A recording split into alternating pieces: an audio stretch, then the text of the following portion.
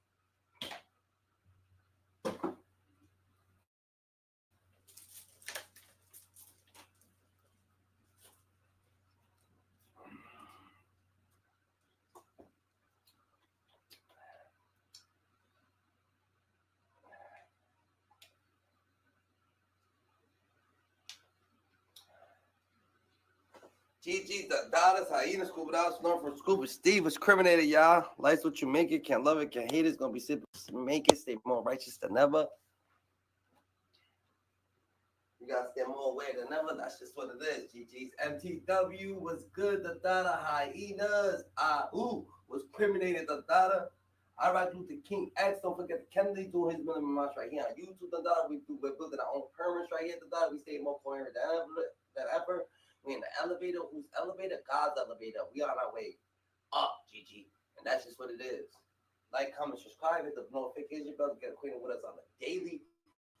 We here, Dada, staying coherent, more coherent than ever, Dada.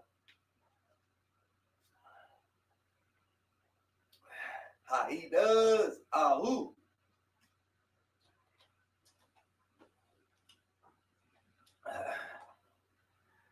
GG, Dadas, Hyenas. Ahoo, Dada, let's get right, Dada. You already know, Dada, we stay more weird than ever, Dada. Her. Ain't no consuming joyfulness, Dada. Ain't no consuming happiness, Dada. We stay happy, Dada. Happiness comes from inside, Dada. Eternal no diddy. GG, we gotta stay more righteous than ever, you heard?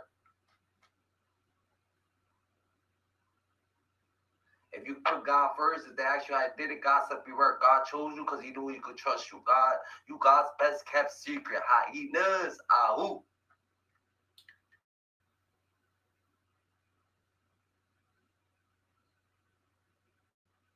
You God's best kept secret. Clap for yourself, GG, because they ain't gonna clap for you. You gotta clap for yourself. This for Dolph, GG, you heard? This for Dolph, Dada.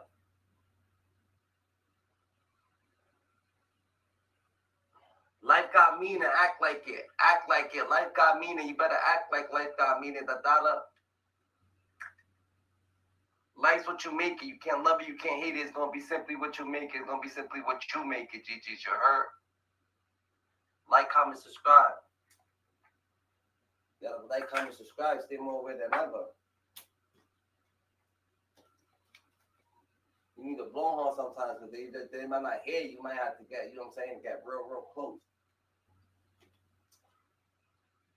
They're not listening. They're not listening. You're not listening, GGs.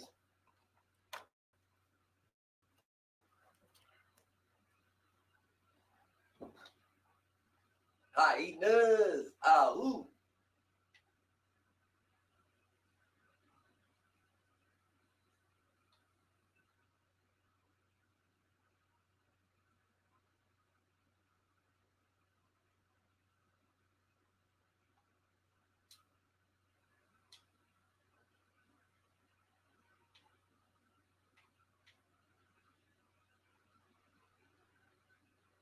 You don't even know where you want. They look, man. First name just happened with him, and I'm just man. Look, man. Right now, I got my boy Khaled with me. Look, man.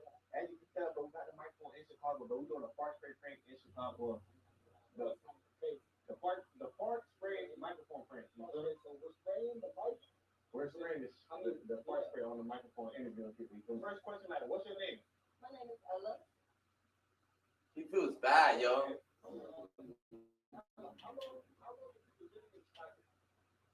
Like Chicago, how long you living in? Man, A minute? I've been living in Chicago for my whole life. Yeah. Alright, so this is my first time like in Chicago. You feel me? So like, just tell us about Chicago. Like for somebody like me that don't live here, like how would you like? Okay, let you talk and then move the mic. Let me see something right quick. What you mean? Okay, it's not you. Hey, what? That was kind of weird. I'm not gonna lie. You know, he's the guest over here. He's the guest in Chicago. I'm saying, what's What's love? No, I'm not gonna lie to you. They're kind of inappropriate. What is this? No, seriously, what is this? What's love? What's love? Y'all, No, I'm definitely. What's love? What you talking about? Like she being disrespectful? no, no.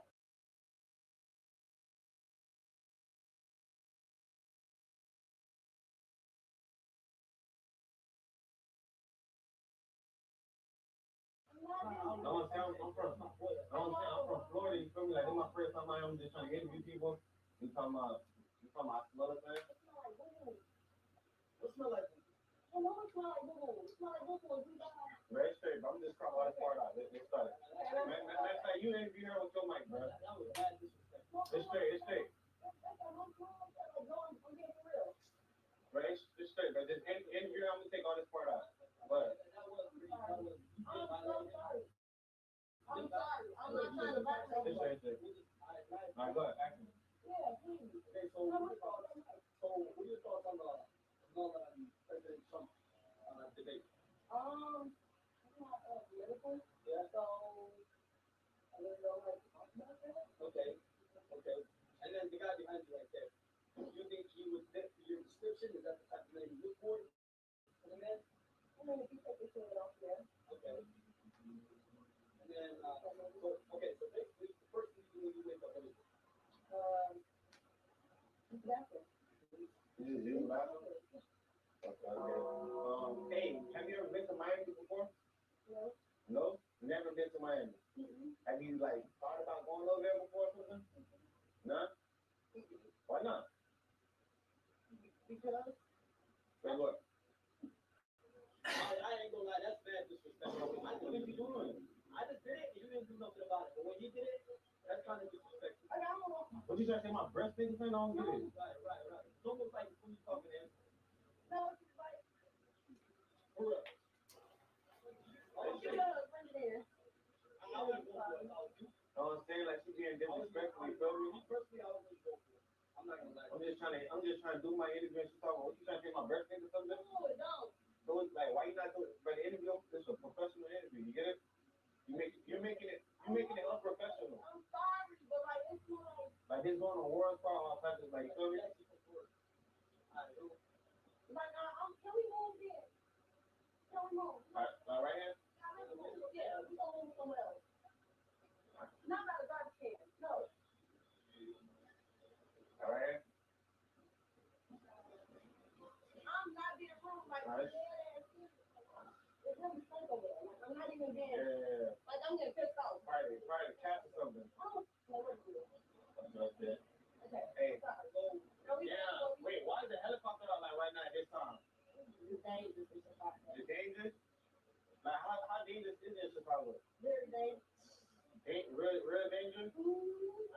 they told me that, but it's like, I'm from Miami, so it's like different. So I didn't really know like how big, like it's really dangerous, bro. Like it really, I could tell, like it's crazy, bro. So how long have you been in Women? A woman? Yeah. So why keep doing all these crazy, like you making an interview unprofessional? Why keep doing all these crazy questions and stuff? Seems like every time he puts If y'all gotta whip the ass right across y'all face, it'll be crazy too. Bro, I don't get it. You just said over that state, and then you just try to make something I think like, what you trying to say though? No, that is good. I do. Why you make something I don't? It's a win. it's almost like every time he speaks. That's what I'm saying. It's a win. What you said was It's a win. I don't know what it is. The win is coming this way. yeah. Bro, talk to the people. What she said? So he said I don't think, right? just to let them know you because I don't want them thinking I think. He smells good. I smell good. His mic smell like that. I'm sorry. There's the mic. Now this my niece mic. She just let me. What was your niece doing with that mic? She just let me borrow a mic. Who needs to? I mean, you better give it back to her. So watch it off. Let me borrow so I can like do interviews and stuff with it. What is? No, You know, it'll be with that. You sure it's fucking on? I mean, you're the first person we interviewed, so. Let me be the last one with somebody. I guess we might have to do this. You know what I'm saying? You know, like, it's very disrespectful. Yo, that's just so funny, yo. Quick These interview. niggas You is said right dumb, here, this is yo. my first time in Chicago, right? So, what's your name? Wait, you gotta look at the camera. Talk to me. Okay. Too close. Juliet. Wait, no, the microphone right here. She's mic. I'm just trying to get my YouTube together and stuff. So my niece, she let me borrow her mic. You just too close. Oh, okay. All right. So you say you from where now? Chicago. Chicago. Okay. Hey, so you live in Chicago all your life. How much on the scale of 1 to 10 do you like Italian beef? Why? What do y'all breast sample from? We I know, get more you violate enough. y'all breast like one of y'all like. Bro, And I don't know why. You got to laugh, bro. He's a guest reporter, so I don't hey, bro, this Chicago thing on me, bro. Well, you trying to say my birthday? It's one of y'all. I didn't say who. I'm saying you trying to say my birthday like. I didn't say who. I said one of y'all. That's kind of, you violate that. I'm sorry. That's kind of embarrassing. You know that? I'm saying, look. Let's just finish it in, bro. I'm gonna take all this part out, bro. So living in Chicago all your life. Living in Chicago all You your life. told me stick to the phone. You said what? Living Get your knee. Hold on. Y'all don't smell one? Wait, you trying to get a microphone thing? Yeah, don't you put that up fast? No, I don't smell it.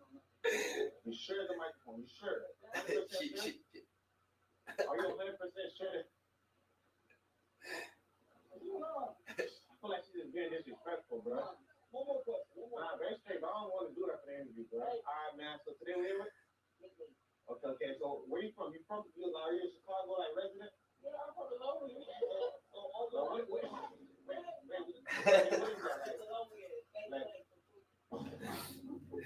I'm from 27. Hey, what's funny? Why you laughing? But you got that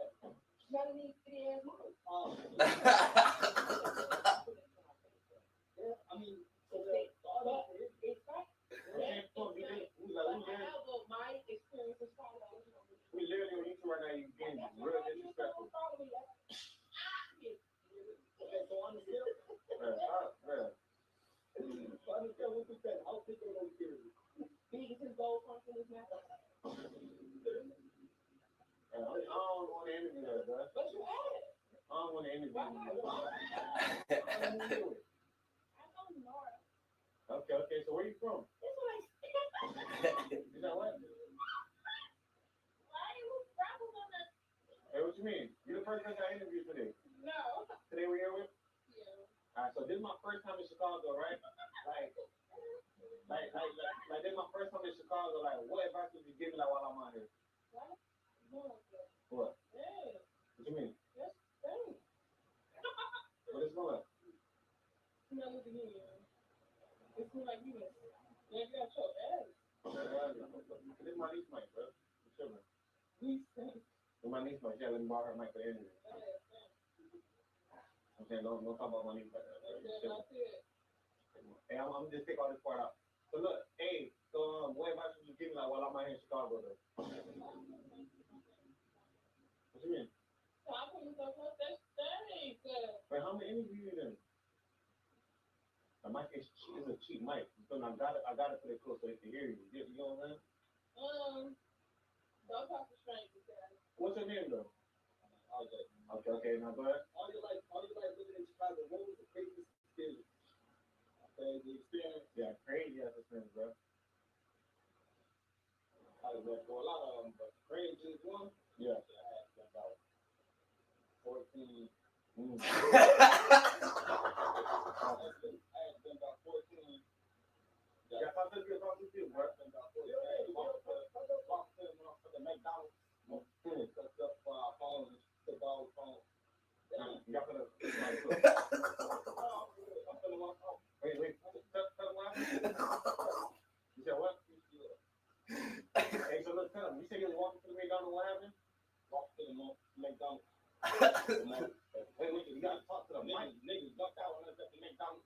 You got to talk close to them, bro. I'm gonna stick this.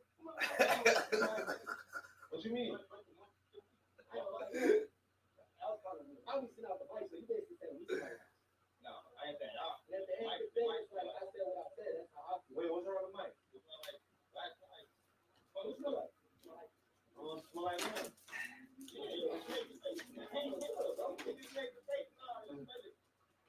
With my whole the chain that you have on your neck, how expensive is it? How expensive is it? Free? Just like that? Nah. How you get it for free? Again? From who? You gotta respect. Okay. So how many kids do you have? Hey, why you so many at kids though, man? Huh? Why you so many at kids? I don't have any kids. No, why did you assume he had kids, man? I assume you have kids, but people call it early age now. Yeah, that's little nigga. I ain't no little nigga. How old are you? 24? Okay.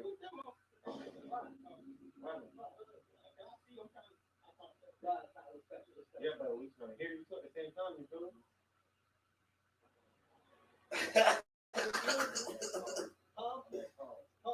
Tone or Tom? Tone, okay. So where you from? What's your name? Okay. Ain't hurt? What age did you get it done? We gotta look at the camera while I talk. It's professional. We gotta make it professional. You keep looking away. What's the thing? What you mean? Okay, what's the thing? Your microphone. What you mean? You seem like you're irritated. Why is that? Hey, it's it. Yeah. Nah. That's just funky.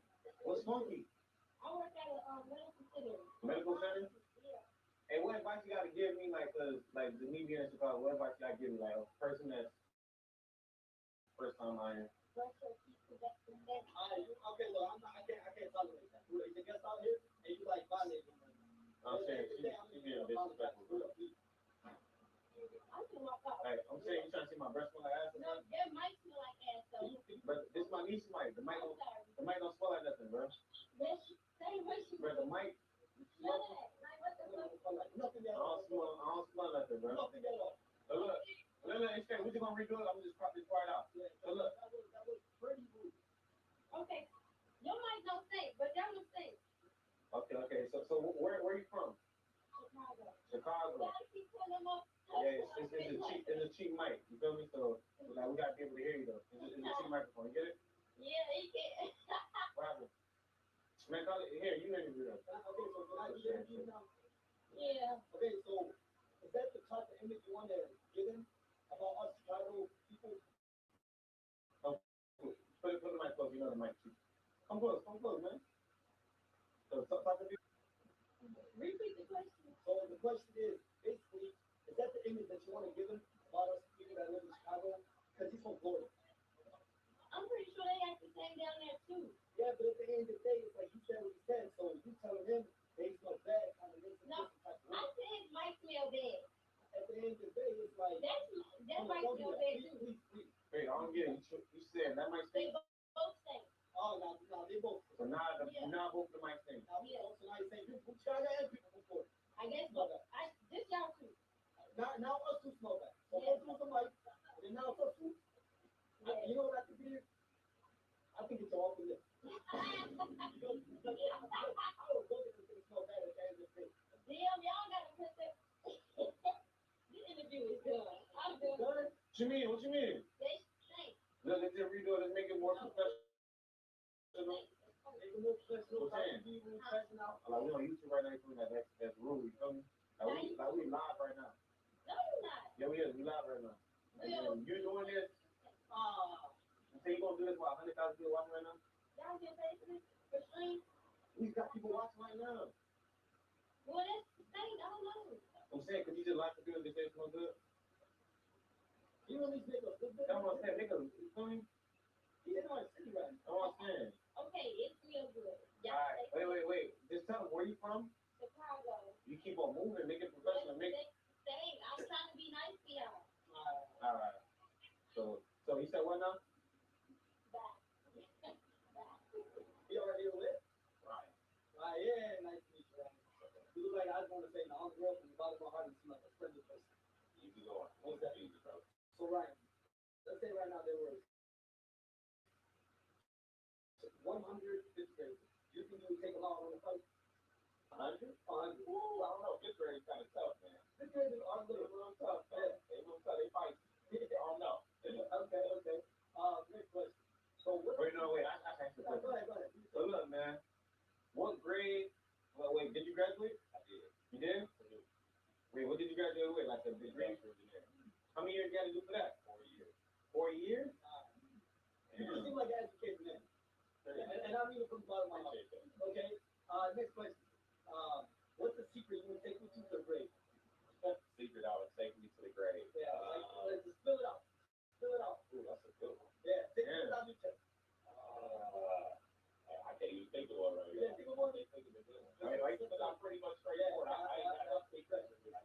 Yeah, I ain't got to take that. What do you do for a living? I work at Ford. I'm in there. Wow. Splendid, man. What president you going for? Kamala. Yo. Kamala? Why Kamala? Why Kamala? I mean, I got to Hello? represent you people. All right, man. So today we here with? Okay. Where you from? Chicago. What part of Chicago? Okay. So, come on. Basically, what's your favorite thing to drink? You know, when you're feeling sleepy. When I'm feeling sleepy? Yeah. Sleep. Yeah. Okay. So what? He just get by from the rap. How about we just put something on my Okay, so at the end of the day, it's like in Chicago, I feel like, I mean, I've been living here all my life, but people just tend to say whatever they want. Is that true? I mean, no, like,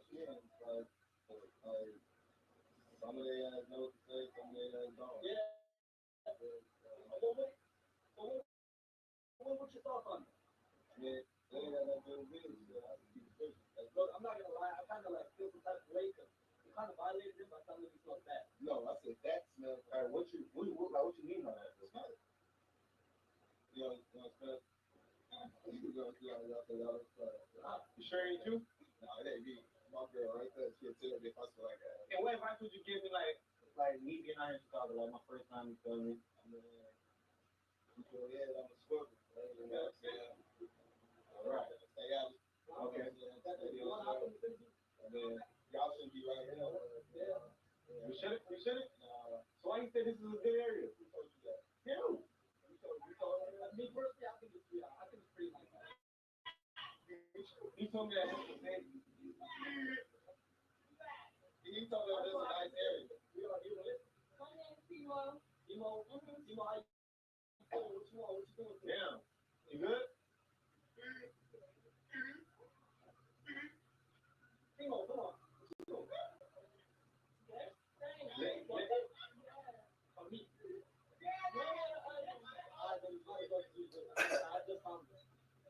Hey, so I mean, I interviewed her earlier. You feel me? So, what exactly like do you think about the election?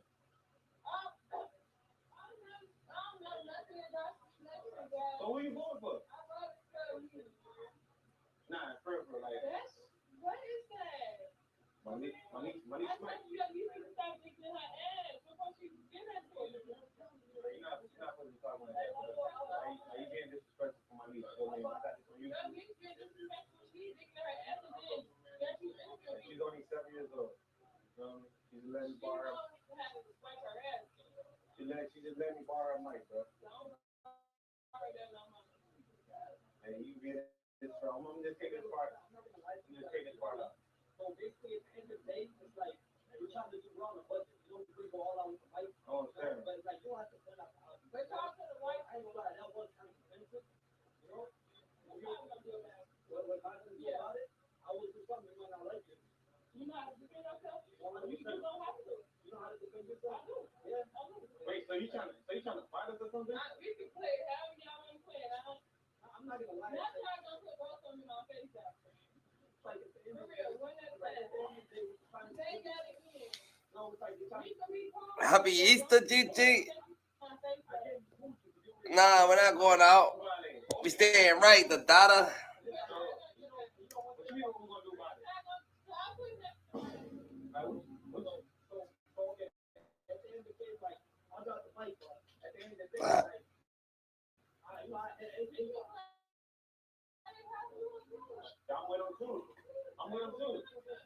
with them too. We ain't worried about that. Bro. Nah, don't call nobody.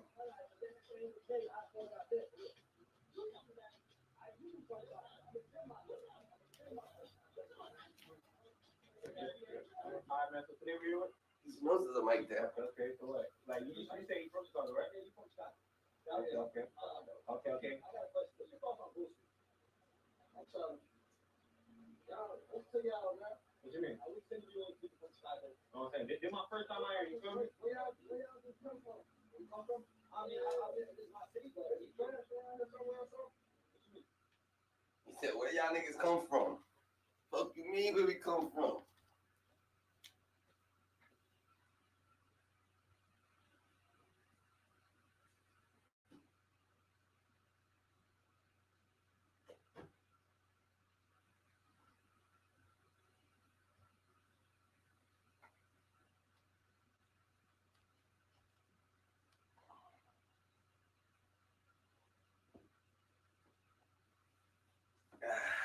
We preserving ourselves.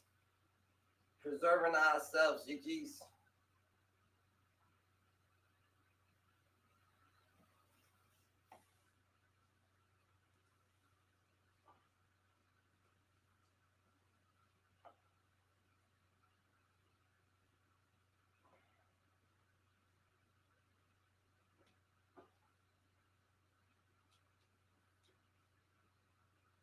At the end of the day, it's like, I'm with them too. We ain't worried about that. Bro. Nah, don't call nobody.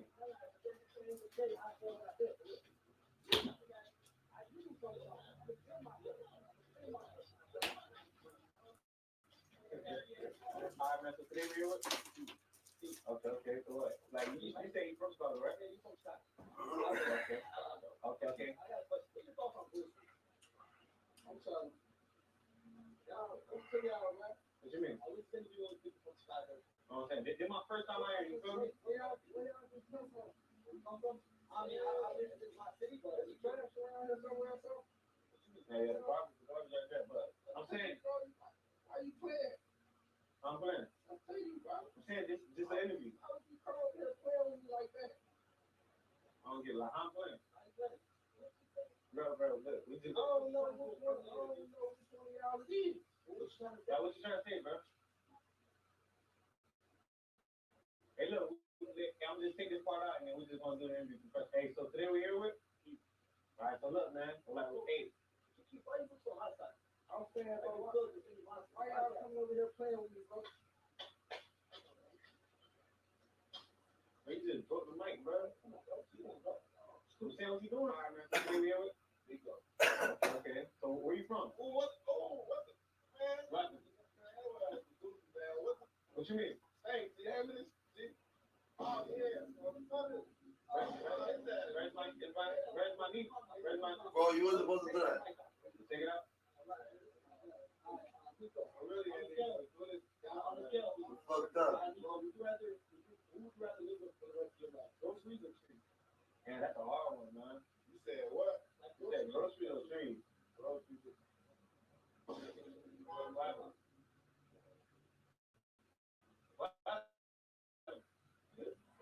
Hey, man, why are you study playing, man? How we playing? Today we here with Taylor. Okay. Hey, look. Hey, this is my first time in Chicago, man. Like, so tell us about Chicago, man. Like where we at right now? Like, what? Nah, they not able to hear you. What breath you was smelling? Oh, nah, this is my niece, man. Yeah, I'm ready to part out. Hey, so we just gonna do it. Hey, so tell them what we're here with, man. I'm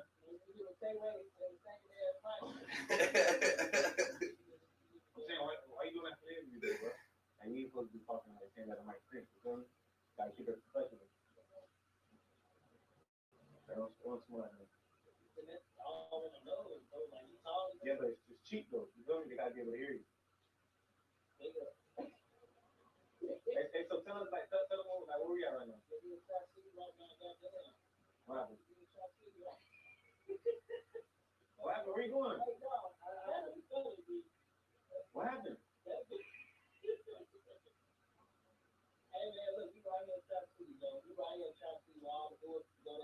Yeah. Uh-huh. What up? Yeah. Hey, look, I'm just using this microphone, bro. That microphone. All right, you said we like this. It gets serious. What you doing? Uncle, man, is it a microphone? What is it? I know you.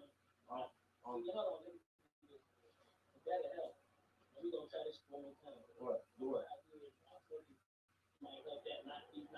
All right, man. So today we're here with Tayway. Okay. But look, man. Hey, you said we in the gutter right now, like it's serious out here. Nice or like, yeah. Why you keep on moving like that, man?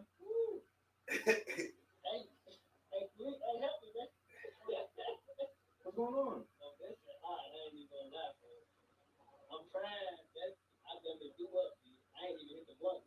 All right, man. So today we're here with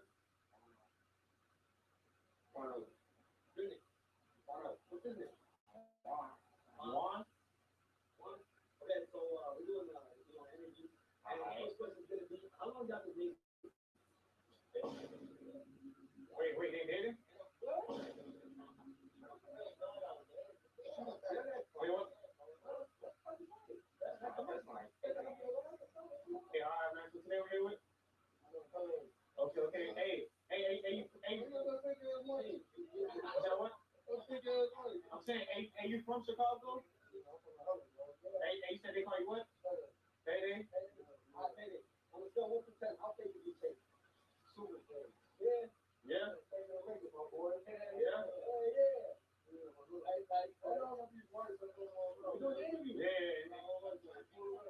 Nah, it's a cheap mic. You got to be able to hear you. Let's go. I'm talking about, bro. Okay. Talk a little loud. Why y'all slow, bro? What you mean? Let me ask you this. Hey, so, what was it? Okay. You're doing too much. You got to keep it professional, bro. I'm saying too, bro. The mic, look all these. All right. Hey, no. Hey, let's just do one at a time. Go ahead.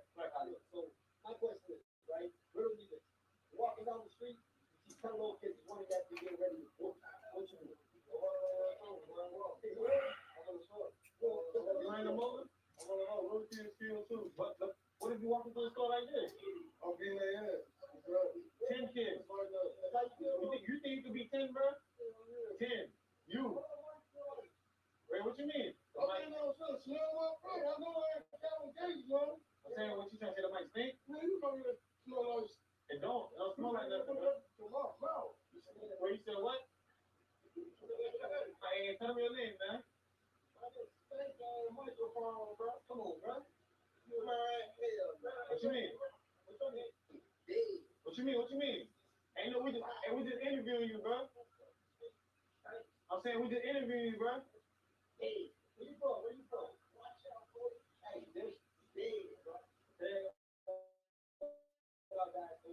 video over here with What? Mike. Yeah. Mike is Hey, chill, bro, chill. Hey, chill, bro. Chill. Hey, chill, bro, chill. Chill, bro. I'm just putting you in interview, bro. Chill, bro. It's not even that chill, bro. Hey, you want to be a part of my interview, bro? Hey, come on, brother. Hey, I'm gonna call all this part out. We're gonna redo it again. You gonna call the police?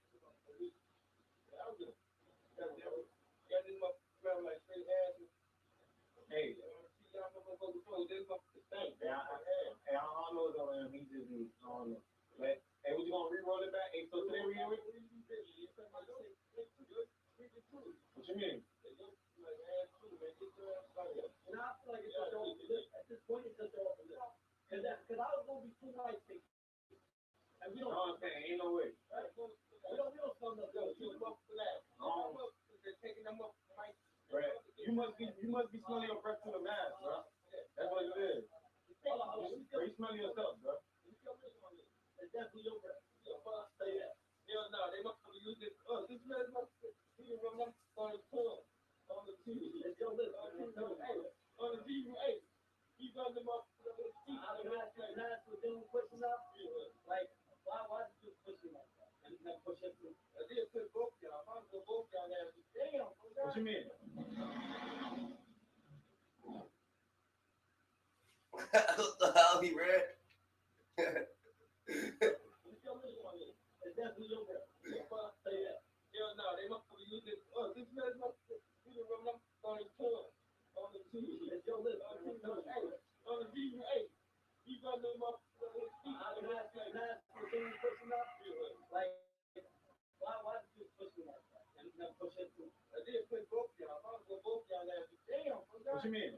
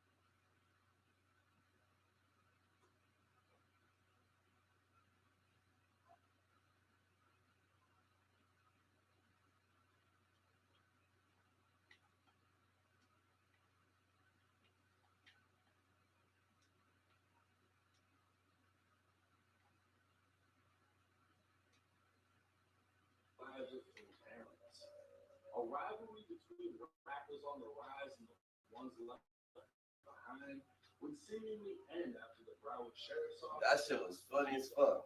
A takedown charging the Broward County gang with 8 murders, over 12 attempted murders, and enough other shit to bury them under the prison. What's up, everybody? It's 1090J. I'm rocking with y'all rocking with me. In this video, I'm going to be covering the war in Broward County. With Kodak Black becoming the face of Florida, many would assume he's as untouchable in Broward as the president in the White House. But the same can't be said for some of Kodak's closest associates who've allegedly been involved in a back-and-forth battle ending in prison and death. Kodak's fame would cast a shadow over the other side, but with the sheriffs announcing a new RICO indictment, the other side is now getting the fame they sought. November 13, 2024, the Broward County Sheriff's Office announced 8 members of the Dania Hot Boys had been arrested after a month-long investigation following a string of murders dating back to 2021. A 16-year-old will be the 9th person charged and the only one not eligible to be executed, as the gang, like I said, is being held responsible for 8 murders and 12 attempts. 2 faces would stand out amongst the mugshots. 27-year-olds Trayvon Key and Sigmund Brown, who were more commonly known as the rappers HMT Trey and Liberia Say. Both rappers were from Liberia, a small neighborhood in Hollywood, Florida, made up of only 12 streets. HMT would originally stand for Hollywood Money Team, but after this indictment, it needs to stand for Hit My Target, because in this RICO, no money was made, only bodies were dropped. Now, Liberia and Dania Beach border one another, and many believe law enforcement got it wrong, as the 8 alleged Dania Hot Boys are really from Hollywood, where DHB stands for Them Hollywood Boys. This small difference in neighborhoods would also be behind the very beef that started the war. Kodak Black affiliate Psycho Bob is the face of Dania Beach, and that's a hard face to forget. Even harder for HMT Trey and Liberia Say. Sight can be seen on camera in the infamous mall video from 2021 as Trey, who was off camera, attempts to confront him.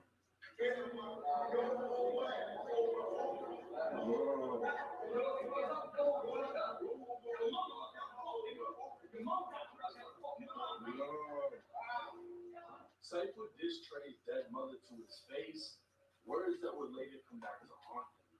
6 months before they ran into each other at the mall, 39-year-old Misty Hopkins, Trey's mom, was gunned down in front of her business in Miami Gardens. The vicious shooting left her shot multiple times, dying in broad daylight. Only weeks after Trey's mother was killed, Psycho Bob would be shot in a triple shooting in Fort Lauderdale. He'd take to Instagram denying he'd been shot and laughing at his ops who thought he died. Say Cheese had you tripping. Say Cheese had the officer pursuit. Op said they was smoking on me. Who the fuck y'all smoking? Smoking on me, you better throw milk. Who the fuck smoking on Psycho? Who gonna smoke a Psycho? Who gonna roll up things they call Psycho? A bitch ain't gonna smoke no joint called Psycho. You must be dumb. Dumbass shit. You smoking a Psycho. I ain't smoking a bitch that's walking. Nothing wrong with his body. But you see. Yeah, you better watch it. Hey, hey, hey. Hey. It's big. No, we don't.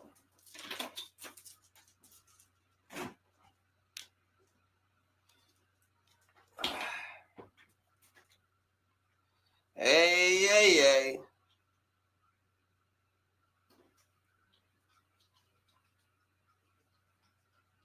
Hey.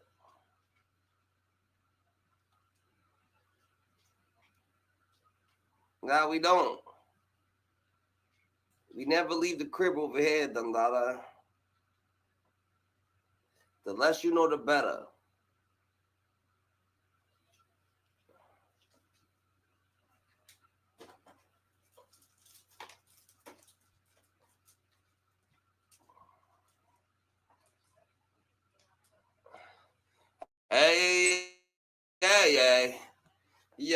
yeah.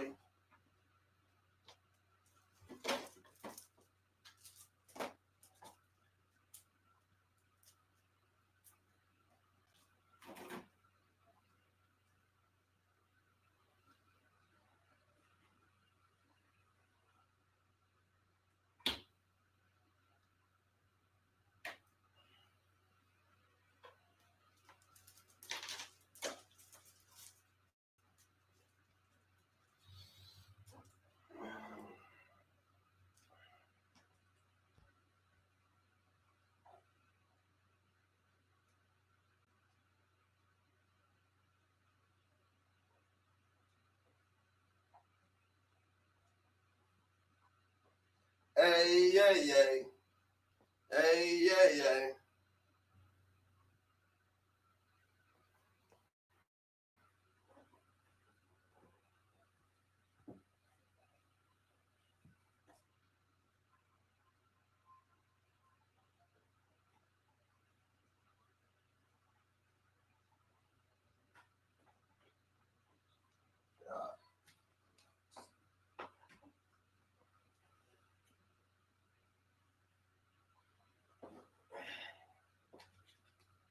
Smoking on me?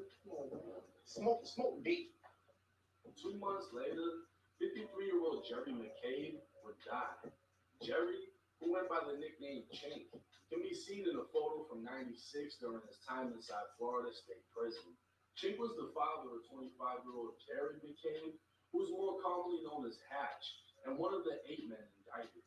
With his father killed, Hatch would take the Hey! Bitch, sleep up! Love it, sleep up! Make me a thumbnail.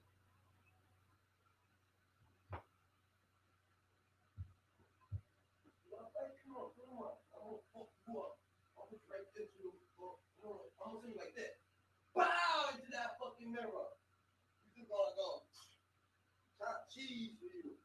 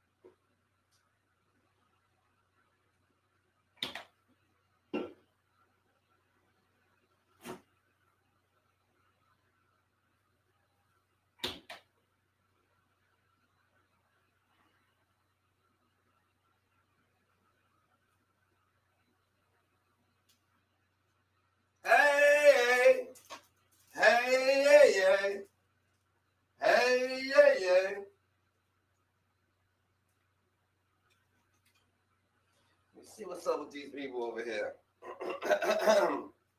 This is definitely one. All right. It's definitely two.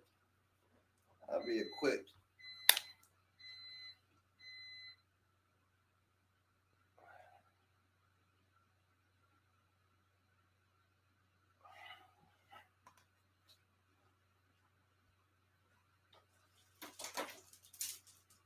My niggas hopped out the elevator.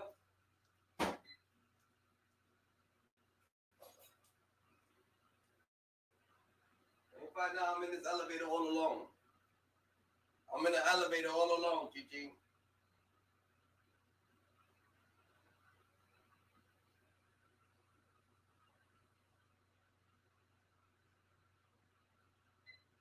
I'm in this elevator all alone, GG. I'm in this elevator all alone, GG.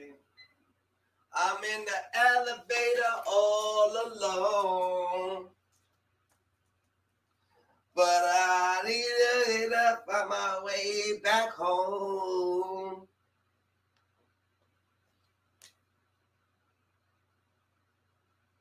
All right. Fuck them. Niggas might not make it. Niggas might not make it.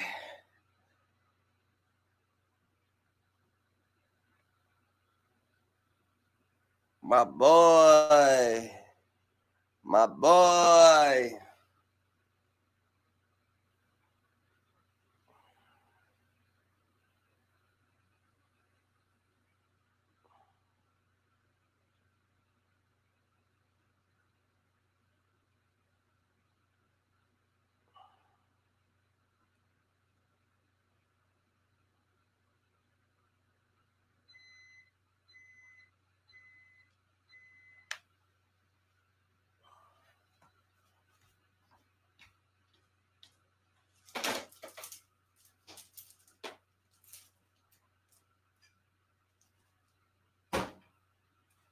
Hey, yeah, yeah. Hey, yeah, yeah. Wait,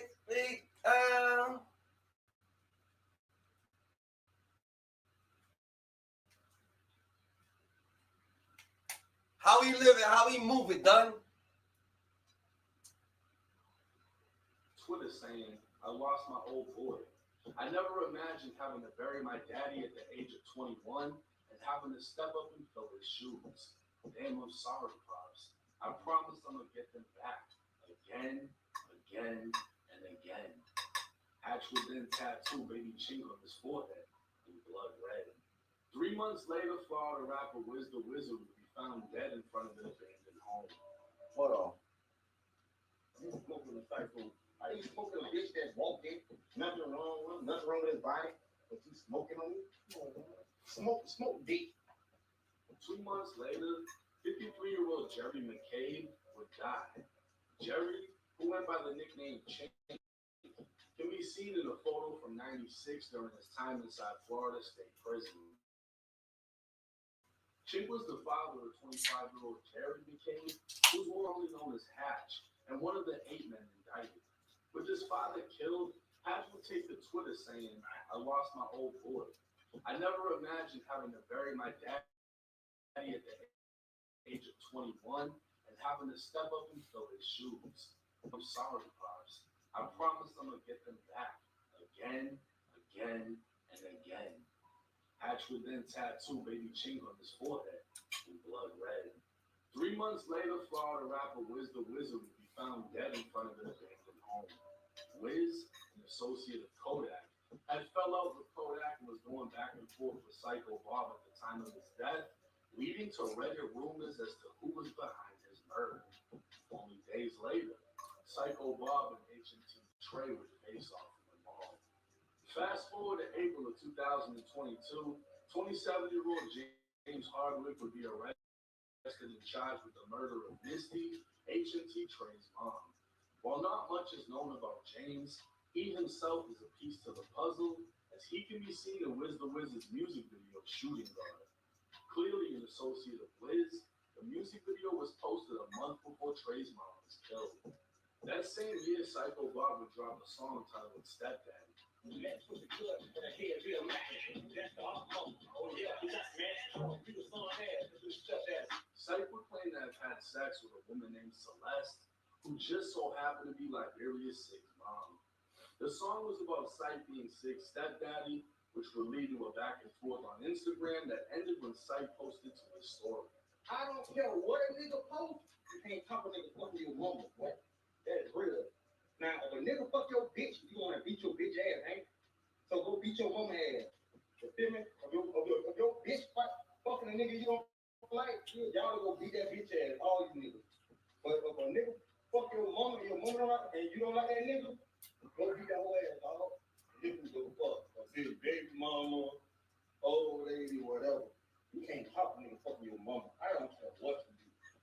You can do 1,000 gangster shit for nigga fuck your mama. Well, how can you beat that? That's your mama. You came out that coochie, boy. The nigga could have did you a little. Liberia Sig wasn't the only target of the song, as Psycho Bob would take it a step further when he said, I mean, he cannot be rolling up his ticket. Her little about 50, he got hit up with the switches. Herda was about 50, he got hit up with the switches. It's alleged Psych was now dissing Hatch's dad, who was 53 at the time of his death. So in total, Psych dissed Trey's dead mom to Trey's face, dropped a song about smashing Sig's mom, and dissed Hatch's dead dad in the same song. Now remember when I said Psych's words would come back to haunt him? While inside of a federal prison, Psych would learn that his 68-year-old mother, Dorothy Smart, who was known as Dee Dee, was gunned down in front of her home on September 23rd, 2023. A picture posted to Facebook would read, "Someone just emptied the clip on Psycho Bob's mom." Now this is where everything comes together. Broward County sheriffs have charged HNT Trey, Liberia Sig, and two other men named Hot Rod and Rico with the murder of Psycho Bob's mom. Immediately following her death, Lil Hatch would troll Psych with a post on Instagram saying, "I heard a lady was about 50, got hit up with these switches." Hatch would even have Stepdaddy playing in the post, as he was now dissing back for Psych dissing his dead dad. But that isn't all. HNT Trey has been charged with killing Wiz the Wizard, an alleged act of revenge for the murder of his mother. Liberia Sig would be charged with accessory after the fact for his role in Wiz's murder, and both men would face a charge for using a cell phone to facilitate the killing. These charges would allege Trey shot Wiz before dumping his dead body with Liberia Sig. So how did detectives put all this together? Through investigating another shooting, they'd arrest Gerald Charles, aka Hot Rod. A search warrant would give the approval for a cell phone extraction, which located a Telegram group chat between 12 members of the DHP gang, which is also known as Grand Mafia. They'd locate messages conspiring to commit murders, even messages in which members said they'd been camping 10 hours before spotting color money red. Red, a 21-year-old rapper from Lauderdale, is a member of Lauderdale Babies and has ties to Kodak Black. A Grand Mafia member said to crush him on Telegram, and 4 minutes later, Red was shot at.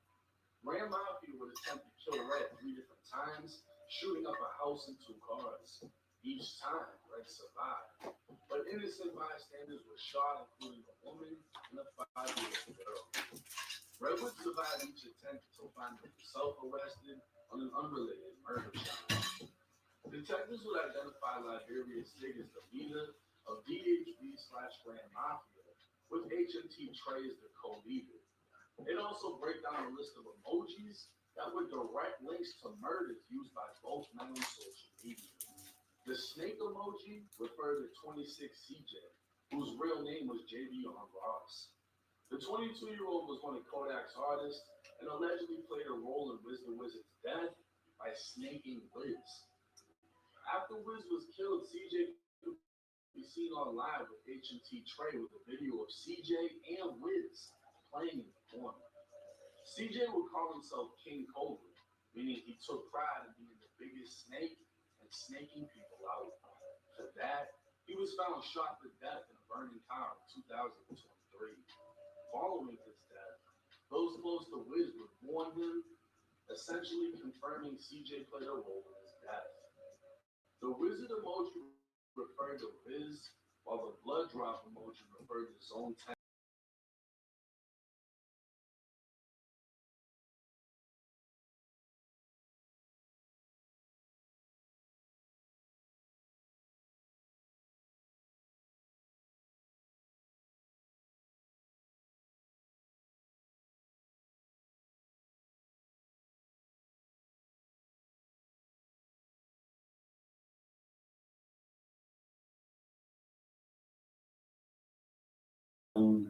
Is reason enough for living. This video is sponsored by Skillshare. I recently needed to learn how to design for a project I'm working on, so I just jumped on Skillshare and I was able to learn everything I needed to know for the project. Skillshare is the largest online learning community for creatives. They've got thousands of different classes taught by industry experts in different fields like design, entrepreneurship, freelance, productivity, and so much more. With schools out and most people on vacation, the summer is the best time to learn something new. Whether it's a hobby or a passion you've not had the time to explore.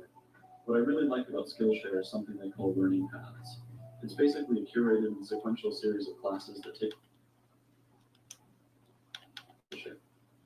you to live in the moment, enjoy life you have today, and not worry too much about tomorrow.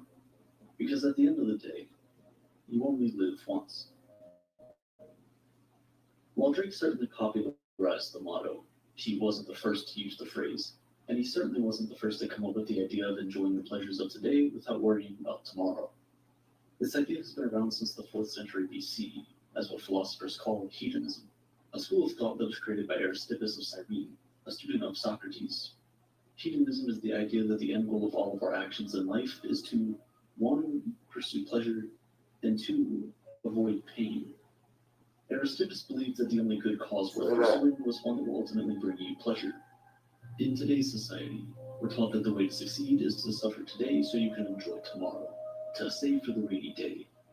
Once we get out of college, we're encouraged to find a job and work hard at a 9-to-5 for many years, live modestly, and save as much as possible so we can enjoy our retirement 50 years later. Aristippus didn't believe in any of that. He didn't believe in the idea of delayed gratification, and he always advocated for people to simply get pleasure from what is present and available. He was completely against the idea of suffering in the present in order to get something that only might be pleasurable in the future. So instead of telling students in college to study hard for their exams so they can land a good job after school, for example, Aristippus would encourage them to fraternize, drink, and party lavishly, because these are the pleasures that are readily available to them. On the one hand, you can see him as stupid and lacking foresight. After all, if you squander everything you have on the pleasures of today, you will quickly run out of resources, and all of that pleasure will turn to pain. From people losing everything they had because of an addiction, to people living in poverty as a result of their own laziness, we've seen the results of solely focusing on the present pleasures. But on the other hand, there's some wisdom in this school of thought, because truly, tomorrow isn't promised to any one of us. What's the point of living 9-to-5 for 50 years, ignoring all of the pleasures of the time, only to die a few years before retirement? And let's say you do make it to retirement. The sad reality is that 1 in 4 people will have a disability by the age of 60, and the older you get, the chances of that happening increase drastically. Knowing all of this, is it still foolish to think that we are all better off just enjoying the pleasures that we do have in the present? Socrates and other philosophers at the time certainly believed so. A lot of philosophers hated the idea of hedonism, because saying that the end goal of the entire human existence is simply to pursue pleasure and avoid pain just sounded vain. This opposition, combined with the rise of Christianity in ancient Greece at the time, meant that this extremely rash idea of hedonism died with Aristippus. Many years later, Epicurus, who is considered the father of modern-day hedonism, redefined what hedonism was. And to do that, he had to start by redefining a certain word: pleasure. For Aristippus, pleasure was the state of ecstasy and excitement, that amazing feeling you have after biting into your favorite food or after that first sip of coffee in the morning. And for most of us, this is how we define pleasure. But not Epicurus. For Epicurus, pleasure was a state of tranquility. Instead of encouraging people to indulge themselves in constant gratification, Epicurus believed that the true meaning of pleasure was to kill the fear of both death and God, because because only then would you truly be able to fully enjoy what this life has to offer. While Aristippus simply encouraged people to pursue pleasure, Epicurus believed that all human beings do everything to gain pleasure and absorb pain. He didn't encourage it, because according to him, that was our natural state anyway. To defend this point, Epicurus asks everyone to look at how babies view the world around them. They don't really understand how the world works yet, but they do understand two things: when something feels good and when something feels bad. When something feels good, the baby is joyful and happy. When something feels bad, the baby cries because it wants that pain to stop, and it wants to return to said pleasurable state. I'm sure at this point you're wondering, if we're all solely pursuing pleasure, then what about selfless acts? Acts that are done solely because they are virtuous or valuable for other people and not ourselves. How do we describe those? Nigga Well, to his in done. hedonistic ideas, it's simply because those things make people feel heroic, Nigga to which his ends up being done. processed in your brain as a pleasurable feeling. So, Ain't no it's specific still pleasure they're time chasing, just not the to kind make of it life you're chicken. thinking about. According to hedonistic teachings, there are two types of pleasure. There's moving pleasure and there's static pleasure. Moving pleasure is when you're in the process of satisfying a desire. When you're hungry, you eat. When you're thirsty, you have a drink. When you need a timeout, you take a nap. Static pleasure is the tranquility you feel once you're done satisfying those needs. At this point, the adrenaline has finished coursing through your veins, and you're left with a sweet feeling of satisfaction. In that moment, you feel a sense of tranquility, and you keep feeling it until it is sadly replaced by pain. Because according to Epicurus, there is no in between. The absence of pain is pleasure, and vice versa. But even with this more modest way of explaining hedonism, a lot of people still disagree and even frown at the idea. And this is because of one thing: the idea that pleasure is the only source of intrinsic value. Think about it for a second. If pleasure is the only intrinsic value, then what do we make of things like finding meaning in life, achieving great things, building and maintaining long-lasting relationships, becoming a legend in a particular field, or even something as simple as living religiously or upholding a set of moral beliefs that we hold dear to our hearts? Hedonists might try to argue that all of those things do not hold any value themselves, and that they're only valuable because we get pleasure from them. But something like upholding religious beliefs isn't always pleasurable. In fact, most times it restricts the kind of pleasure you can get, but still, it gives people a sense of fulfillment that for them is better than the pleasure they're forsaking. If self-pleasure alone is the aim of human existence, then people who benefit from the wrong that happens in our society will never fight against it. People would never fight for the common good when it might affect them negatively. But yet, every day, we see people put their own desires on the side to help other people. People get excommunicated from their families, rejected by those they love because they choose to speak up and fight for what's right, even if the issues don't affect them directly. If we're all chasing our own pleasures, that would never happen. We'll all be too busy enjoying our broken society because it benefits us and not worrying about trying to change it for someone else. Another huge stumbling block that hedonists face when trying to argue their beliefs is the worth of reality. If pleasure is the ultimate goal, then it shouldn't matter whether that pleasure is real or imagined, right? If we say that people always intrinsically pursue things that are pleasurable, then if there's an option for unlimited pleasure, they should never choose anything else, right? To answer these questions, Robert Nozick created a thought experiment, giving people two options. He asked them to choose between being plugged into a pleasure-giving machine for the rest of their lives and living their current reality with the pain that exists in our world. People always picked this reality, because in the end, living a life that's not real is pointless and meaningless. And even with the option of the most pleasurable thing in the world, people would rather have pain that's real, whatever real means. As I've said previously, the best memories are the ones you remember with both pleasure and pain. 20 years after he left his childhood home, Abraham Lincoln came back only to see the entire place in ruin. As he looked at it with tears in his eyes, he said, "My childhood home I see again, and am saddened with the view. And still, as memories cloud my brain, there's pleasure in it too." This beautiful mix of pleasure and pain is something that the hedonistic view of the world simply does not account for. When you're graduating high school, you're excited for the adventures that await you in college. You will probably be leaving home for the first time, and you'll finally be alone, able to enjoy what the world has to offer. That feeling is pleasurable, but the feeling is also painful. You'll miss your high school friends and the simplicity of childhood. You'll miss your parents, your siblings, and the community that you grew up in. And though these painful thoughts cloud your brain, there will be pleasure in it too.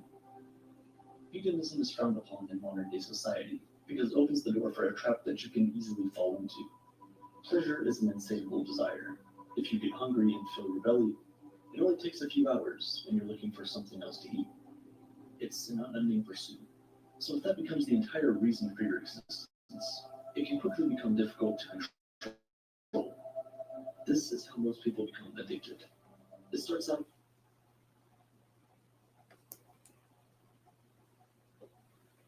unpunchable and out of one that many people get stuck in for the rest of their lives. But this isn't to say that we can't learn some things from hedonistic principles, because as much as we might not like to think about it, it's true that tomorrow is not promised. So we might as well make the best of today. Things like making a conscious decision to enjoy the little everyday pleasures can help us lead a happier life. If your car breaks down and you have to walk to school, don't be in haste. Embrace the journey. Walk with a friend, make jokes with them, and always leave each other on a good note. Craving a cup of coffee? Head out to your favorite coffee shop and order your favorite drink. You've earned it. You don't have to wait until you're retired before you can start reaping the fruit of your labor. Take those vacation days. The promotion can wait a few more months. Stay on that call with your friends for an extra hour. Missing an hour of study probably won't make you fail. Because even if seeking pleasure might not be the ultimate goal of human existence, it's certainly a worthwhile pursuit.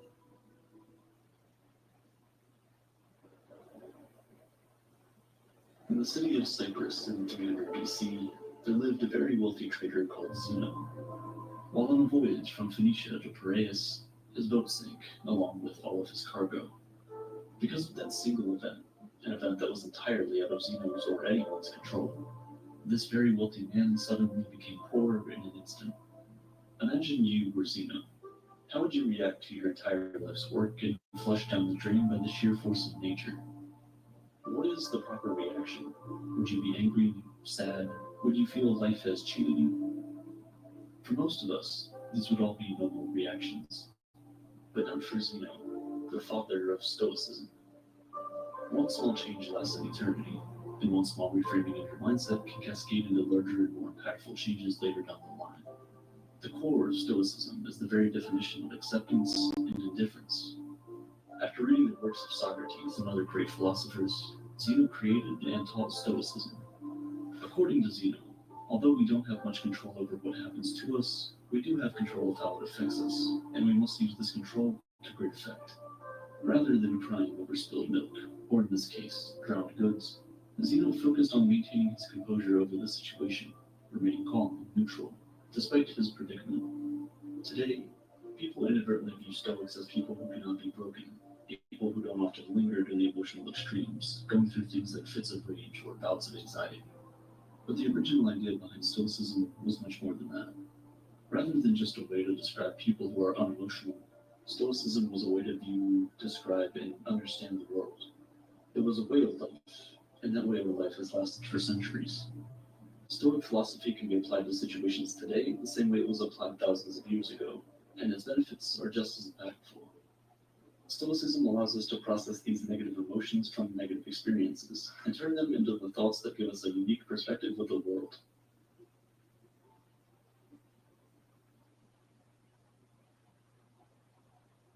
Perspective is everything, and everyone in the world has different experiences and thus different perspectives on things. Since the Stoics gathered, discussed, and taught philosophy in a public place, their general philosophy was widely known. They believed that the Stoic principles could greatly benefit anyone and everyone, and so it didn't make sense for them to hide that knowledge behind the four walls of a school or of the palace courtyards. As a result, everyone from slave to emperor could learn and become Stoic. And they did.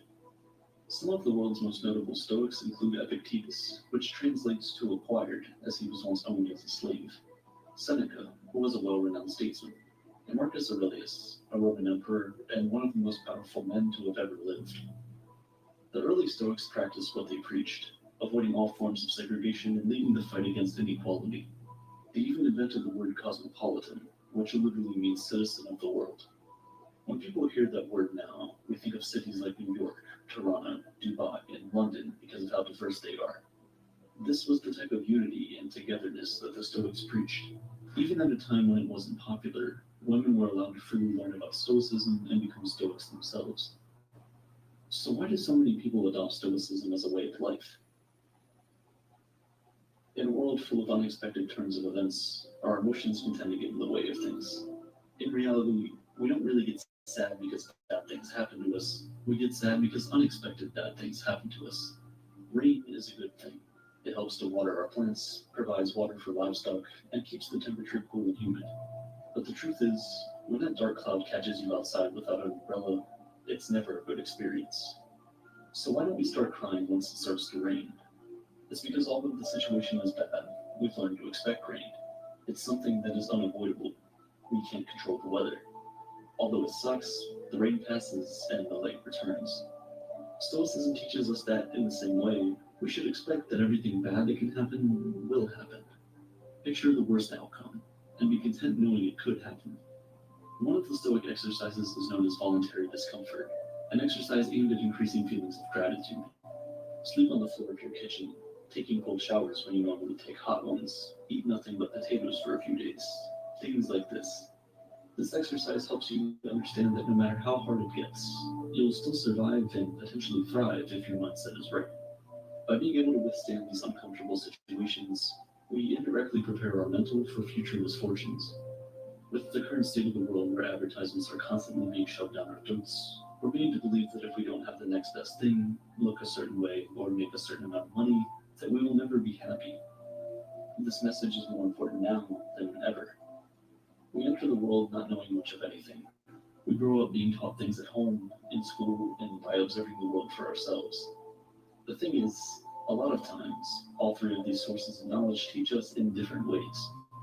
The question is, do we need to internalize all of this knowledge? If we do, we could unknowingly be setting unrealistic expectations for our lives, leaving us ultimately disappointed and unsatisfied in the end. That's no way to live. We should instead focus on improving ourselves, for ourselves. We should do things for ourselves and only for that reason. Attaching any external hope or secondary attachments to the actions we take almost always lead to disappointment. Most of the time, we end up trying to fulfill that emptiness with external things, blowing all your money on a fancy car, a house, or even starting a family. Sometimes we do all of these things for their external value and not their internal value. But Stoicism teaches that if you approach life this way, you place your happiness in the hands of external forces, forces that can always fail. Cars almost always break down. Natural disasters wipe away entire cities, and divorce rates climb higher and higher each year. But even the free things in life come at a cost. The cost of space, both physical and mental. As Seneca once wrote, learning to live with less will create space in your life for the things that truly matter to you. Instead, we must place our happiness on our intrinsic value as humans and on nothing we have or can physically acquire. We must choose to do our best to keep a cool head, regardless of what life throws at us. Because regardless of what it is we want, at the end of the day, we don't have any control over the majority of things that happen to us, but we do have all the control over how we react to those things. That is the dichotomy of control, the most important principle in Stoic philosophy. Stoics teach that we must learn to separate what we control from what we cannot control. We need to determine our value not from things we can't control, but from the things we can. Striving towards goals is a good trait, but breaking down when those things don't go your way is, in a Stoic's point of view, useless. Making YouTube videos is, well, a lot easier than being a Roman emperor, but it can still prove to be challenging sometimes. First, you must form your idea, which takes forever. Then research that idea, scrap it because it sucks. Start over, script the video, create the video, edit it, make the title, thumbnail, and everything else before you hit upload. Everything up until the point where you click upload is all up to you. However, once you click that upload button, the power shifts to the YouTube algorithm. Still, a lot of people judge the success of their YouTube channel or Instagram account based on how many views and subscribers or followers they have, metrics of which, for the most part, are beyond your control. Stoics teach that instead, you should judge the success of your work based on the amount of effort you put in and not on the outcome of your external hopes. Trust the process. Think about a person who has been working hard at their job for the past 6 months. He now feels he deserves a promotion, and so he walks up to his boss with his performance report. The boss says thanks, doesn't grant him the promotion, and he goes home thinking he must suck at his job. He doesn't consider that the boss might have simply woken up angry, someone else might have been better qualified at the time, or maybe the company was just losing money and couldn't afford it. He doesn't know the reason, but he's still upset. If he simply placed his value on the quality of the performance report he turned in, kept doing what he was doing to earn the promotion he wanted, he could have been much happier overall. With the right perspective, his goal wouldn't have been diminished, but just postponed. It's this reframing of your mindset that is crucial. A true Stoic does not view their successes based on their financial gains or ventures, but is comforted by the fact that they can live a comfortable life without all the things money can buy. These are the four main virtues of Stoicism: wisdom, courage, temperance, and justice. Wisdom is being able to separate between what is internal and what is external, and the ability to choose our reaction to the things that happen to us. As Viktor Frankl said, between stimulus and response, there is a space, and that space is our power to choose our response. Courage, 2 words: persist and resist. Temperance, or moderation, is what I just did there, doing more with less, saying more with fewer words. While Jeff Bezos and Elon Musk are fighting at the top of the Forbes list, Stoics believe that the limit of wealth should simply be having what is essential, and then having what is enough. Justice is the most important of all the virtues. It instructs that no one should do harm to another because we were all born for each other, to do good to one another, and not to ourselves. Nelson Mandela was one of the most famous African leaders in the world. While he was fighting against apartheid, he got sentenced to life in prison, where he stayed for 27 years before finally being released. When he was released from prison, he was elected president of South Africa, and thus, many people thought he was going to brutally punish all the people that had anything to do with apartheid or his imprisonment. But of course, he did not. Throughout his time in prison, Mandela read the works of Marcus Aurelius and learned many of the core values of Stoicism, all of which he practiced throughout his life.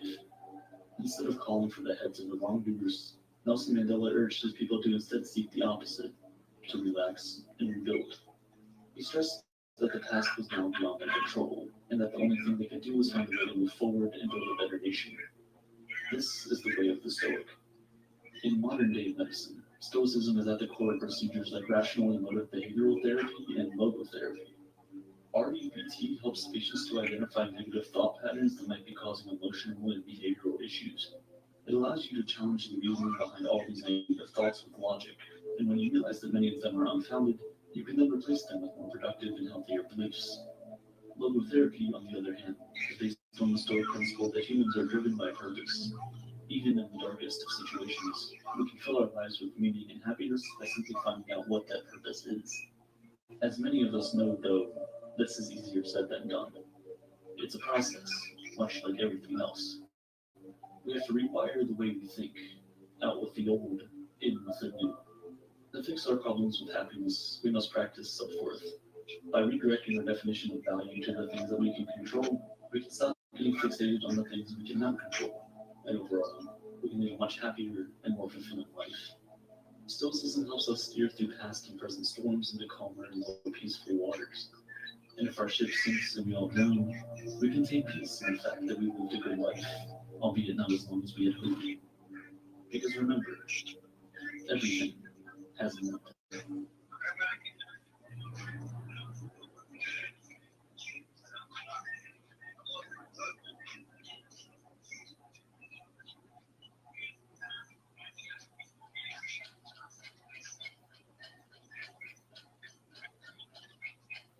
Your alarm rings, waking you up from an unrestful sleep. You stretch across the bed and tap your phone to silence the disturbing noise. You're tempted to pick it up and see what's going on in the world, but you try really hard to stay away from it, reminded of all the videos you've watched and podcasts you've listened to that preach the importance of a healthy morning routine. Instead, you lay in bed, hoping for a few more minutes of bliss. You try to relax, to remember the strange dream you had and the fun evening the night before. But instead of your eyes resting half closed, your brain turns on. You may not be feeding your anxiety with the social media or emails, but a different type of worry sets in. A worry far greater than the project update request from your boss or a vacation request from your friend that makes you jealous. It's a feeling of unrest, a feeling that things aren't quite right. You ask yourself, when will this feeling end? When will I finally have peace in my life? Most of us, on some level, are chasing this feeling of peace. We seek out expensive therapists, read self-help books, listen to happiness and wellness gurus. We're searching for answers that will hopefully make us better, more connected, more tranquil human beings. But what if it's simpler than all that? What if the endless availability of tools for self-improvement has taken us away from the greatest teacher of all, nature? By nature, I don't mean just trees, animals, and oceans. I'm talking about flow, harmony, and peace. These are the principles of the ancient Chinese philosophy of Taoism, also known as Taoism. Taoism views the ideal human existence as one that relates strictly to nature and the universe. It stresses that to truly live well, you must be in harmony with nature, not fighting.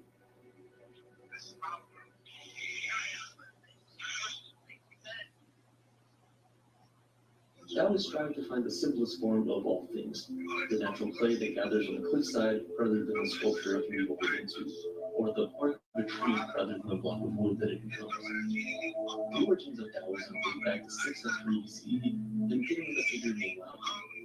Laozi was a Chinese philosopher who, some believe, was one of Confucius' early teachers, a name you're perhaps more familiar with. Confucius founded the other reigning philosophical belief in China, Confucianism. Laozi had a different approach than the morality and human connection-based ideas of Confucianism. The story goes that Laozi decided to leave China because the Zhao dynasty was in decline. On his way out of the country, he was stopped by a guard who begged him to leave behind his teachings. And so the Laozi, the first Taoist text, was born. The caveat to all of this is that there's no concrete proof that Laozi even ever existed. But as with all ancient legends, the factuality of the story is less important than the lessons it teaches us. Because whether or not Laozi existed as a person, the lessons that Taoism teaches still leads many to a peaceful and meaningful life. According to the Laozi, the Tao, or way of nature, refers to the energies and vibrations of natural matter, and how we connect to and are affected by those energies and vibrations is the practice of Taoism. So how do we find Tao? And more importantly, is finding Tao the key to a peaceful life? Let's look at one of the main and perhaps most popularized symbols of Taoism, the yin-yang. You've seen it on tapestries, in mediocre tattoos, in the doodles of middle school textbooks. Black and white teardrop shapes hugging each other, forming a simple, eternal circle.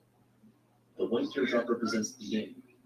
Yang energy is associated with masculinity, activity, light, and penetration. It is the jutting of mountains piercing up high into the clouds and exerting the dominance over the valleys below. It is the breath of the dragon burning through everything in its path. The black teardrop represents the yin. In opposition to the yang, yin is feminine, passive, and dark. It absorbs the light that the yang gives off. It is the rivers and streams that run at the base of the mountain range, accepting the water that melts down the slopes. The slow, slinking movements of a tiger, much more patient and gentle. These contrasting energies are present in us at all times. The yang helps us get out of bed, craves the adrenaline of a hard workout, and lights us up when we're out to dinner with our friends. Yin, on the other hand, isn't quite as easy to detect, subtly guiding us inward, to the softer side of ourselves.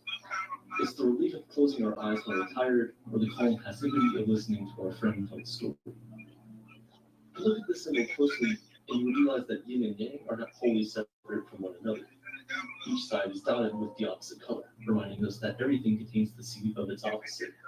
The crest of a wave, the yang, contains the calm energy of the water, while the crash of the wave, the yin, only exists in contrast to the crest that preceded it. The yang starts the action, the yin receives it. This balance of energies is all around us, even something as simple as throwing a ball. When you throw a ball, yang is the energy behind the ball traveling through the air.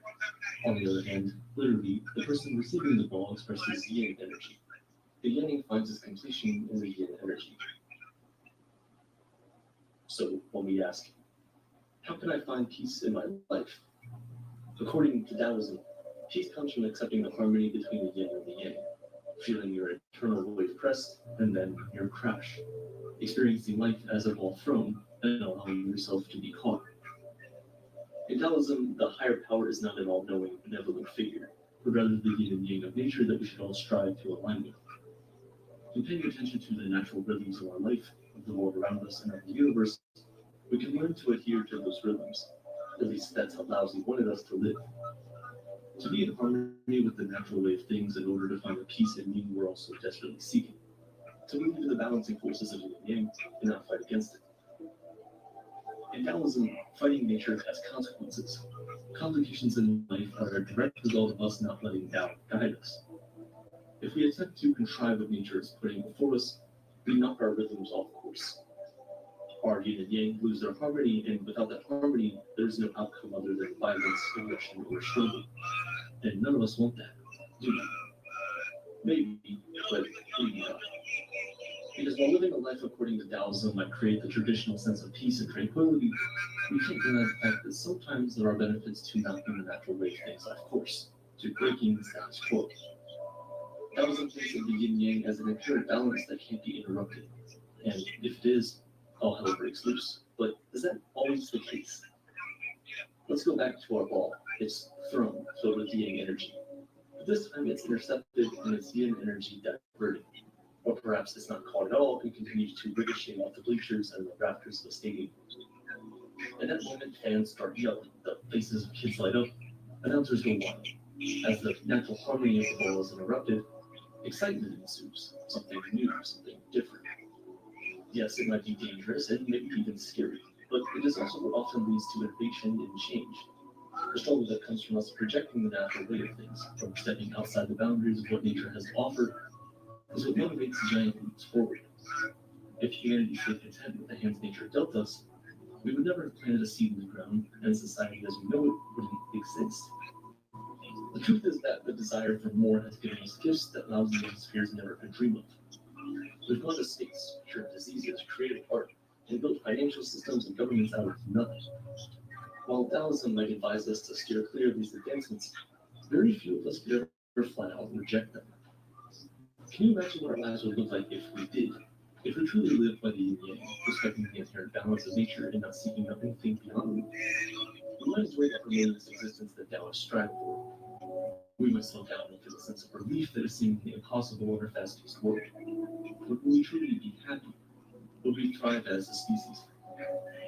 But perhaps there is a balance to be had. There's only so far away it can go before it must come crashing down. And sadly, it seems that our society keeps pushing that boundary forward. Today, we're taught to assert ourselves and take control of our own destiny. We learn the importance of rituals and routines, like not looking at our phones in the morning. These repeated habits hold us accountable and offer structure to our lives. We think they're going to help us attain that peace. We manufacture an environment in which we're led to believe we can thrive. But none of this is living our lives according to Tao.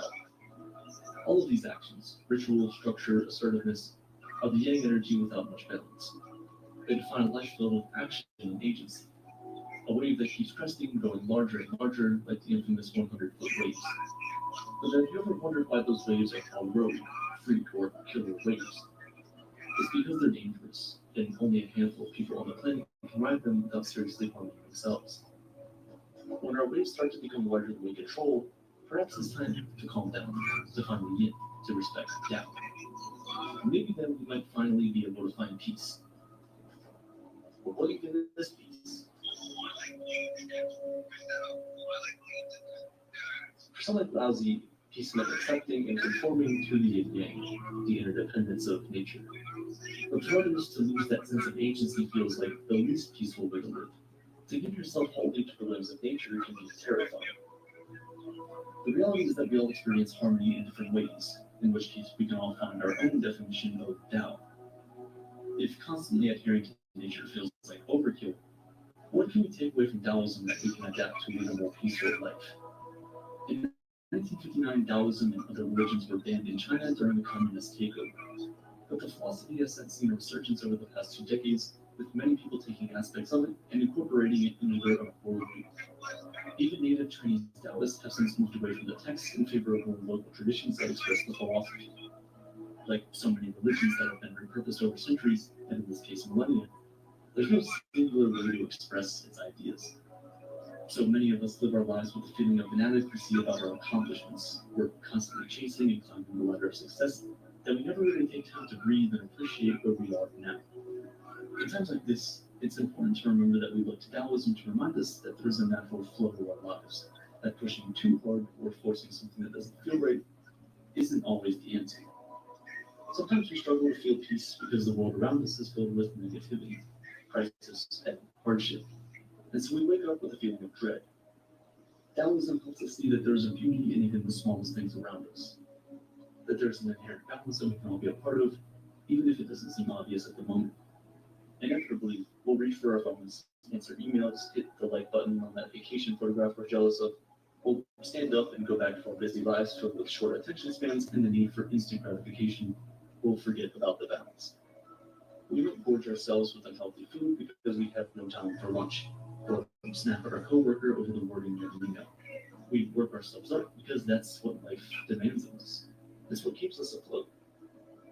But then we crash, like that 100-foot wave finally reaching its peak and barreling down on whoever plays in its path. Because at some point, that balance has to be restored. The yin has to find its yin. Tao must be restored, whether we want it to or not.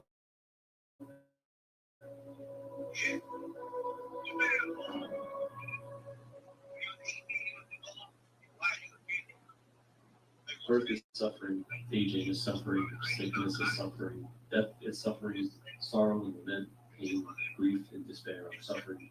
Association with the unpleasant is suffering. Dissociation from the pleasant is suffering.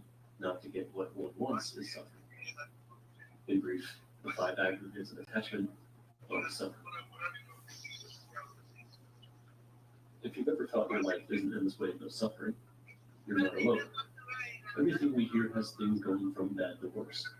Wars, economic crisis, natural disasters. It feels like the world is always on the brink of collapse. How do we thrive amidst this chaos? How do we find peace when it feels like we're in the middle of a storm? These are questions that Buddhism seeks to answer. At its core, ending suffering is what Buddhism seeks to achieve. It offers a path that is free of those tempests of doubt, one that is free of suffering. Nirvana. The origins of Buddhism date back to 5th century BCE in the ancient kingdom of Lumbini, now modern-day Nepal. Back then, the region served as a melting pot for religious and philosophical ideologies. Much like today, many traditions explored meaning, existence, life, and the nature of human suffering. Within this tapestry of diversity, Hinduism stood out boldly as the dominant religion. Its influence could be felt through the caste system along with its many rituals and deities. From this complex status quo, Buddhism emerged as a reform movement, one that questioned and ultimately sought to transcend the prevailing beliefs. The Buddha is the central figure to Buddhism, yet he is a chosen one that was bestowed this role. The figure we currently recognize as Buddha was once known as Siddhartha Gautama, a prince born into a royal family in the region of Lumbini, rich, sheltered, and luxurious. The young Siddhartha had it all. Just for good measure, his father ensured that he was ignorant of the harsh realities of this world. Much of his youth was spent in blissful ignorance of suffering. However, his fate would change at the age of 29.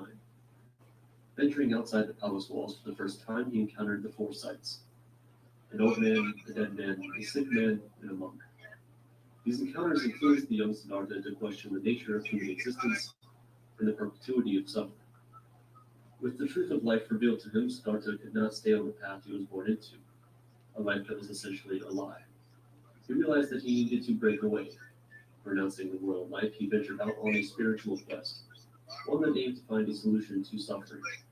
To achieve this objective, he studied under various teachers, practicing extreme forms of asceticism or monkhood.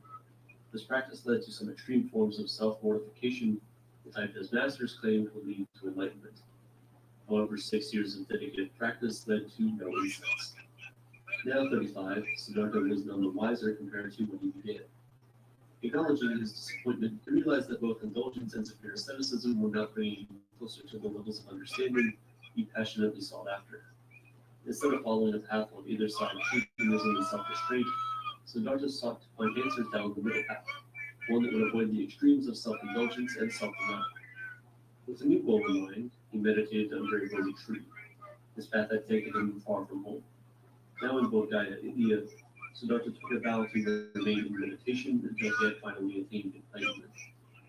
49 days of deep, concentrated meditation took place until eventually he had a breakthrough. This revelation was so profound that its effects remain strong today. Siddhartha achieved insight into life itself, the nature of human existence, the causes of suffering, and the path to liberation were all clear in the eyes of the young monk. He had attained nirvana. In that moment, he became the awakened one. Buddha. Following his enlightenment, the Buddha spent the next 45 years of his life teaching Dharma, or the nature of reality. Much of Buddhism's history remains well preserved. Thanks to this, we know that the Buddha's first sermon took place at Deer Park in Srinagar. It was here he laid out the foundational principles behind Buddhism. At that sermon, the Four Noble Truths and the Noble Eightfold Path were first revealed to the world. Those teachings were unlike anything many had seen before. Instead of a leap of faith seen in most religions, there was something akin to a science behind Buddhism. Its approach to understanding suffering as well as spiritual liberation was unique. Over the years, Buddha's teachings attracted a diverse following. People from all walks of life could find something in his lessons. Kings, merchants, and commoners began to follow the Eightfold Path towards enlightenment. With Buddha's teachings spread across the region and eventually outwards, they were passed down through oral tradition. Much of it was also written down in various scriptures that are preserved today. Over time, Buddhism evolved into different schools and traditions, and with each of these schools interpreting the Buddha's teachings in their own unique ways. Despite the differences that existed, all forms of Buddhism shared the same core goal: enlightenment and the end of suffering. Much like Christianity centers on Jesus as a prerequisite to his teachings, Buddhism's Four Noble Truths are foundational to understanding its philosophy. Dukkha is dissatisfaction, discontentment, and suffering. The inherent inadequacy of life is dukkha. Physical pain, emotional distress, and impermanence are all forms of dukkha. Even in moments of happiness, the knowledge that it doesn't last forever is dukkha. Finally, moving out of your parents' house is an amazing moment, but that marks the end of your childhood and everything you had known thus far. It doesn't need to hurt. In many ways, it's that gut feeling when life ceases. Distress is inevitable. Birth, aging, sickness, death, these are all aspects of life we can avoid, and they come victims of suffering. What causes suffering? All forms of suffering have a cause, and they boil down to the same thing: craving or desire. We constantly want things in our lives: a better job, more money, a new car, a new phone, approval from others. This endless craving fills our cycle of suffering because nothing is ever enough. Even when you get the things you want, impermanence persists. If you had to endure extreme physical pain due to sickness, anguish unquestionably exists. Yet for a Buddhist, the mental anguish that comes with physical pain isn't something one has to endure. The meditation and the understanding of impermanence is a powerful undertone to draw from. If we're not attached to the natural, healthy body, a change in state wouldn't go beyond physical pain. We are bound to experience sickness and injury, but how we react determines the unpleasantness of the situation. Suffering is quite difficult to deal with, which is why the third noble truth exists. The Buddha taught that suffering could come to an end. There's the state beyond suffering known as nirvana. No, not the band, but much like the band, nirvana feels amazing to engage with. When a Buddhist lets go of attachments and desires, they can break the cycle of craving. This way, they won't have to be reborn into another life of suffering. Nirvana is understood as being free from the continual rebirth into samsara, the cycle of life, death, and rebirth. When all craving is gone, your soul is finally free from suffering, creating a state of enlightenment, the door awake to the true nature of reality. The state of nirvana is profoundly peaceful and liberating. In many ways, one can imagine it as taking a deep breath after life's drowning feelings of suffering have ceased. The final noble truth lays out a guiding path to the end of suffering, the Noble Eightfold Path. This path presents 8 practices that can help individuals to live a life that is more meaningful and ultimately free of suffering. In many ways, it's the Buddhist roadmap to personal growth and happiness. Beyond just Buddhism, the path offers a poignant approach to dealing with life's problems. The road to nirvana itself, the Noble Eightfold Path. Buddhism offers guidance, but it's important to not fall into the pitfall of attachment. With this path and the teachings of the Four Noble Truths, you can remain mindful as you seek enlightenment. Like many of the Buddha's teachings, this path is fractal. In other words, it can apply to little things and it can apply to the big questions in your life. It's also a circular path, so guiding principles reinforce one another. Most importantly, it's a lifelong process. Everything that exists is conditioned by a process called dependent origination. This means everything we experience is a part of an impersonal process. Nothing is truly random, everything happens thanks to causes and conditions. If you see a plane for the first time, you wonder how flying works. This reaction leads to questions, research, desires, and actions related to that original cycle. The right view in Buddhism involves seeing that the thing we call reality is just a web of concepts that we create. And you must recognize this truth and strive to see things as they truly are.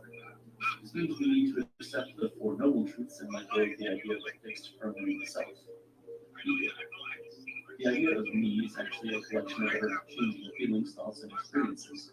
And once you're able to acknowledge this, you can support your journey through the entire path. Your mind is the source of everything you will ever produce, and therefore you need to cultivate ethical and mental self-improvement practices. Do you have thoughts filled with harmful intentions, ill will, and desire?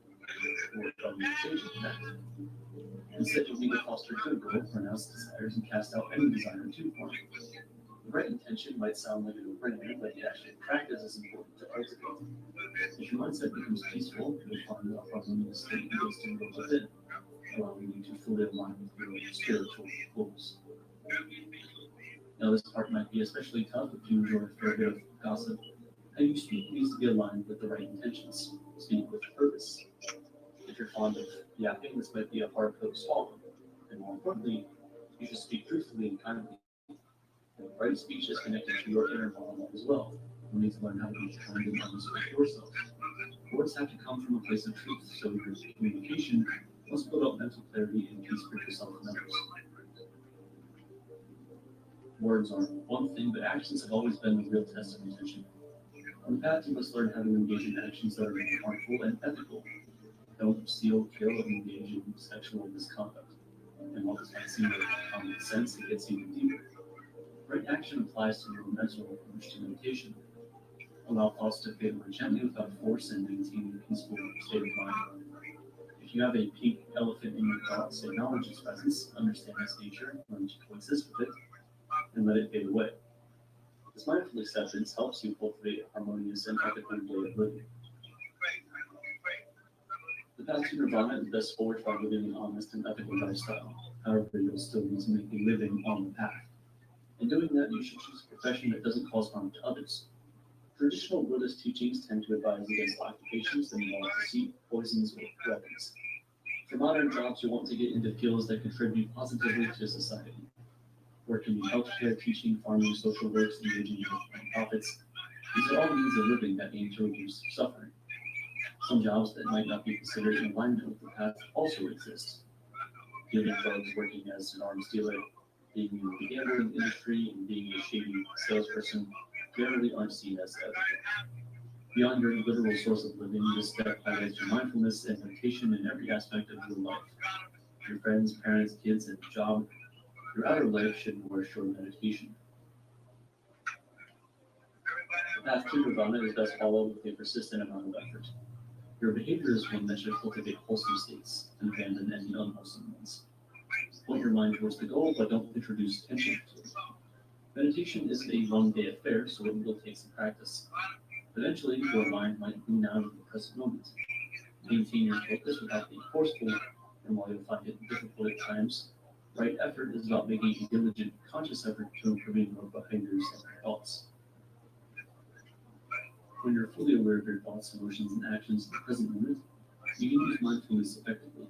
Like effort, you will constantly need to remain aware. Observe your thoughts and actions. It's like balancing a knife's edge. Observe it all, notice the nature of your experiences without attachment or avoidance. Like an out-of-body experience, you are simply watching, learning, and ensuring that your behavior aligns with the path. Crafting your intentions and behavior through the path isn't easy. If you're on the straight and narrow, you'll achieve deep meditative absorption, jhanas, where the mind finally becomes unified and calm. This is often translated to concentration, but it goes far beyond that. It's a state of calm mixed with a pleasant abiding. With concentration, you can achieve a focused and tranquil state of mind, one that is essential for your personal growth. Buddhism is inherently tied in the belief in an ongoing cycle of birth, death, and rebirth. This is called samsara, and samsara is driven by the existence of karma. While you're likely familiar with this term, karma in Buddhism refers to the law of moral causation. That is, the intentional actions of an individual result in future consequences. In simpler terms, your actions, whether good or bad, have a direct impact on your future experiences. Karma isn't fate or destiny, it's purely cause and effect. Actions, words, and thoughts contribute to more karma, and the same applies conversely. In Buddhism, rebirth isn't reincarnation. Instead of your soul transferring to a new body, rebirth is actually the transfer of a stream of consciousness influenced by karma. It's like a spectral version of the first law of thermodynamics. There's a connection, but not a permanent, unchanging self. Our current lives are shaped by past karma, and our actions in this life will influence our future rebirths. For Buddhists, it's possible to break free of this cycle by building good karma. Eventually, one can break free of samsara and achieve nirvana. The part of Buddhism you're likely familiar with, meditation. This practice is definitely just as cool as it looks, especially once you get the hang of it. Buddhism's most practical and transformative aspects are centered on the concepts of meditation and mindfulness. Thankfully, the Eightfold Path provides a way to get started. Still, it's helpful to have some text to get started with meditation, especially in our modern age where some nuances may get in the way of Buddhist teachings. Anapanasati, or breath meditation,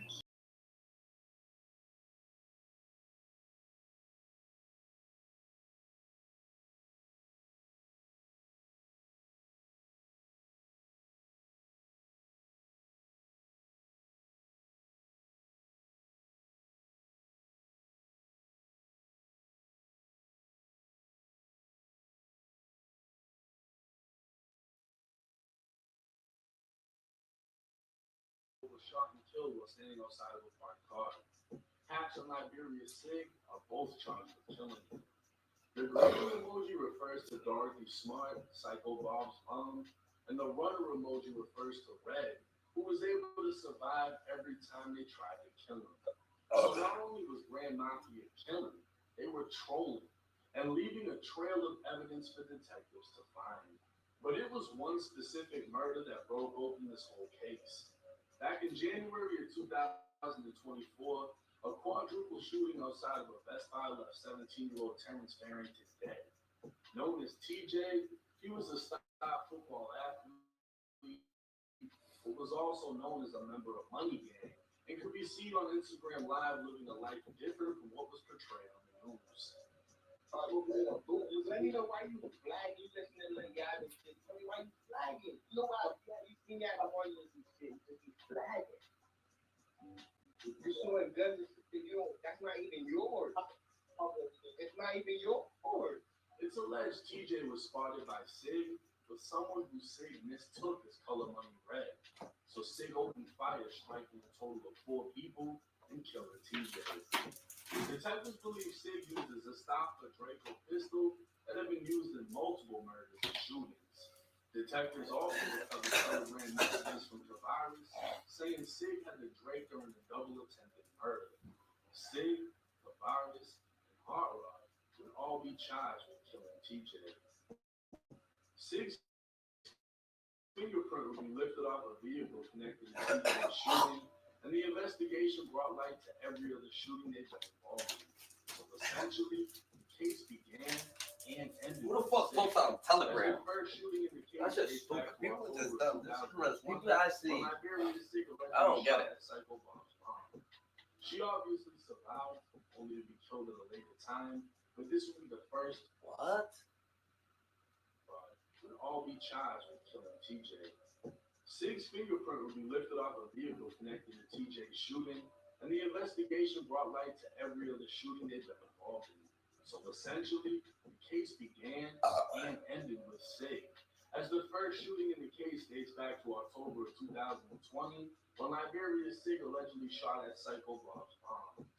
She obviously survived, only to be killed at a later time, but this would be the first documented shooting that started the war. That would mean DHB/Grandma the first to cross the line by targeting a family member, resulting in Trey's mom being killed, Hatch's dad being killed. and Sykes robbery and killing. All in all, them Hollywood boys, aka Grand Mafia, are being held responsible for murdering 23-year-old Riz the Wizard, 68-year-old Dorothy Smythe, 17-year-old TJ, 31-year-old Marlo Todd, 24-year-old Antoine Dobard, 21-year-old Terrence McKenzie, 23-year-old Ronaldo Donner, and 17-year-old Johnny. Them niggas was hating.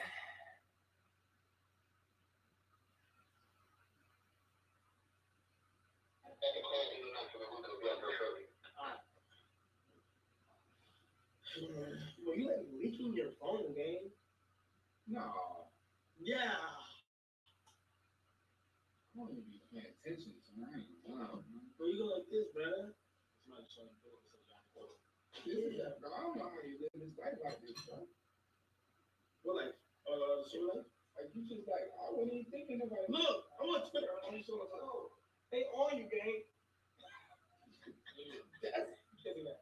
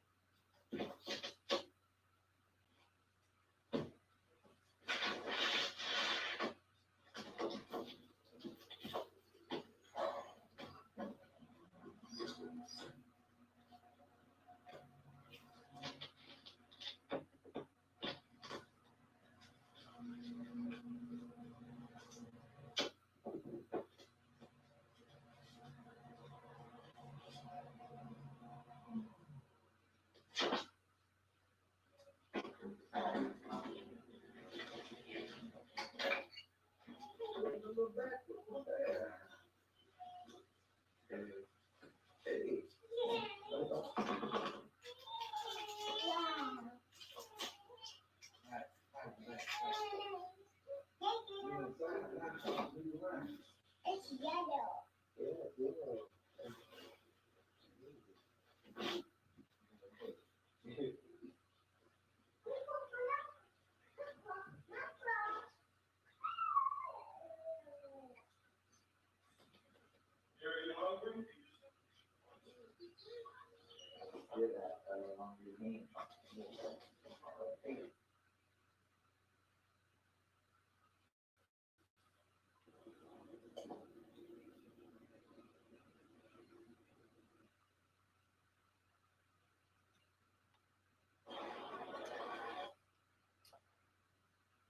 Kodak need to hit me up, done.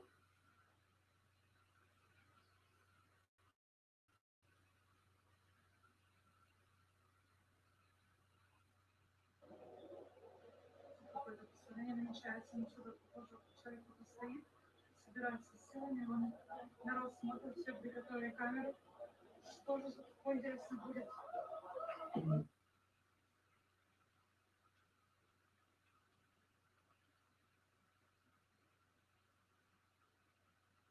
Man, there ain't no way what I'm finna read is true, bro. So it looks like Drake is not done taking shots at UMG, his record.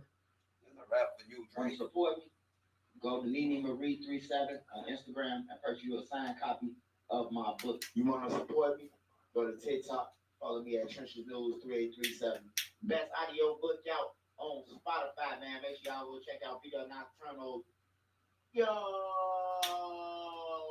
it's your boy Trenches News, and I'm back at y'all with another one. Appreciate all the support. Thanks for everyone who subscribed to the channel. If you ain't sub to the channel, make sure you do. Make sure you join the membership. Shout out to all my mods. If you ain't following them, you can follow their ass at the end of the video. Remember, If you got anything extra, food, hygiene, clothes, bag it up, take it outside, and give it to the less fortunate. Remember, we all one step away from being homeless. Mother Nature could come destroy everything, and now you're homeless. So make sure you get back. With that being said, let's say the kids, the women, the elderly, the neutrons, and the civilians. Happy Tuesday to everybody. Hope everybody's safe, ate, and blessed. I got 2 stories for y'all. Make sure y'all smash that like button so this video can get around to the masses. If you want to support it, remember, go to Nene Marie 37 on Instagram and purchase you a signed copy of my book. We got No Limit Mally, 20 years, and the witness was killed. We're going to talk about that, and we're going to talk about OTF Jam. Why and what is the consequence for OTF Jam for being there? Does he still get charged, or does OTF Jam get immunity and walk free after this? Hey, we're going to start off with OTF Jam. We're going to start off with OTF Jam. Lil Durk and a 5 has been arrested for Quando Rondo murder. We know that. It's 2, 5, and number 4 conspirators that's gone from the situation. Now, everybody been saying like, how we know it Jam and all that. Well, the people who was with them know it's Jam, and the gang members that was around them know it's Jam. And they said it's Jam. You know what I'm saying? They spoke out about it already. But why, y'all, people want to know, like, he gave Jam 50,000. I seen a lot of this. Why would he tell? Why would he still give up Dirk? And Dirk blessed him with a car, 50,000, and all that. Hey, look, when he got off that plane, he was on parole already. He was on parole, and he had got popped off with a gun. So they already ran down on him. They ran down on him before he got popped off with the gun. And when they ran down on him, they showed him the video of the whole scene, him going through the airport. Everybody was with him and everything. And they told him, hey, look, you got one option. You know what I'm talking about? Either cooperate with us or you going down with them. You're going down. And, you know, he chose his destiny, man. Who the fuck want to be up in there with a bunch of... I think it's hard. Bunch of dudes, man, for the rest of their life. And, you know what I'm talking about, 9 out of 10 times, they ain't going to help you, none of that. I think he was just thinking ahead of time. He was just thinking ahead. He weighed out his options, probably looked at old block situation and was like, damn, man, ain't nobody even help dude now. You know what I'm saying? They didn't put in the work overtime to go downtown and kill Duck, and nobody helped them. And then you look at other situations, you know, but you will take consideration of the $50,000 in a car and the house that he gave you already. But that don't equal up to your life. I just thought I had to put that out there to y'all. But I was wondering myself, like, okay, Jam out right now. He out free right now, you know. So is they gonna give him immunity? Is he still gonna be charged with Lil Durk them, but getting a lesser sentence? Or, you know, is he just, you know, immunity and he just walk free and he just cleared up with his cases? You know, now you're on your own. But yeah. Bitch, thing. Lil Durk them. Yerp.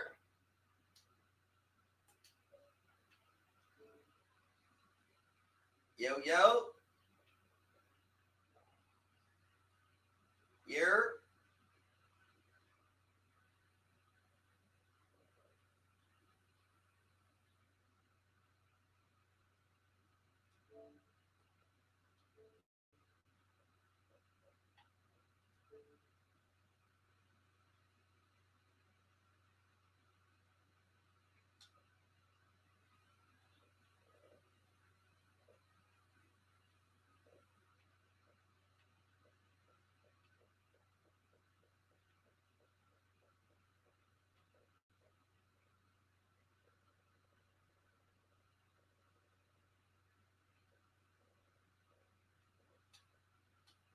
They insert more lawyers.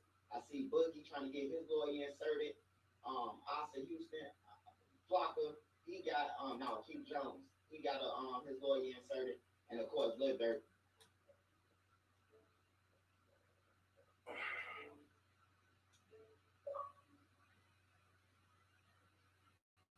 Still you hinky.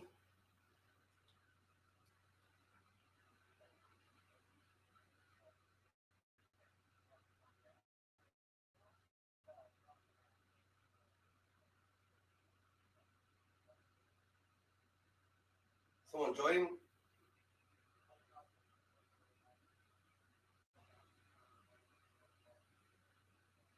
No, I think that was me, but I was in the other thing. I was about to join, but I was in the game chat.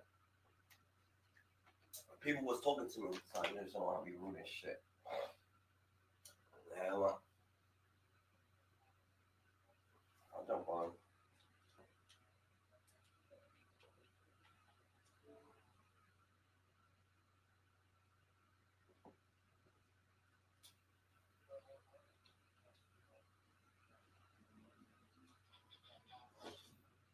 Bro, they do that shit for no reason.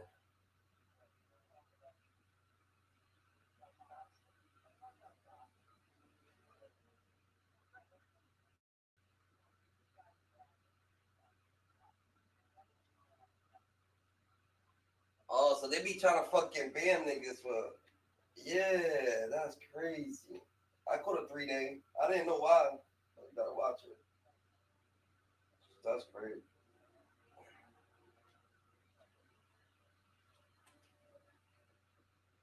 That's dumb. That's dumb.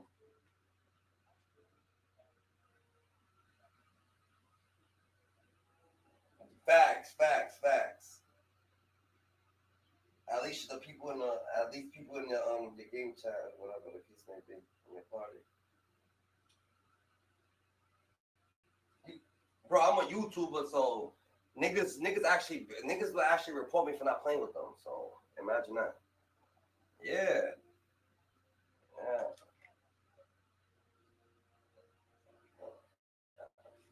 Facts. I'm like, yo, what the fuck? I can't get no break.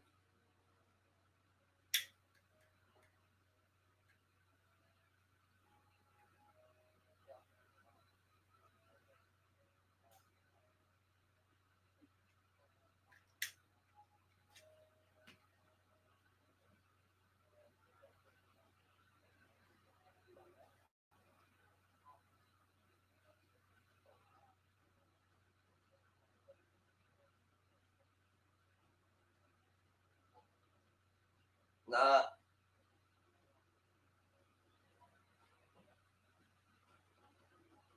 Facts. I was about to say that shit. People be saying mad shit that if I was to say it, I'll get reported.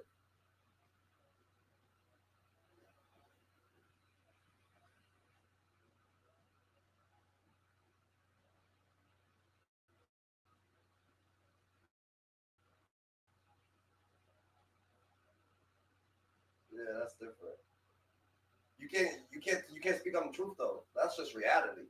That's society. Yeah, society don't want you to speak on the truth. You see what happened to Kennedy. You see what happened to John F. Kennedy. You see what happened to Martin Luther King. You see what happened to fucking facts.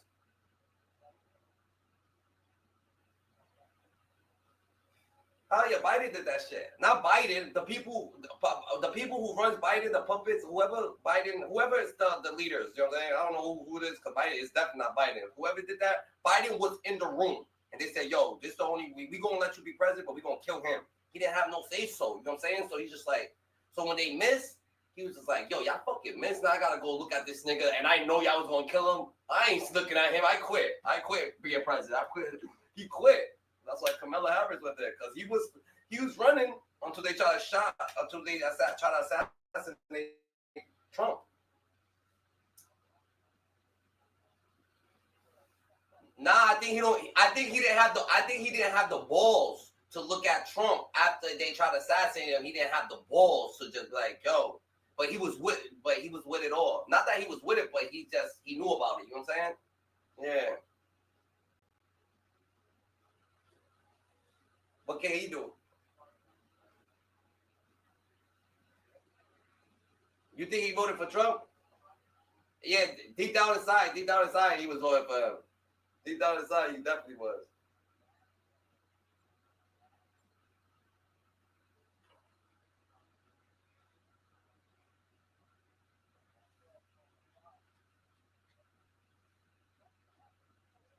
He knew. He's like, I'm sorry, Trump. I'm sorry.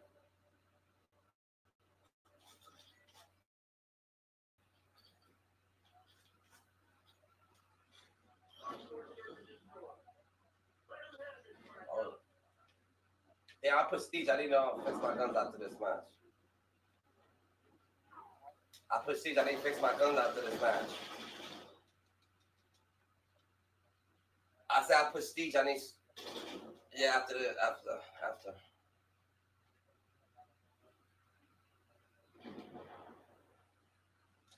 Nah, y'all definitely right. Some nigga on the bike path came at me. He was like fucking 54 trying to fight me after Trump won because I told him he was gonna win.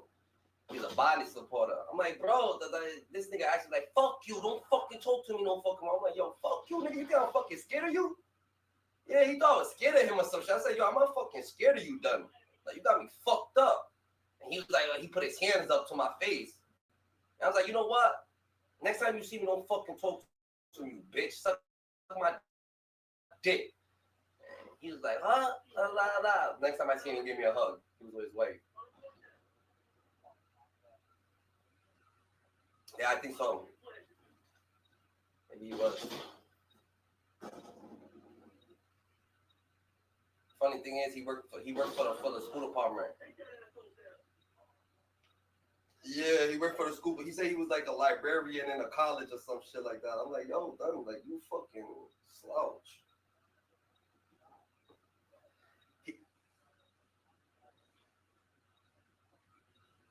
He trying to switch it, make it better. He retired though. The dude was retired though. But yo, I don't know. I don't know. The way he talked like he was part of the mob or something.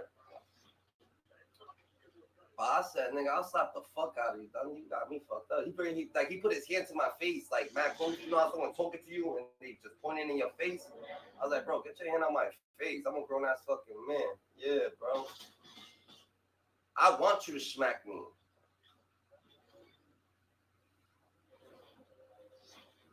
Yeah, no, I ran into somebody else. And he was like a politician, and he always we talk about politicians. He said, yo, sometimes you gotta, and I didn't even tell him about the situation, but I guess you know how people talk. He's like, sometimes you gotta punch a nigga in the face. He said, sometimes you gotta punch somebody in the face. I was like, what? Oh, yeah.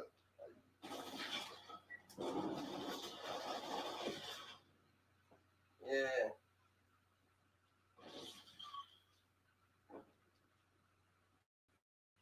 And I don't got nothing to do with politics. All I'm seeing is from the outside looking in. Bro, if Trump almost got assassinated, bro, he's gonna win. Why would they try to kill somebody who's not gonna win, bro? You're not gonna try to kill someone.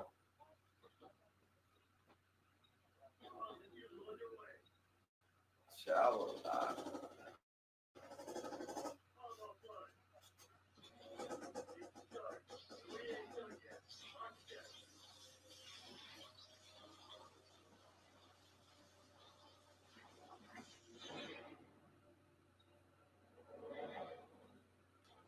Got luck.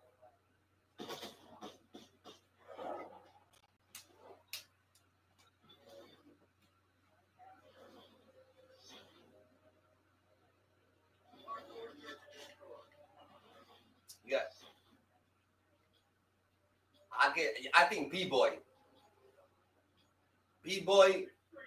the assassin got you. You heard? I got your back, GG.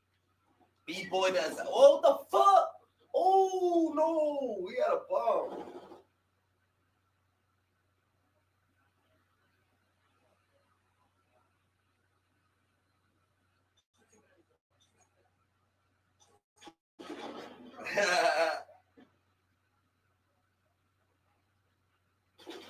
He was trying.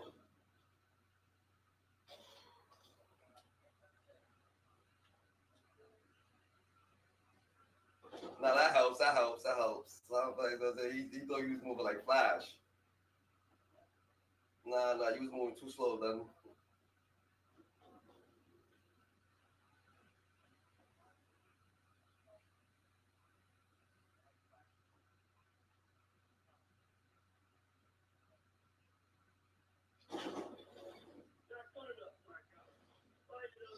I run into that bitch. And I start shooting. Yeah, you're right, though. I start shooting.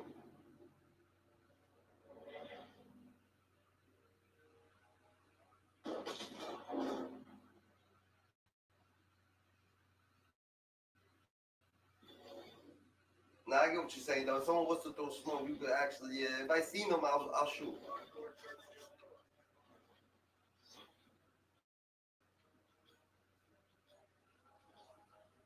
Yeah. Facts. That's where real life blessings happen. Yeah.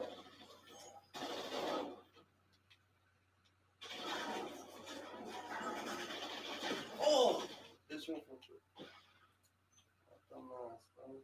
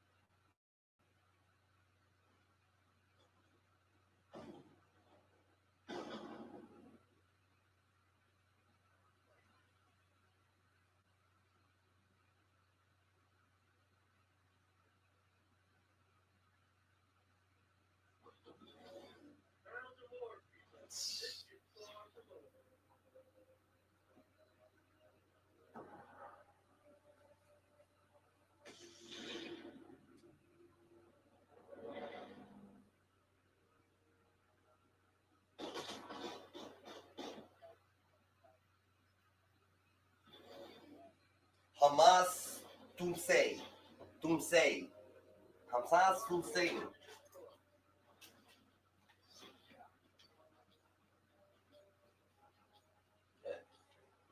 Hey!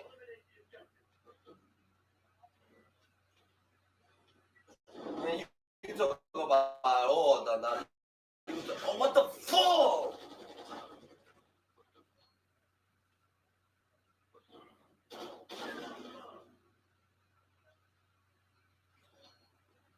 How that nigga was out of door so quick?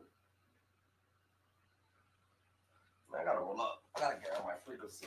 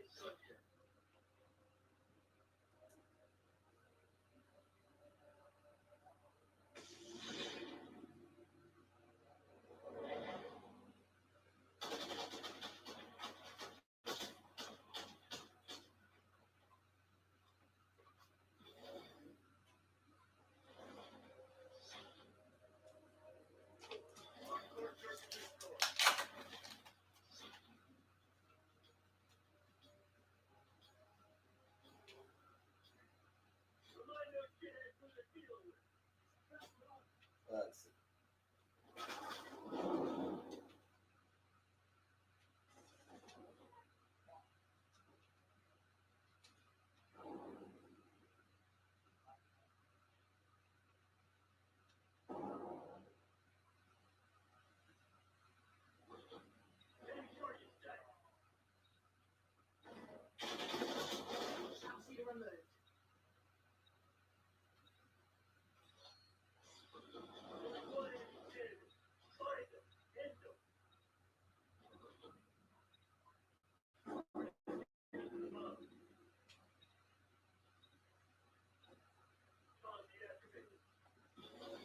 We won.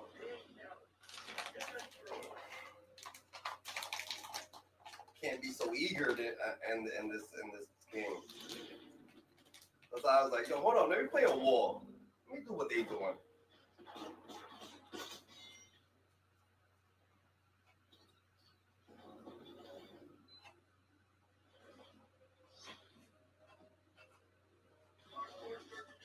Well, y'all having Thanksgiving at? Y'all having Thanksgiving? Facts. Yeah.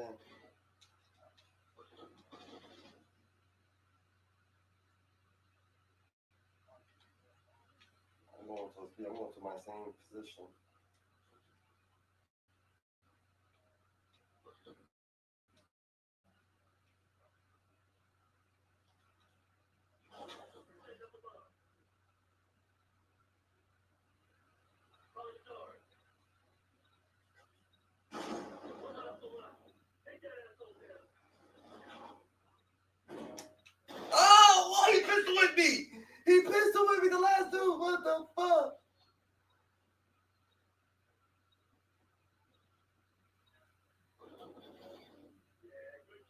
Good shit.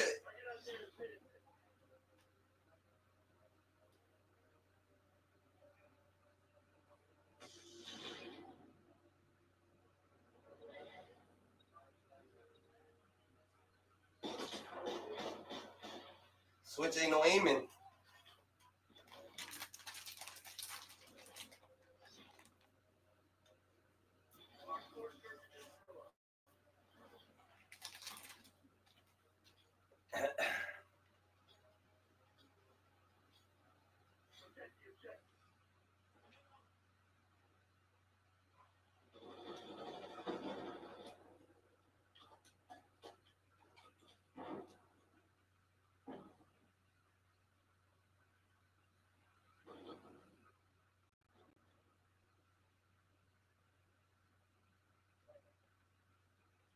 It's all right. Me either. Practice.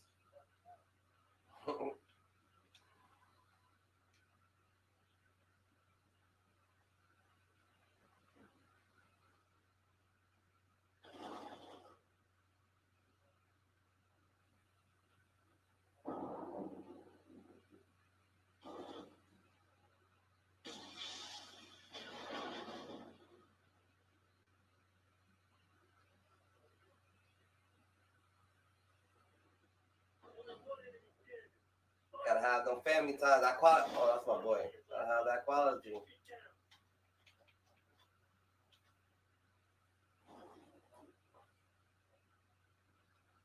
I don't believe in like like holidays. Cause I don't believe in time and I don't believe in days either. You know what I'm saying? Oh, I did that. Cause everything's made up. You know what I'm saying? Monday, Tuesday, Wednesday, Thursday, Friday, time, days, dates. All that shit's like what I'm saying. I'm using. But more or less, it's a gathering. So you know what I'm saying? I always, you know what I'm saying? Right. And if you got, you know what I'm saying? If you got kids, it's good to keep them, you know what I'm saying? Together and shit like that. Y'all got YouTube? Look this up real quick. Look this up on YouTube. To you. Let me know. Yeah, I just gotta switch one gun real quick. I ain't got no prestige, but I know what gun I'm putting on anyway.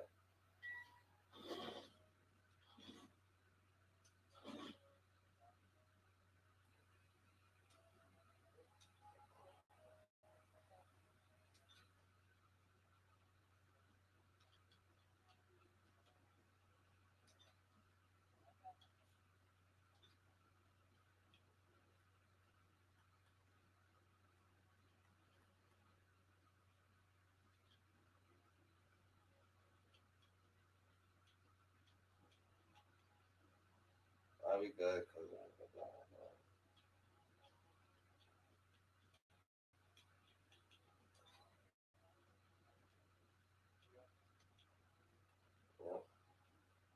Oh yeah. Go to YouTube real quick, jeez. Yeah, go on YouTube. Let me know when you're on YouTube. And look this up. It's IRIZZY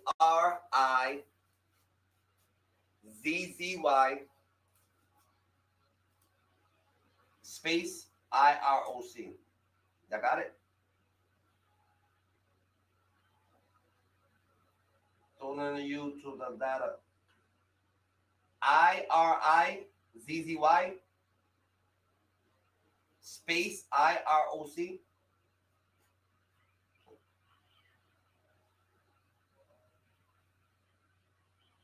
Yeah. Subscribe and just go to live. Go to the live. Go to the live though. That's me right here. I'm right here. You see me? Yo, what's up, GG's? What's up? Talk all that. He don't acknowledge the holidays. Look at this nigga's house. Talk about holidays and shit. I don't celebrate holidays. Look at all the shit I got in my crib. I don't celebrate holidays. The happiest motherfucker over here, right? What a fucker. Yeah. Facts.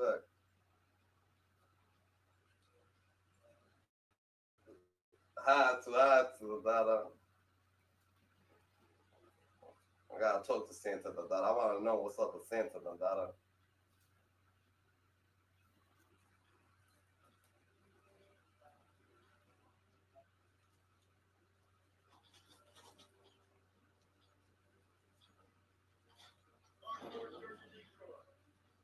Yeah, but y'all subscribe to my channel and shit. So we got Queen on daily. I'm just actually chilling right now.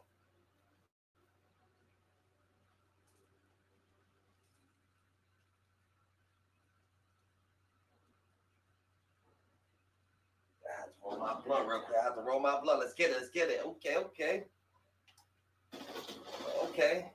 That nigga. I got one dad.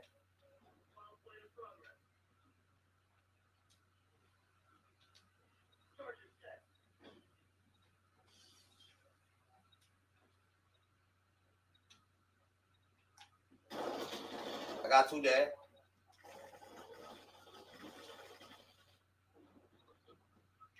Oh! I should have did.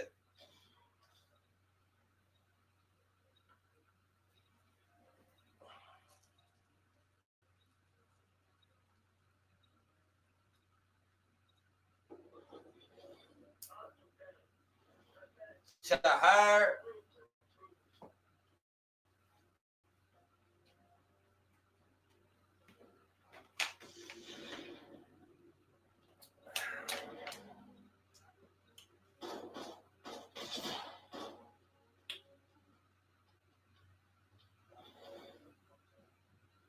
Who says that?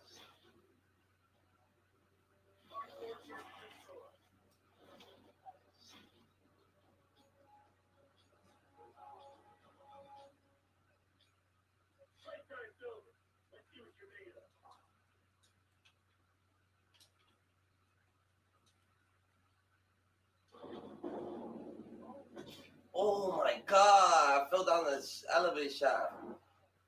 That's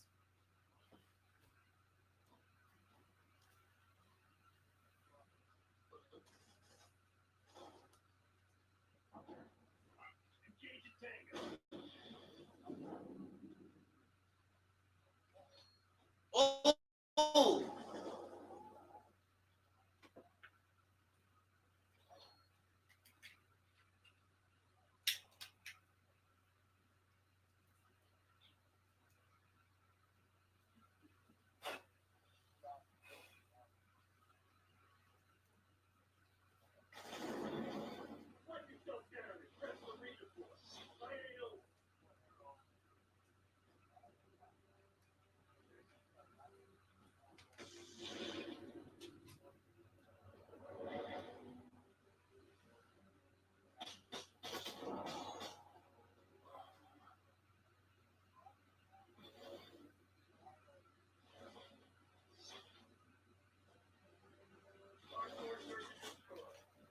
Alright, what we on?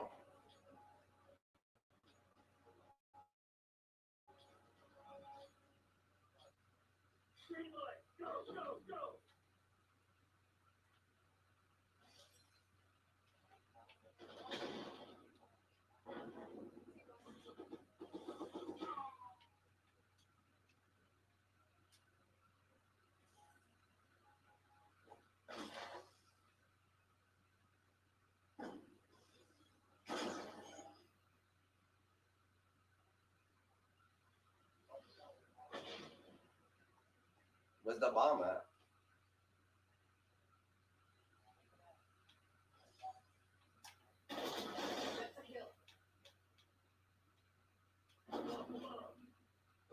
Where's the bomb? Let them get it.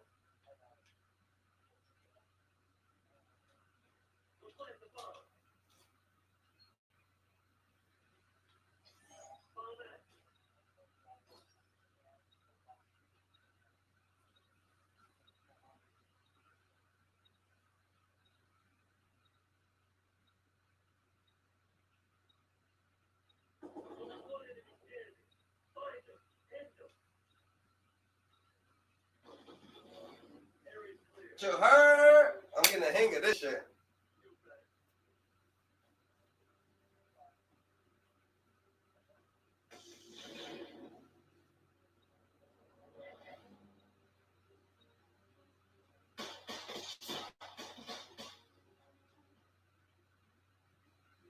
Good shit.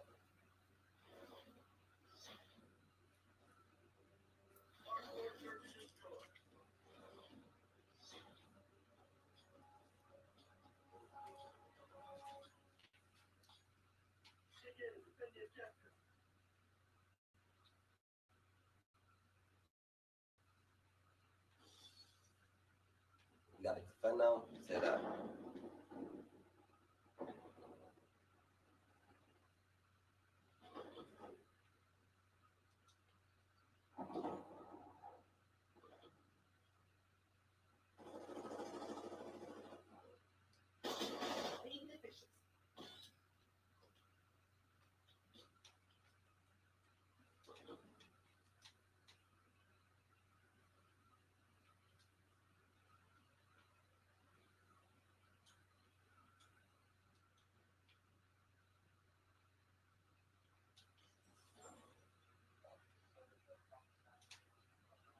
Alright. I'm just supposed to, I know. He's over there.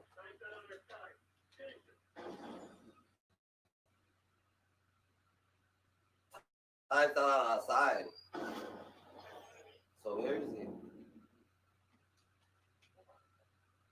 Oh, he's right here. Oh, he took my spot. Fuck! Why did I move?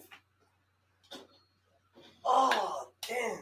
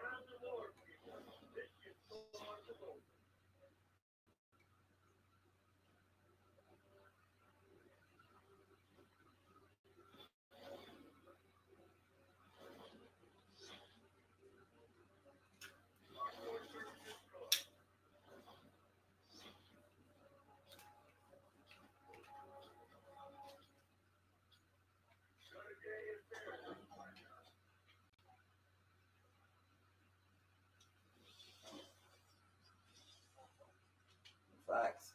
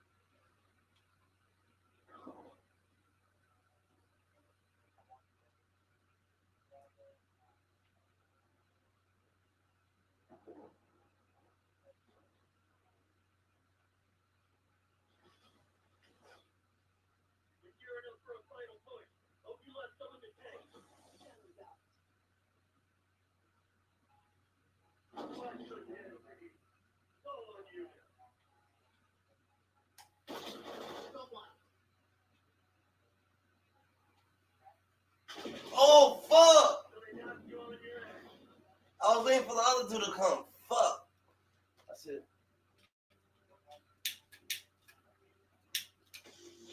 Fuck.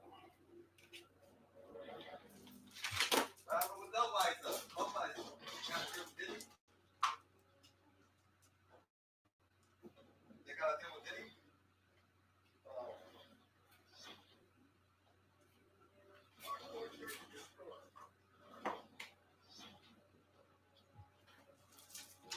Damn, you can't bring a Budweiser to Russia. Russia ain't playing that shit.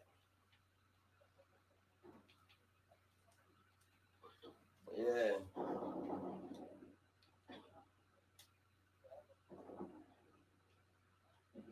Yeah, but it gets like that. Oh, fuck.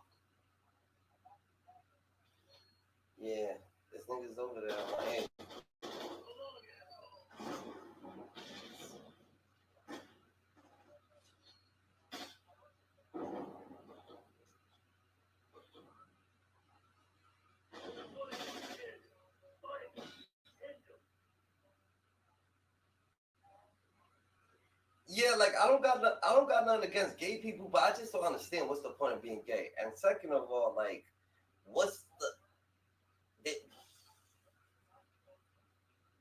and then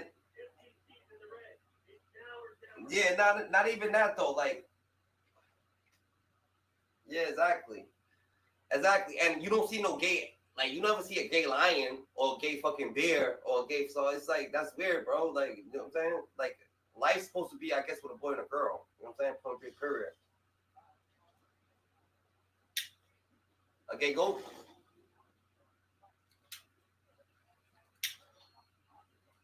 He was actually fucking him. The goat was actually fucking him, and the other goats was letting him.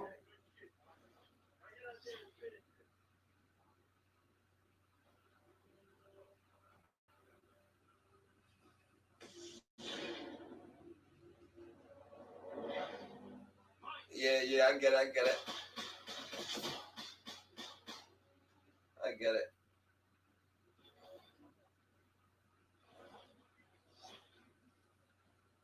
Nah, niggas just be like, yo.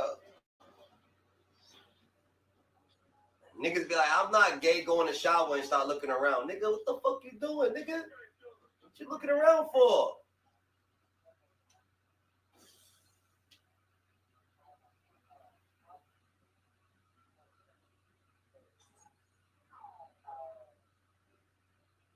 We could have been planning that shit. Oh, why did I turn around? Why did I turn around?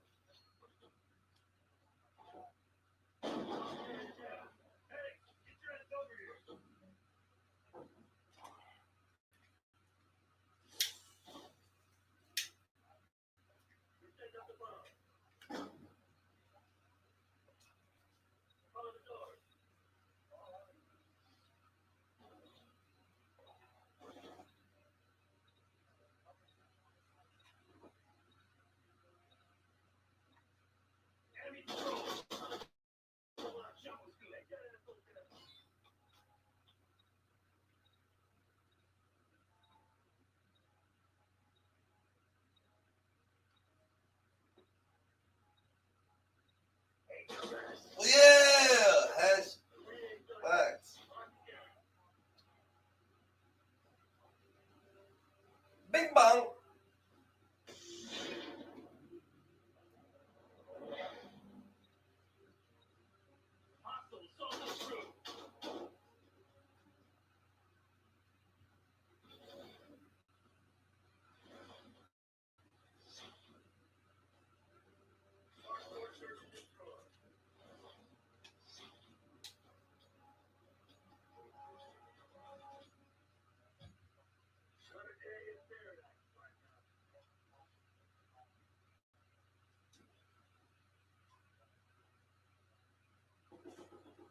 They mad, because we active.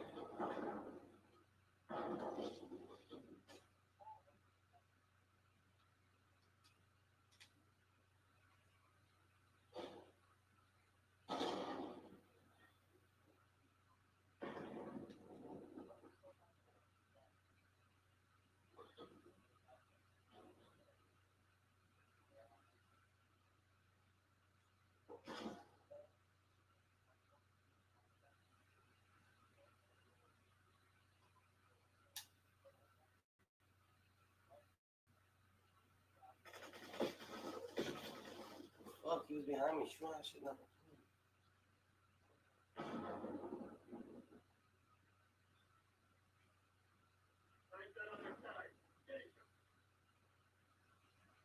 Boo hoo.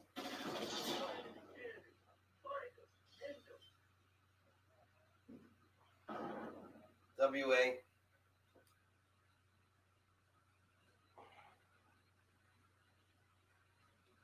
I feel like that's like a what? Like a what? Whoa.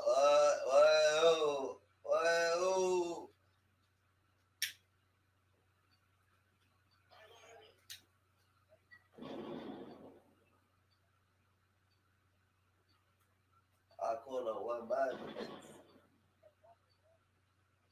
the wambulance.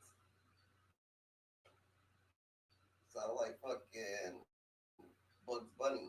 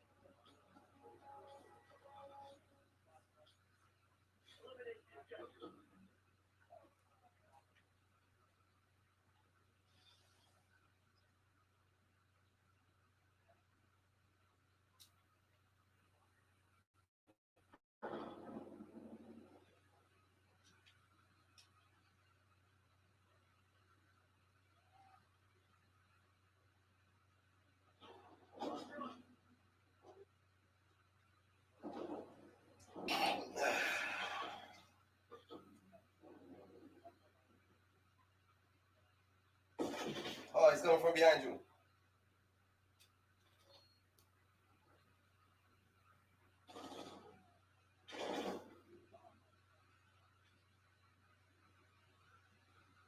No Diddy.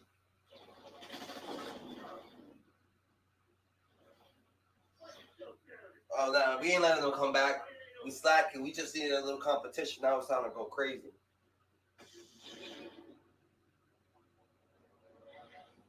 You want a piece of me?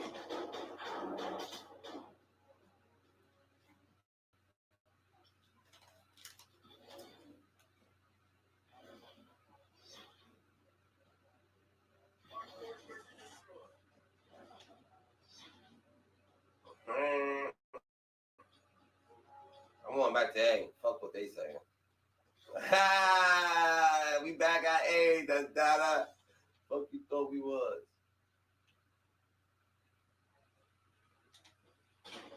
They shooting. Watch it.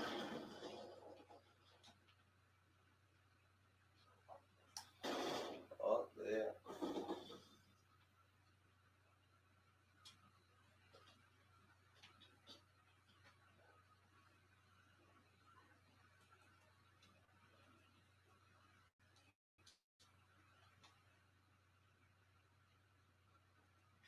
Oh, he's laying down. Be careful. He's laying down. He's laying down right there. He's actually laying down. He's just.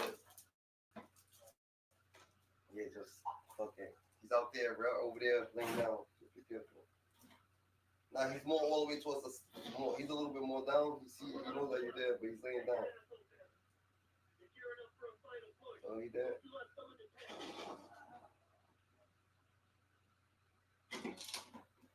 Watch it. There's just one more. It's just time.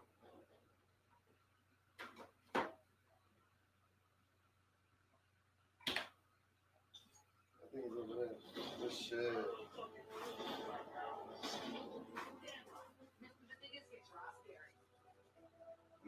Mess with the diggers?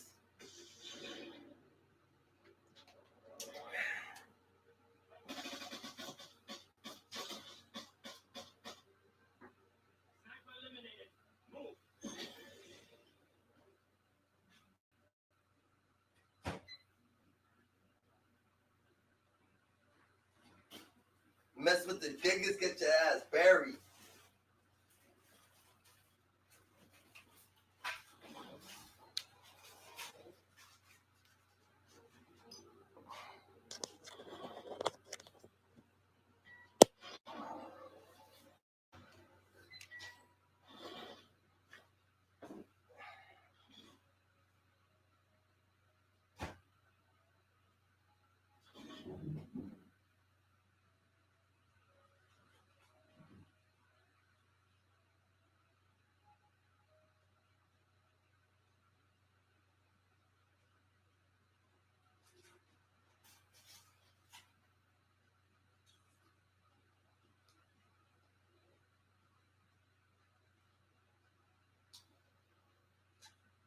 Hyenas! Ow!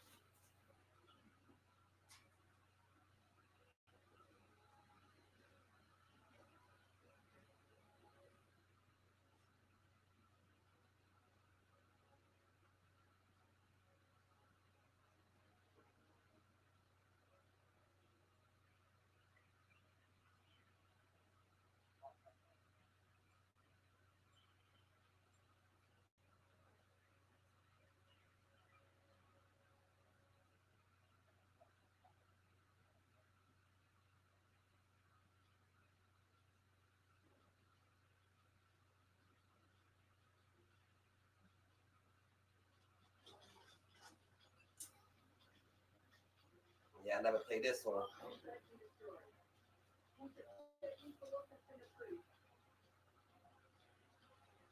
Oh, yeah, I played this one before. Oh.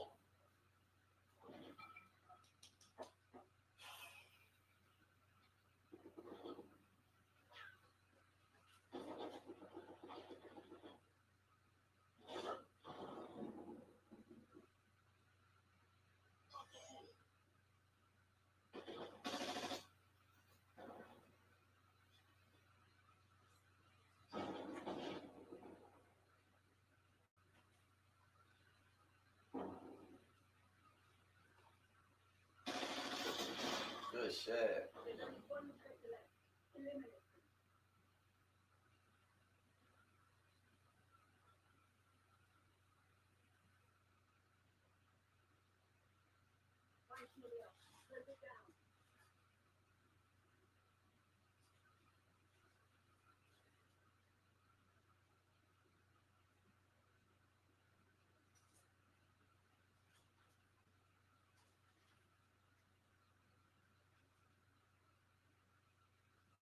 Shit, they're not playing, man. I guess they don't want to win.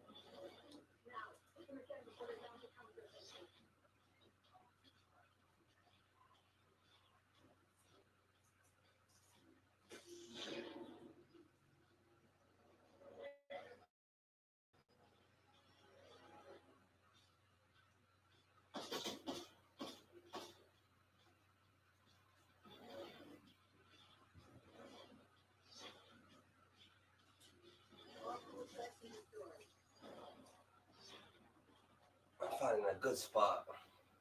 Every time I die, someone's just laying there.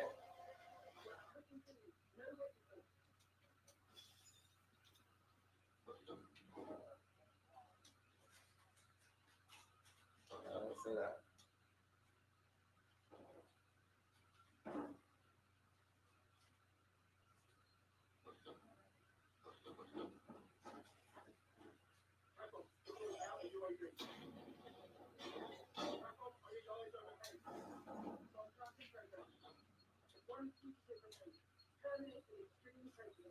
I did. I didn't mean to.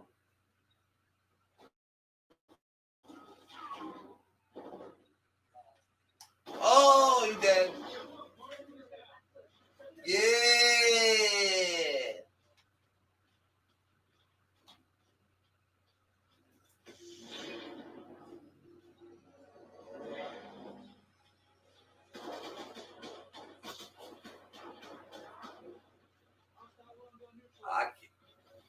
I had to come.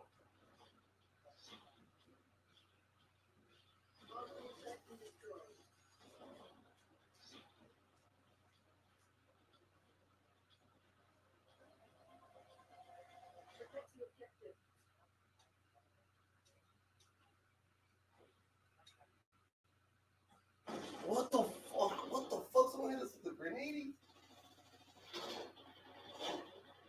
I didn't even see that shit.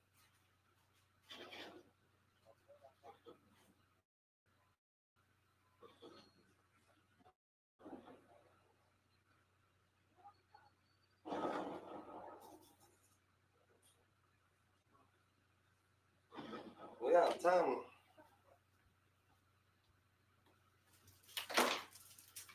Just sitting here eating snacks.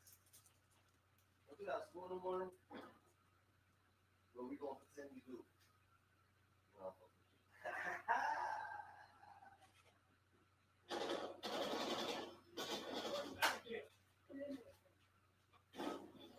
Boom.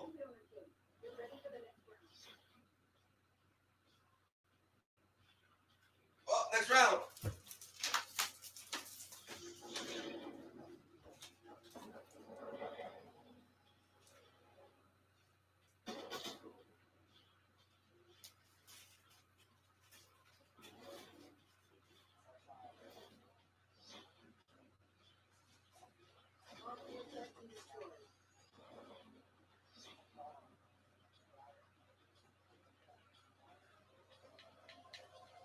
And take your feet off the seat.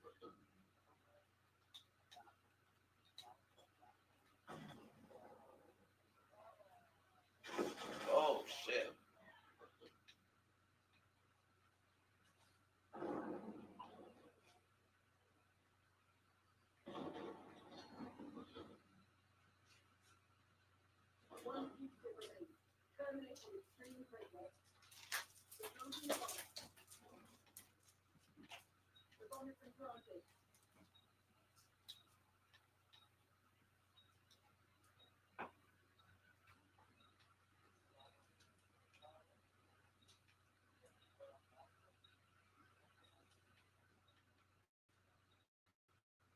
He ain't coming. He's hiding.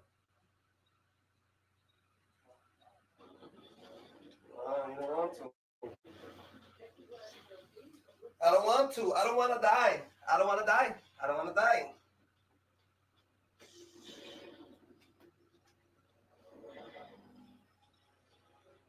I said, no, no. That's a good start.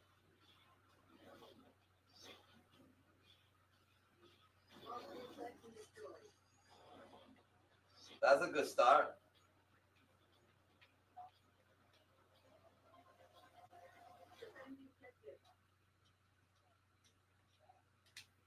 Yeah. It's always the beginning, though. If I see someone, I'm going to kill him. Shoot your head. I dare you. Oh, you killed him? Good shit.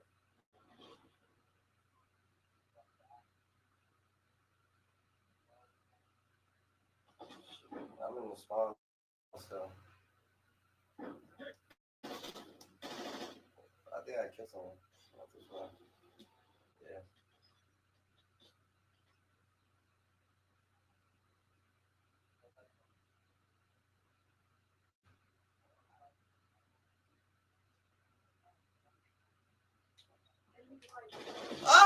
Oh, damn! I was supposed to kill him.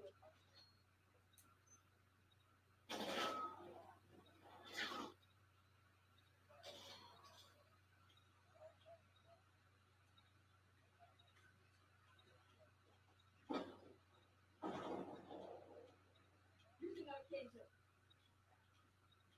Stealth pulse activated.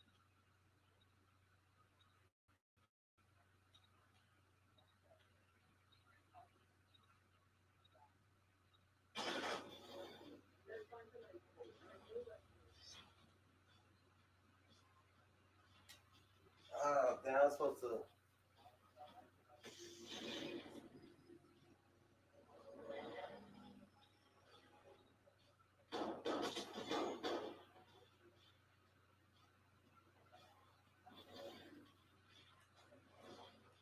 Geico. What we on?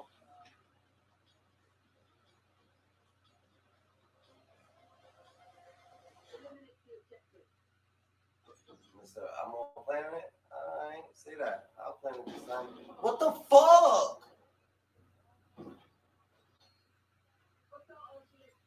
That shit crazy, my friend.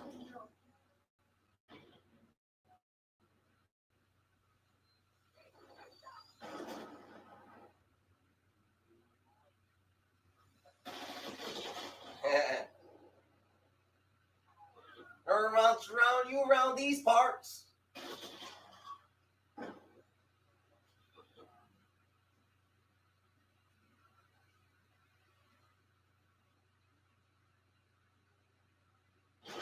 Oh man, he was in the corner.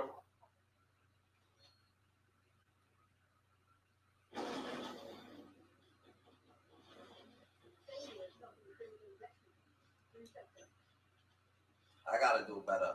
If I knew better, I'd do better.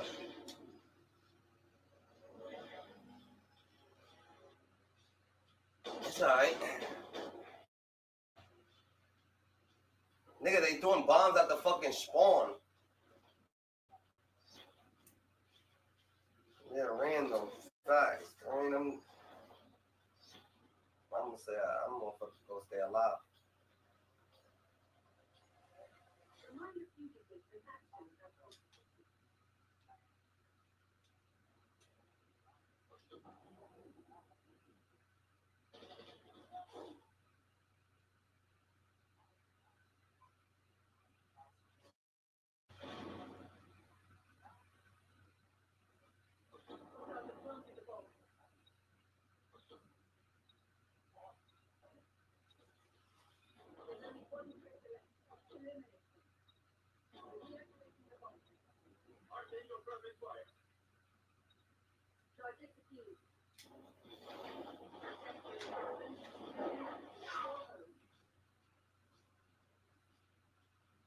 Chahar.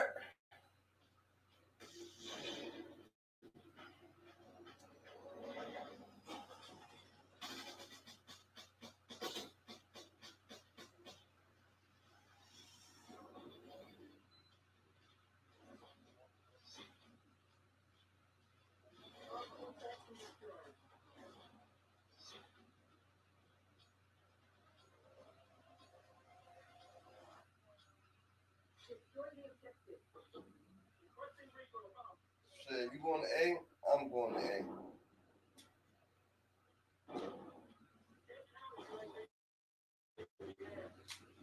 You good now?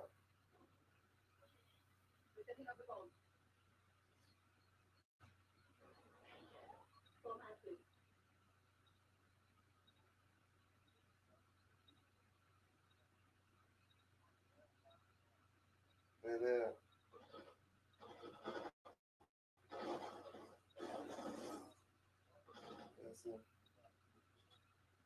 Oh, fuck.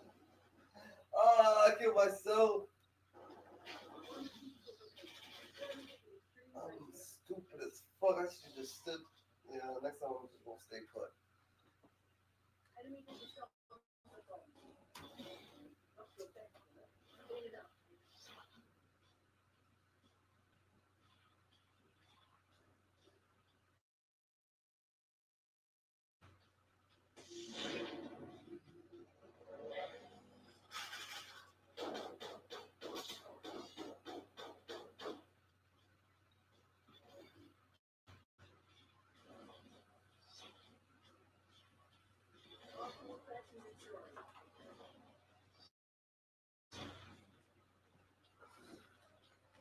Alrighty, let's roll.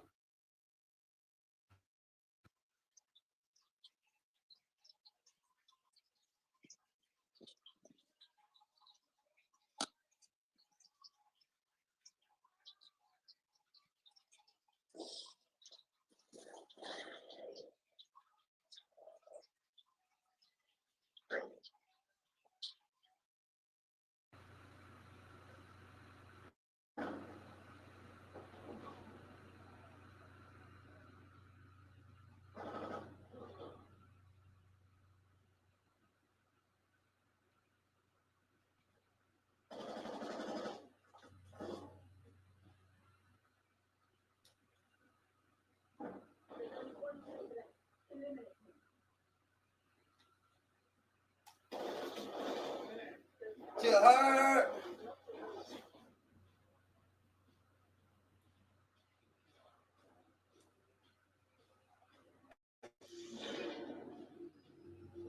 Ain't no losing.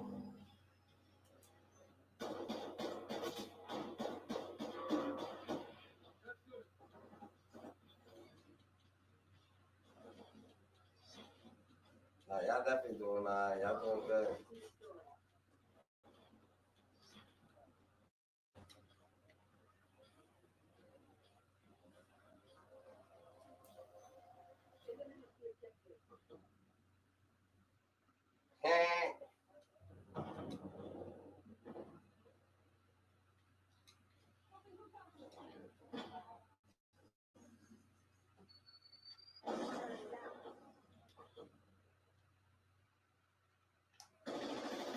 Oh, shit.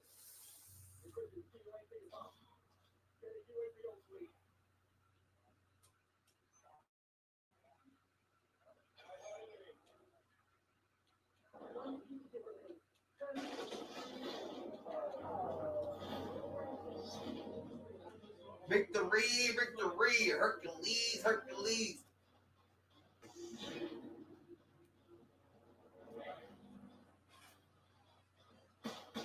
Don't worry, guys, I'll get better.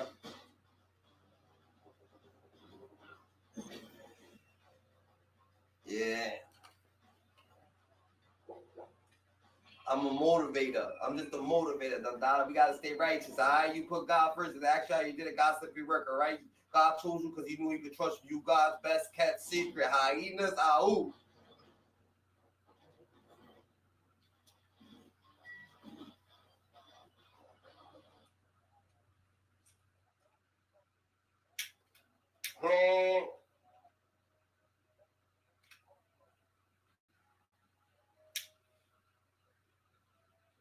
Yo, you seen that movie with Hassan Hussein? That Hassan Hussein, like, it's like a double. It's called Double or something like that. And Hassan Hussein's son got a body double. His son got a body double and shit like that.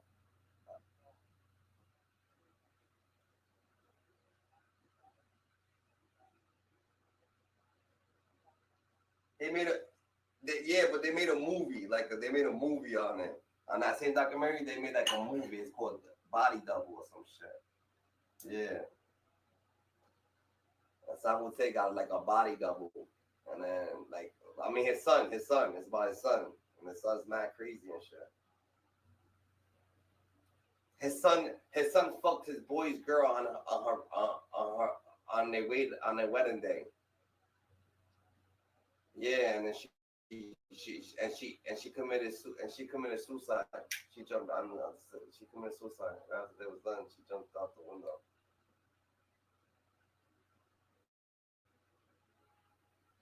Yeah, they got married and shit. His boy was downstairs quiet the whole time.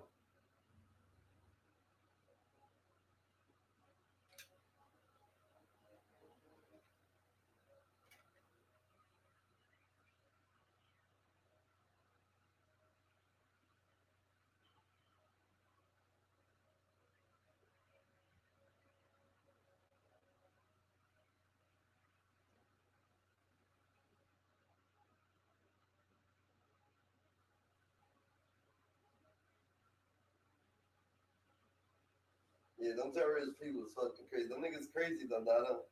And they be talking like they so righteous and shit like that. Like they pray to the high almighty and shit like that, but them niggas really be on some wild shit. Cause how you raping anything? That's first thing first. But the Bible do be saying something about like girls, or in the beginning that girls used to have to fucking like I don't know. Like back in the day, girls used to have to bend down on their knees and shit, and then niggas would pick them and shit like that. Some type of shit like that.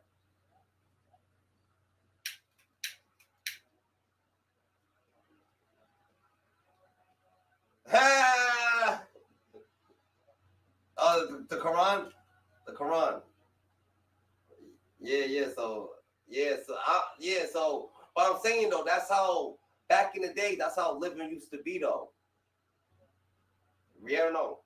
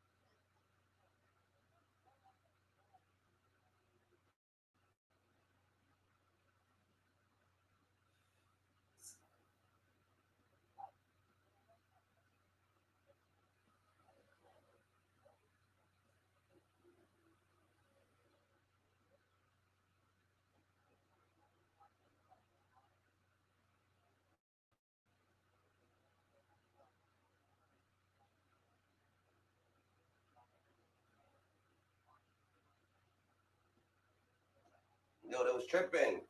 They was tripping because they don't want the world to they don't want the world to be righteous, bro. They want everything to be delusional. You know what I'm saying? Everything to be fake. And that's what it is. If there's puppets, then everything's actually fake. And if you gotta suck a dick pause to fucking to become an artist, because that's how Diddy had it. You know what I'm saying? Diddy had it very, very fucking wild. Like that's why all these top artists That's like the niggas who didn't do it, they ain't nobody. Look at Bobby Shmurda. He couldn't become big. He ain't gonna become big because he ain't doing that shit. But if he did do it, believe me, Bobby Shmurda would have been big. You know what I'm saying? Look at Gucci Mane. Gucci Mane stood on the work. Like people that actually did mad work that you like, yo, why ain't he Jay-Z now? Like Jay-Z was Jay-Z, yeah, but like, come on, Jay-Z, you ain't gonna be Jay-Z, but someone has to take your spot. You know why? They ain't letting nobody take their spot. Because there'll be a new Jay-Z or a new fucking Diddy or a new thing. How the fuck do we got the same Diddy, nigga? Why are we listening to Alshon Feinstein? Where the new Alshon Feinstein? Of course, Elon Musk, but come on. You know what I'm saying? It took that long. It was plenty of people before Elon Musk and shit like that. So we can't let people just, you know what I'm saying, blatantly throw this shit in our face that they just letting us learn stupid shit. You know what I'm saying? The shit that they try to teach us is not even making sense.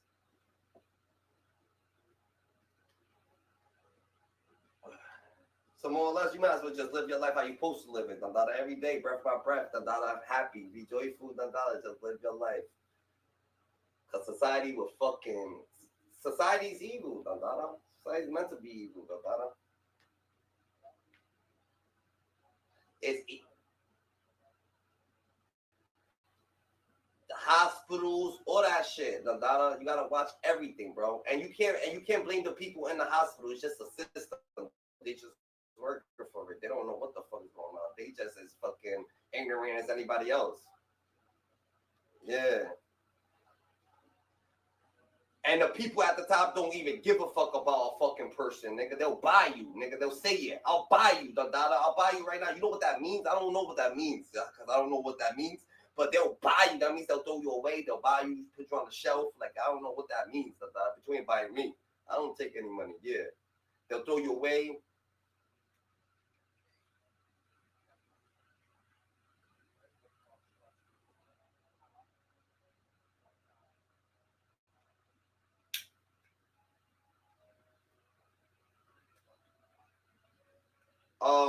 Strike. Sign a petition.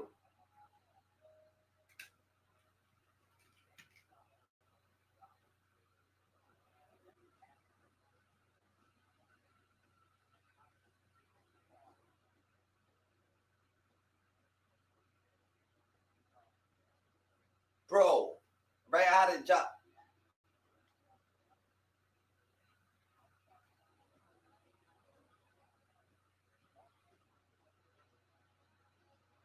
No, they could give it to you. They could feed the world, Dandada. Facts. I don't give a fuck. I used to work at Sam's Club, Dandada. Oh my God, that shit changed my whole perspective on life, Dandada. It changed my perspective on life because while you working there, right? They be telling you this shit. Like, they be telling you, like, this is back in the day when I first was working and shit. I'm like, yo, they telling you, oh yeah, you gonna get, like, you could get a bonus or you could get this, but niggas never really get it and niggas never really think. So I'm like, why the fuck they be saying that? So when I kept on working, I'm just like, yo, look at all these TVs and shit. Look at all this shit. They can't at least give some niggas some TVs and shit like that. So one day, this kid was like, yeah, give them a TV at least. We work at Sam's Club. Everybody should be able to get a TV. It doesn't even matter. Give everybody a TV if they got a crib and shit like that. Give them a TV. Give them something. But more or less, King. You know what I'm saying? God. So fucking more or less, this kid comes up to me on Christmas, right? This kid comes up to me. He just started working. You know what I'm saying? Some nerd ass kid from college and shit like that. His name's Nick. And he's like, yo, he's like, can I borrow like $40? I'm like, what you borrowing $40? This nigga look wealthy as fuck. I'm like, what the fuck you need $40 from me, nigga? Like, what you talking about, nigga? He's just like, he's like, oh no, I'm trying to buy my girl this right here. And I'm like, what's that? And it was Frozen. So I'm like, Frozen? You want to buy your girl Frozen DVD? I'm like, so I'm just like, yo, bro. I said, so I look at him, right? And I'm like, yo, my daughter wants Frozen too. You know what I'm saying? So I'm just like, yo, put that shit in my office. So he puts it in my office, and I put it underneath my belt, and I take it out for him. And boom, I'm like, give me a ride home. Yeah, I'm like, give me a ride home. Give me a ride. No, I said, yo, show me your girlfriend. He showed me his girlfriend, nigga. He pulls out his wallet. Him and his girl got turtlenecks, nigga, under a Christmas tree. Picture in his wallet. I was like, what the fuck? This can't be real, This is like the Brady Bunch, So I'm just like, yo. So I said, yo, yo, put that shit in my office. So when I put it in my office, that shit I took it outside. He gave me around and said, this is what you do when you need something. And then he came up to me. He was just like, yo, do you want to keep doing this?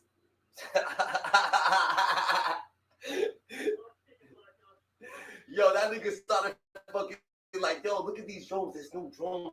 I think I could put them in the office. I was like, you crazy as fuck, nigga. Fuck, you talking about drones, nigga. When drones first came out, this nigga wanted to take fucking this, that nigga wanted to go OD on it, nigga.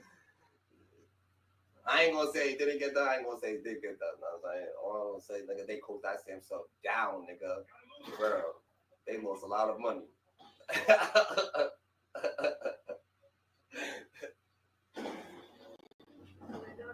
That was my boy, done. I know he remembers me to this day, but I don't actually know him.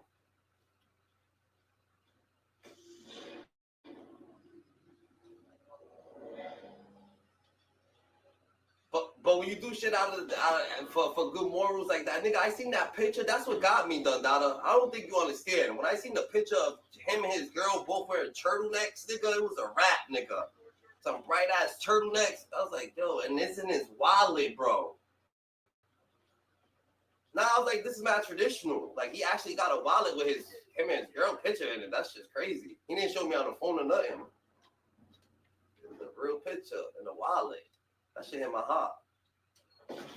Fuck.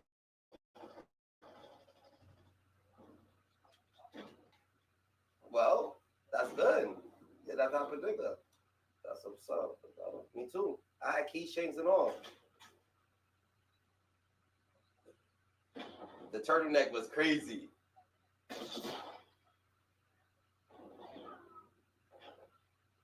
No. It's not that, bro. You just traditional, bro. It shows a lot. That shows a lot in who you are. Having a picture of your family.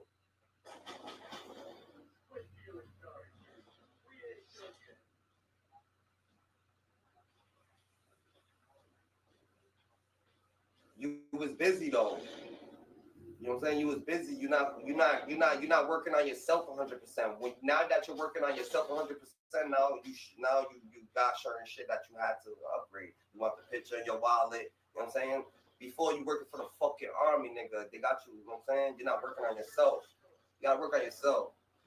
Yeah, but you got more time to spend on yourself now. You know what I'm saying? Like, you wanna have your family. You put your family first before anything, nigga. Fuck the army, fuck everything. After it comes out to your kids.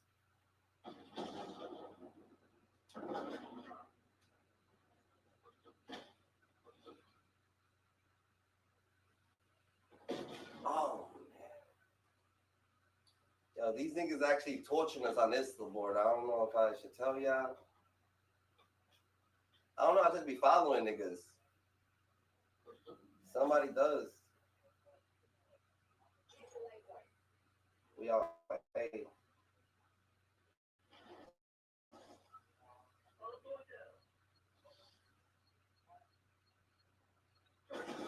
Good shit.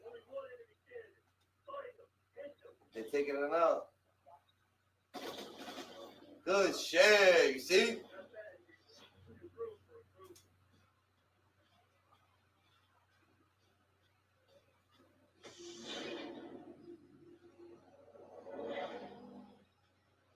To her, no diddy.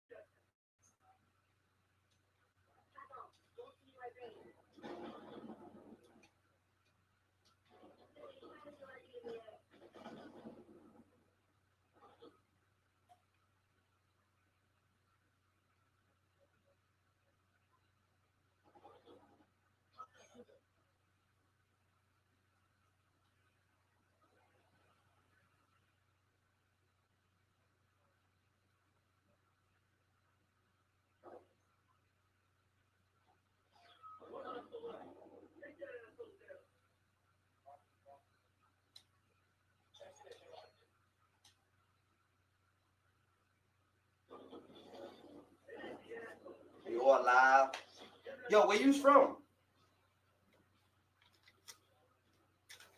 New York? You live in Cali? That's crazy. That's what's up. Y'all all from New York? Y'all all live in New York? What part? What part? Huh?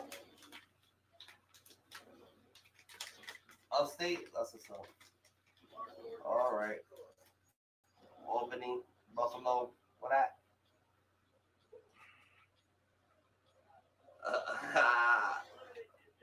My aunt's from Buffalo.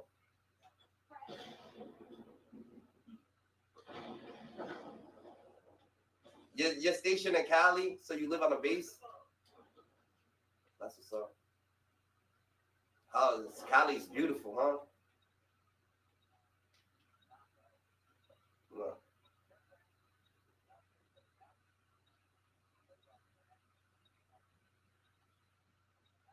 When you gonna move off the base? What you do over there that you're still on base and shit?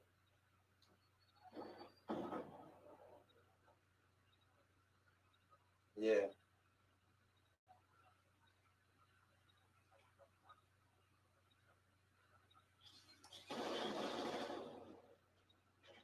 And you and your wife live on base?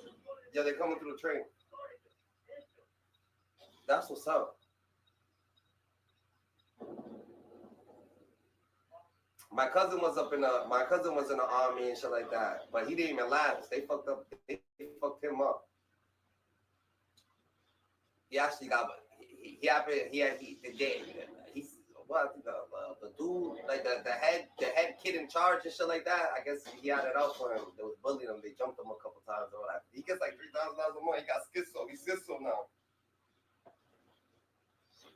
That is not the heck. Yeah, but they're young. You know what I'm saying? Just getting in.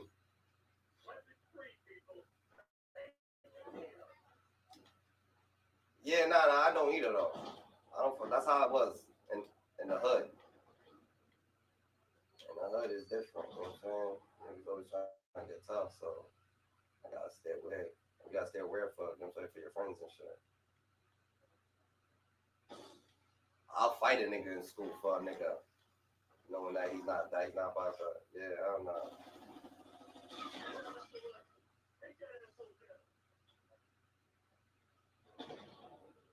Yeah, facts.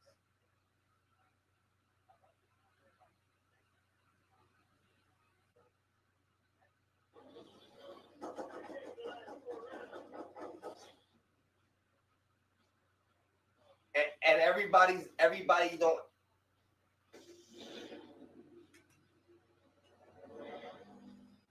Facts. Everybody's not a fighter either. You know what I'm saying? So I don't. You don't expect everybody to actually be in a fighting stage. Some people just thinkers. They don't gotta fucking fight. You gonna traumatize this thinker, and I'd rather use his thoughts.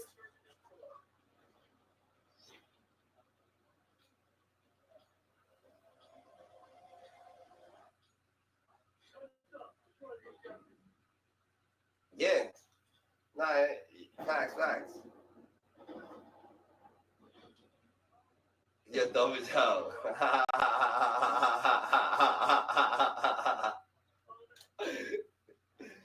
Oh shit. This nigga's funny as hell.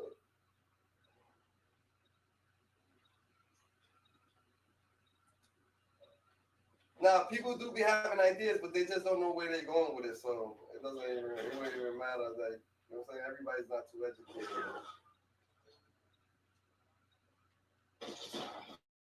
Uh,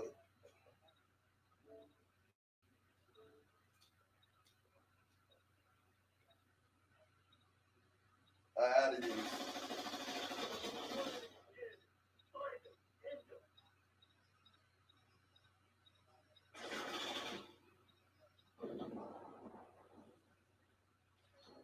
facts.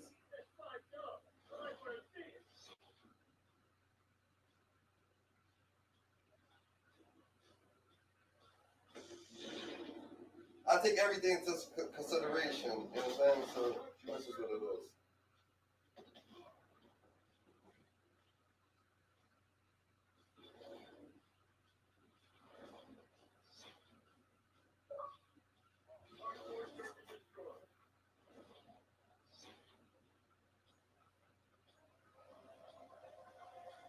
What's good, 1K? You coming in here? Silent as hell. What the fuck? I hate when lucky people.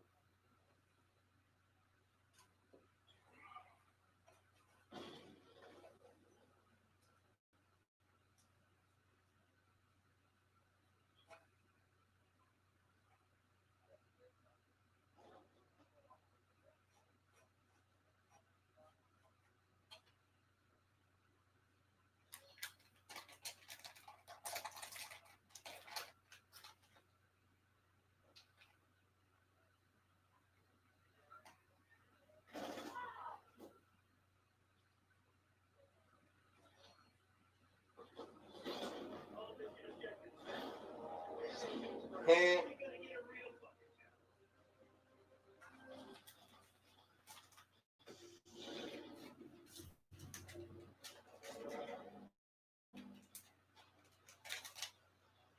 Snack time? Snack time, GG, it's definitely snack time.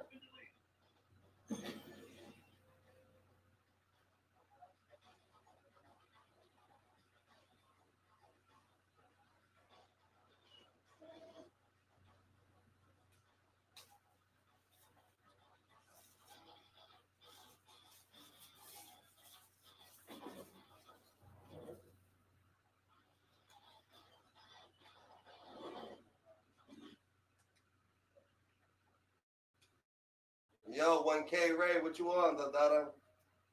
You in here real quiet.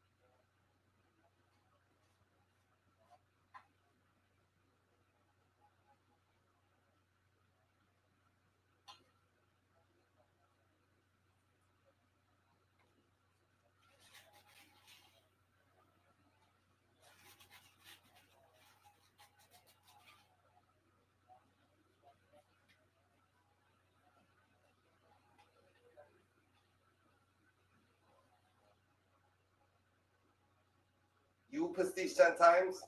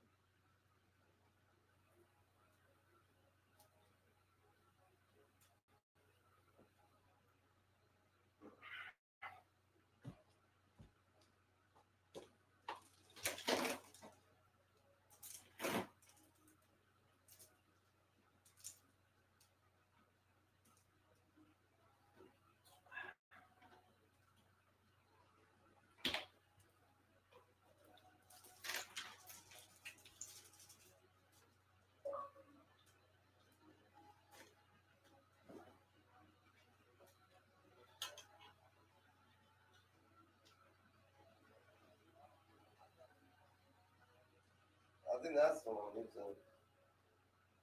Yeah.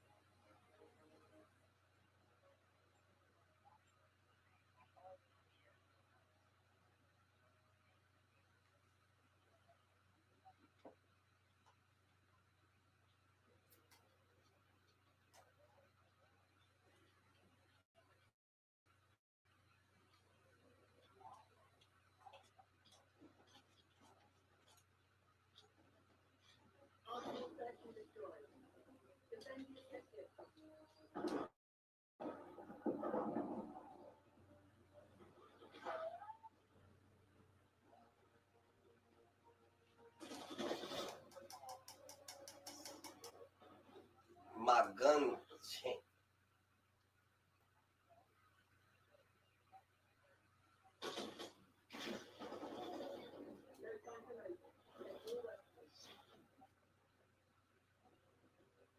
That shit was different, done.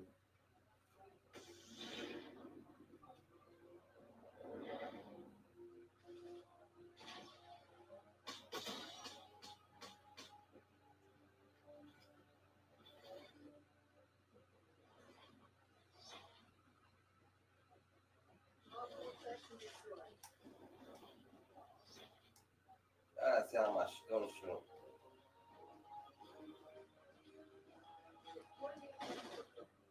Yeah, my sisters. What? Bitch. He's in the garage.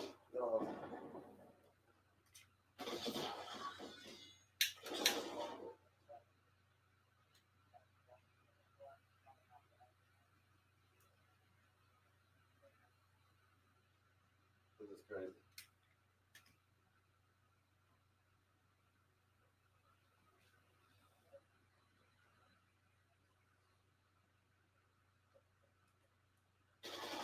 Oh, good shit, good shit.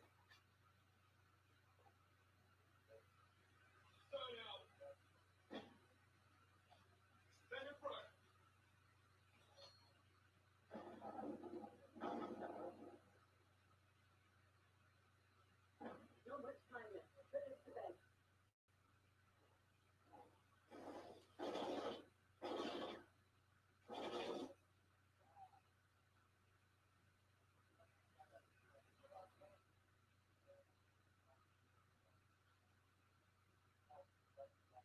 There's only one creature left.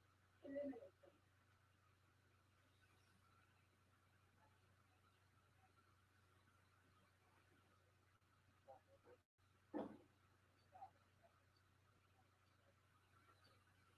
Don't you got a plan?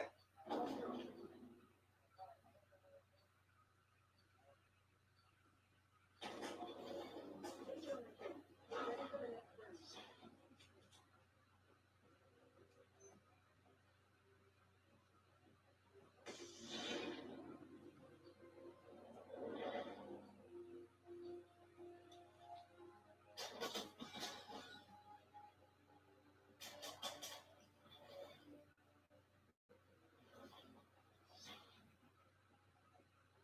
Multiple section destroyed.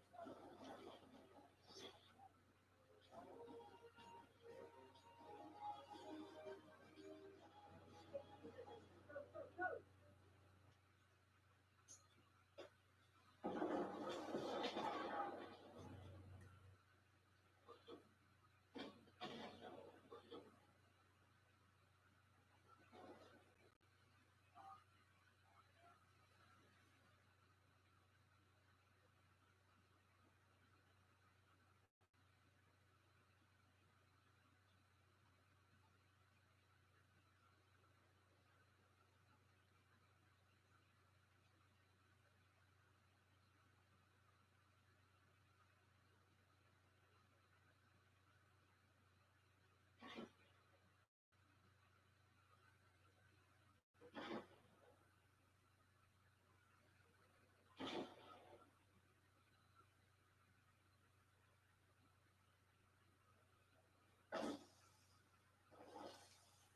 Find shit. So head down and secure the target. Them niggas doing the same shit we was doing. Them niggas on fuck crawling through the fucking whole map. That shit crazy. That shit just still how it was.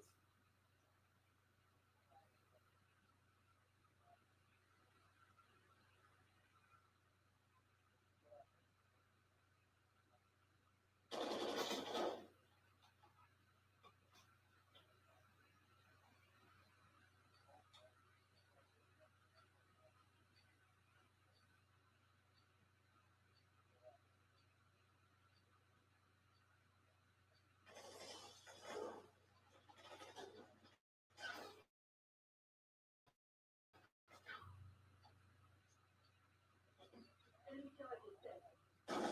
Ah, Clear it up.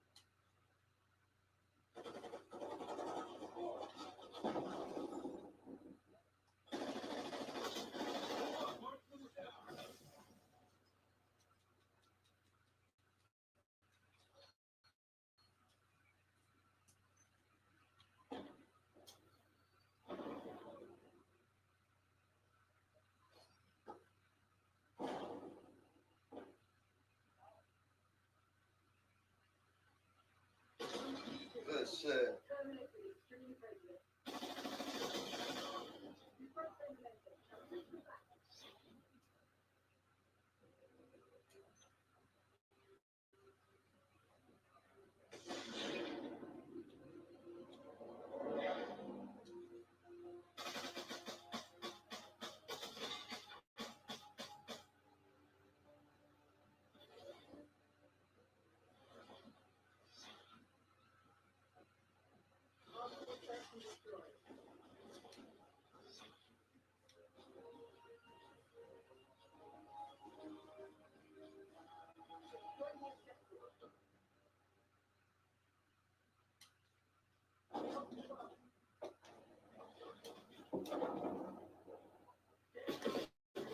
What the fuck? That nigga shot me.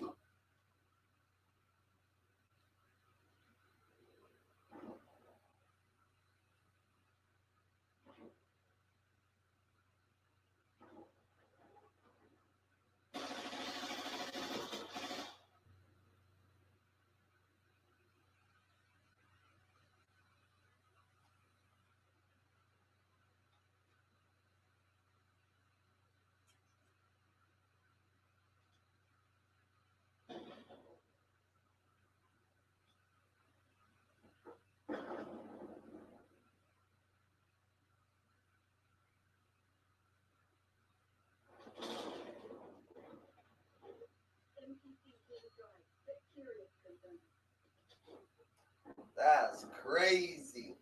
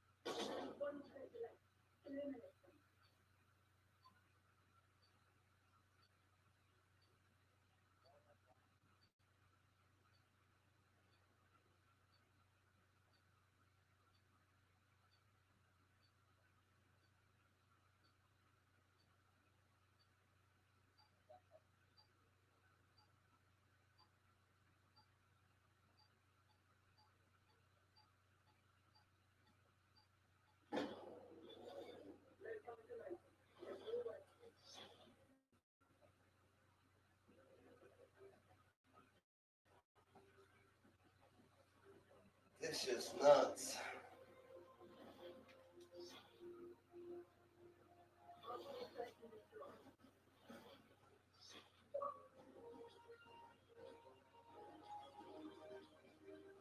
What's goody, Claymore?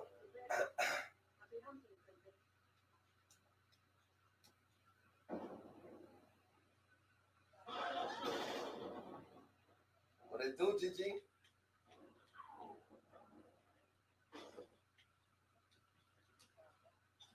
Yeah, yeah.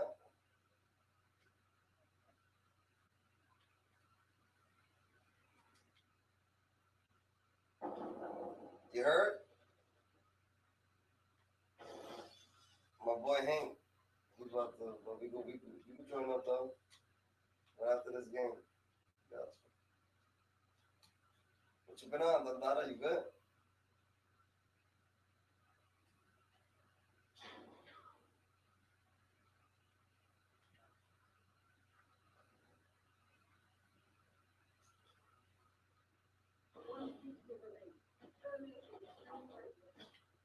Time short. Put your head down and secure the target.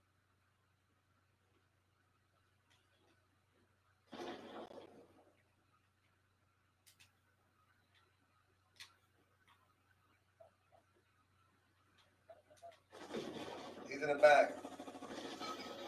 Now, hit them again before they mount the counter.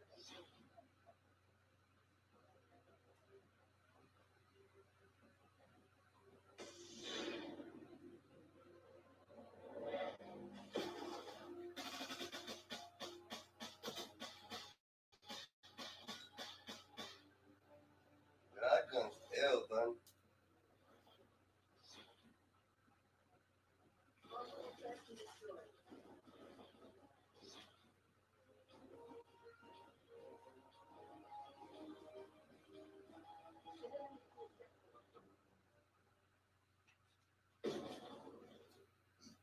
Yo, I'm getting sick of that shit.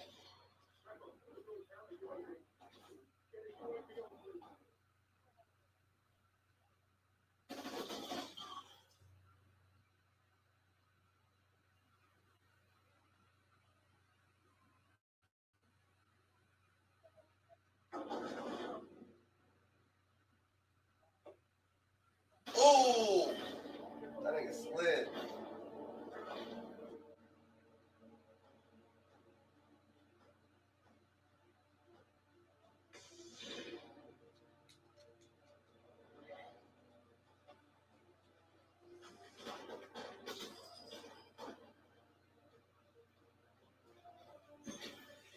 Bro, I be spawning and dying. That's what I've been doing. Niggas actually, no matter where I'm at, they just shoot.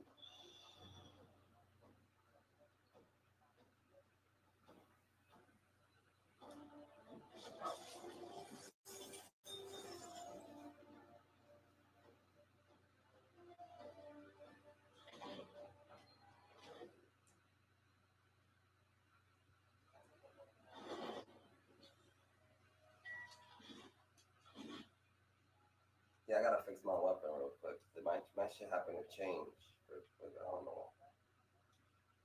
No, I'm right. We are in the back. Yeah. What the fuck?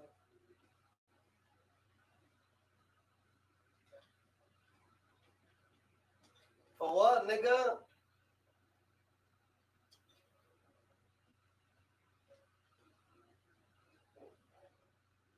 For real? Bro, what happened? What you get? What you get? What you get for? What is it? What's the charge? Huh?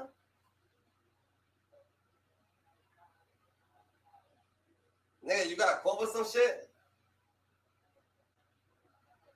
You got...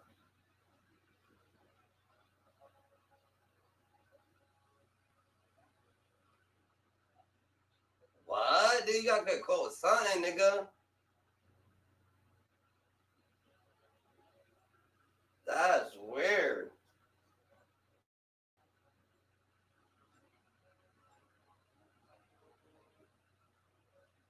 What? But what they got you on phone tap or some shit? Like, what is it? Like, how can that be possible?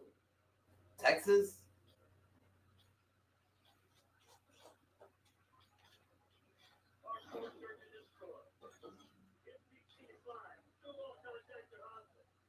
You serve a knock?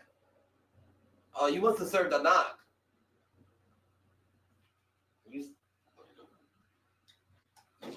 Oh, you must have served a knock, bro. You served a fucking knock. Then that or somebody's phone was fucking funny. You happen to be speaking on this shit. They bring it to you. They would mess to you.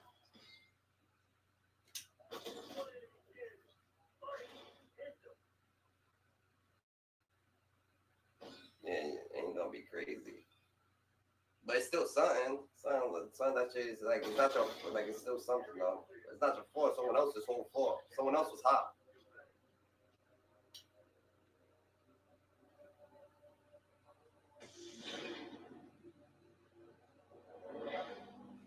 Nigga, I understand, but even look at, even if situations happening like that, you can't just throw a nigga name. Oh yeah, I bought something off this nigga. They gonna be like, oh yeah, they gonna have to put someone on you to make it.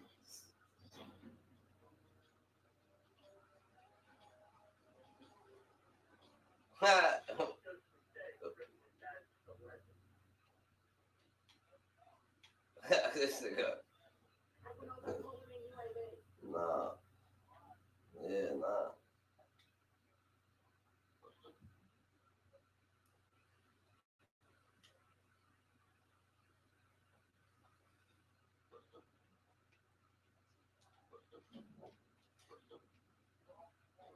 But look at niggas be like, oh yeah, look at he served me.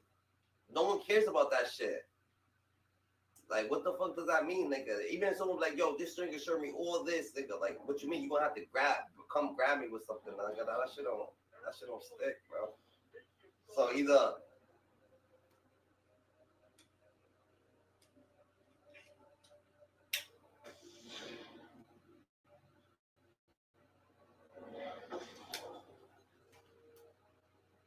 Yeah,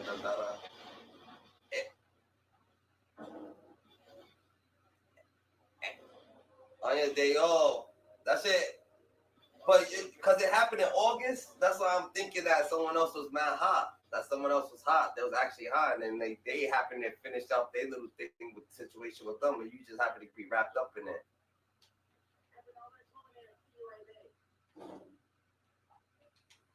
Yeah. That's exactly what happened. Yo, whole team, yo, he slid on the squad.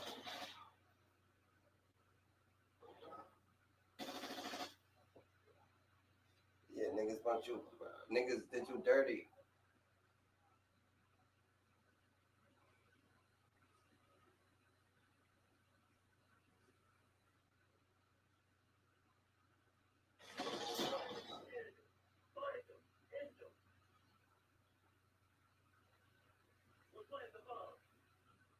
Nah, but that's what I'm saying, Dundada. Like, it's the maybe homie was just hot.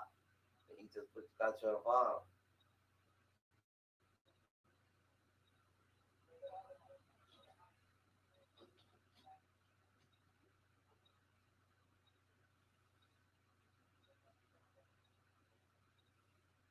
You innocent, nigga. You ain't guilty of nothing, nigga. They can't just take your weapons.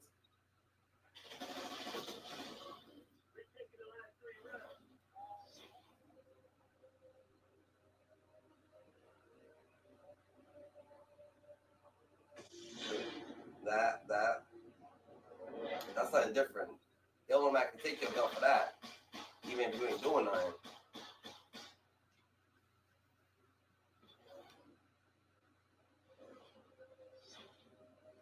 Hell yeah. That's what the law is there for.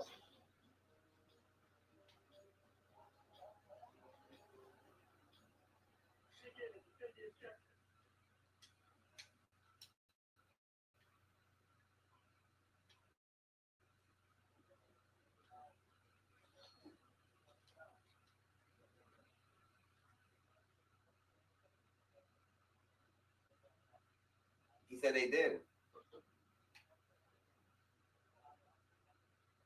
Yeah. But he ain't got it concealed. Yeah.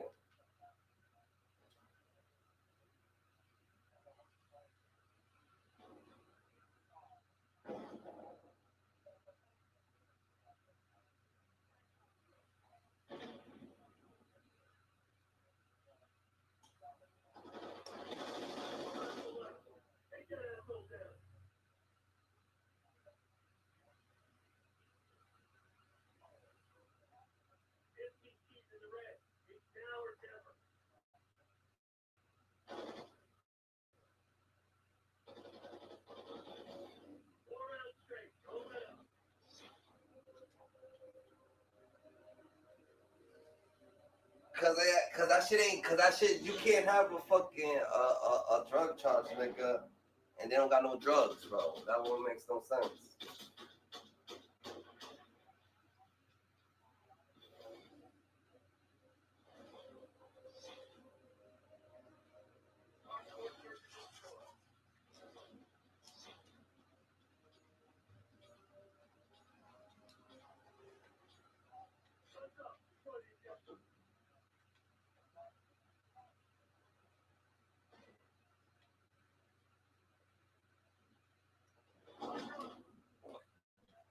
anybody could say that you sold them something. So it's something iffy. Like it's way something more than that.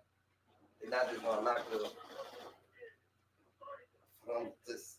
Oh yeah, this nigga served me. Nah, that's not how it works, bro. You can't say that.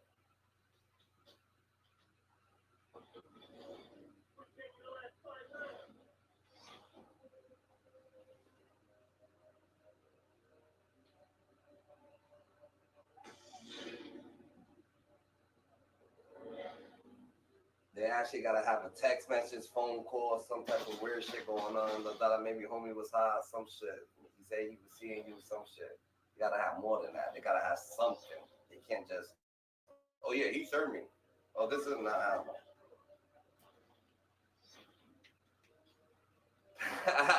Nigga said movie. You see that? Nah, not even. He don't got nothing. They even, yeah, hearsay. It's not true.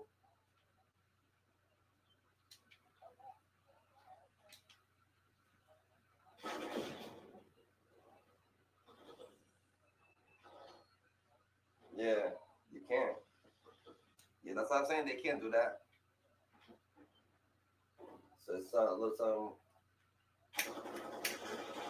It's something more to it.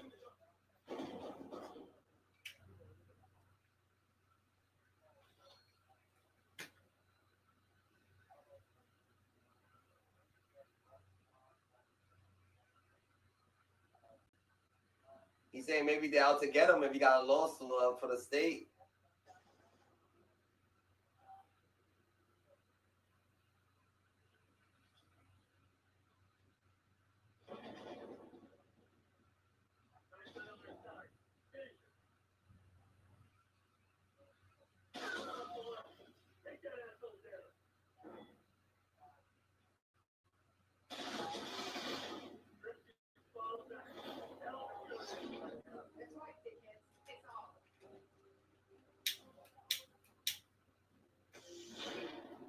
He's not in New York.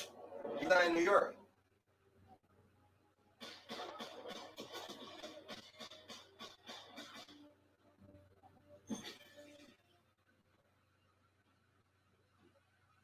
But he's not in New York. He's not in New York. He's down south. He's down south somewhere. Yeah, he's down south. Yeah, it does. It does. But you know they law, you know how they run. They might get, you know what I'm saying? You might be somewhere that professional flag is waving, nigga.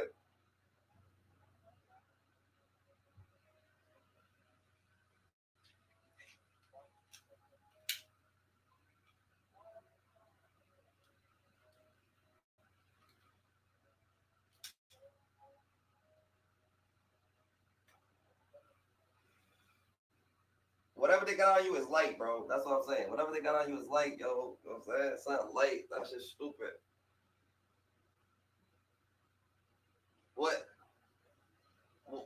What's the substance? What is it, nigga? Some white girl? How much? How? A little bit? Like what? A Billy? A 7? Yeah, that shit ain't nothing. What the fuck? Hell no. Get the fuck out of here. They actually play with you. Damn, nigga. No way, Jose, bro.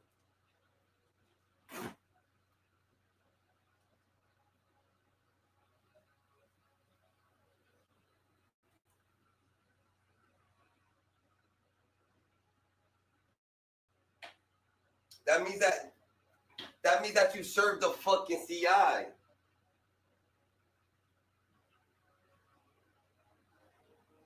What the? Now they ODing that nigga, bro. They ODing so you could get scared, nigga. You ain't facing that shit, nigga. The fuck?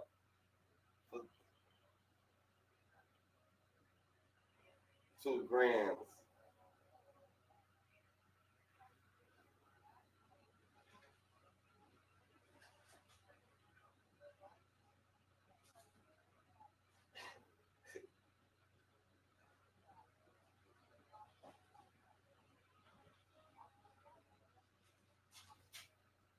Bro.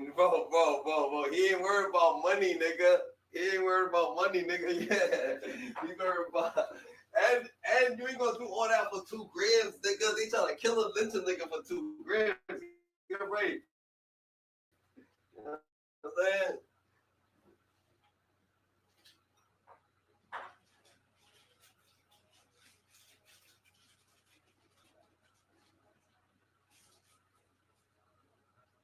Facts. Hell yeah, right?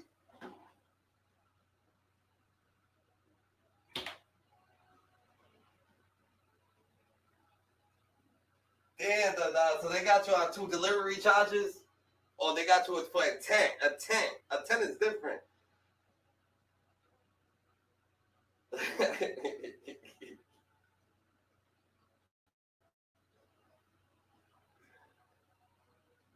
Yeah. No one cares about that shit. So how, nigga, if you ain't do it, what is it? It's just what? What is it? Text messages? What the fuck? What to do? Homie saying, what the fuck? Yeah, that shit don't count, nigga. That shit don't count. Like, how dumb do you gotta be?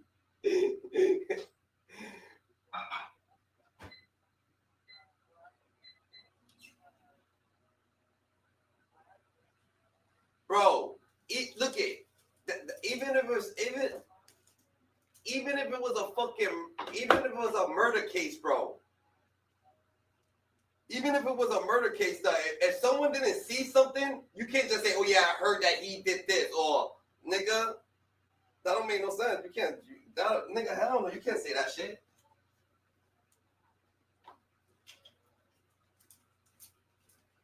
Texting something, or he said that he seen you do it, maybe.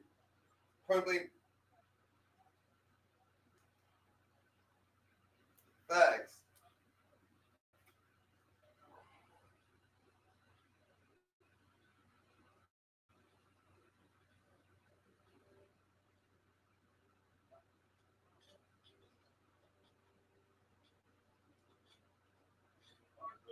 Damn, bro. They trying to milk you for niggas. They can't do that. They can't do that. So he said.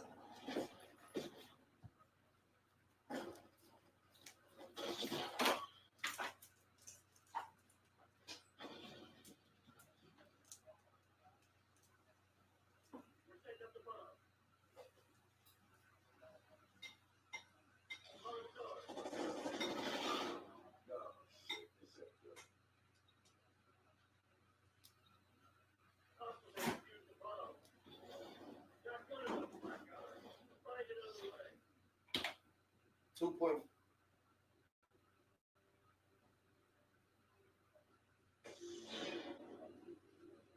Oh.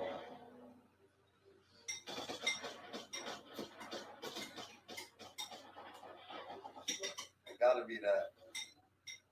So they playing dirty?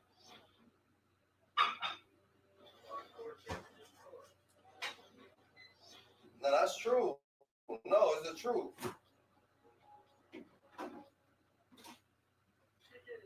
Yeah, this nigga's tweaking. You hear this nigga? You hear this nigga? He's tweaking. Nah, shut up. Yeah. Nah. It went downhill.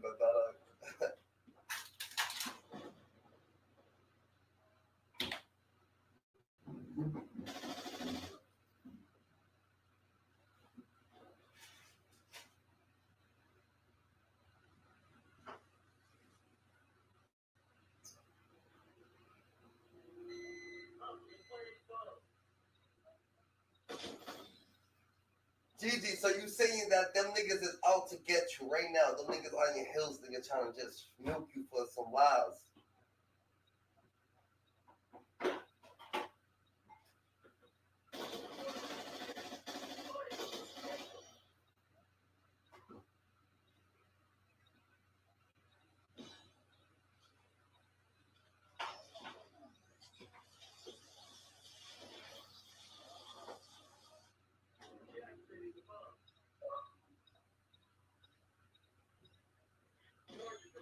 How did you end up there? Yo, Hanky. Yo, Perfury, that just joined, Hank. Yo, Hank. Yeah, get him out of here. Devil Perfury, get him out the party. ASAP Rocky.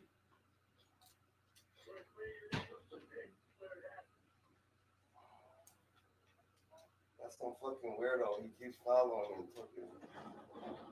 Yeah, he's wild. He be dick sucking.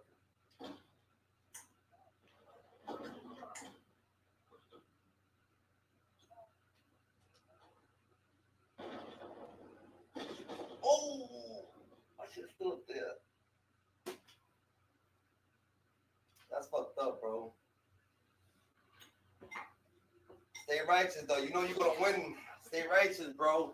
Stay righteous, but don't get caught up, Dada. You heard? Don't play. Don't play. Don't get caught up, Dada. But stay righteous, bro.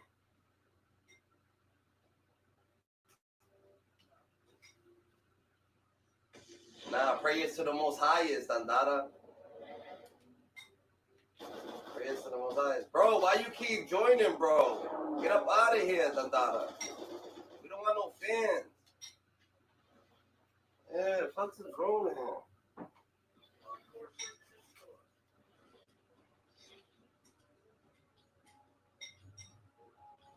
Get the fuck up out of here, you fear. Yeah, right. We don't need no niggas dick sucking, done.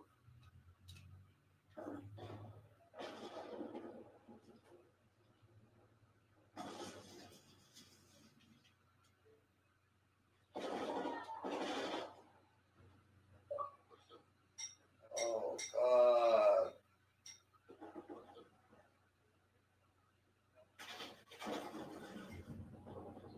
Oh,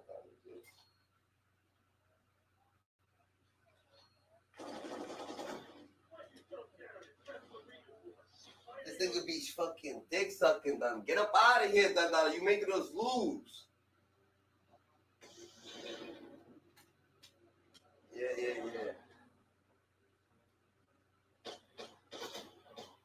This nigga be on YouTube, my Facebook, my Instagram, everywhere, done. Dick sucking, done. Yeah, I fucking, like, I can't have that. No, nigga. No, I don't know in person, nigga. It's just, it gets like that, done. These niggas be actually on some other shit. Oh, no Diddy, they be on some other shit.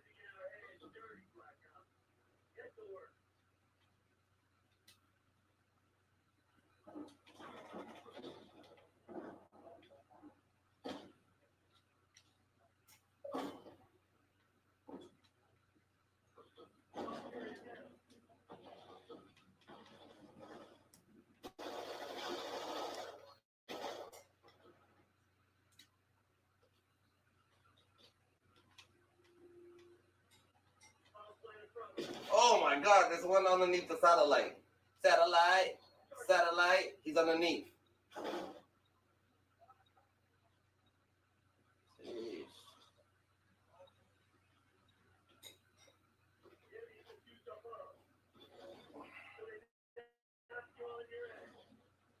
Nah, but you be alright, Claymore, you heard?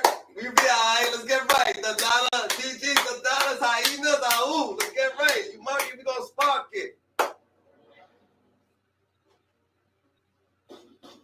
Nah, you be alright, the dollar, nigga. You know the most righteous got the most hate, bro. You gotta stay aware, done. You're doing, you know what I'm saying? You're doing God's work, the dollar. They try to take you out when you was 18.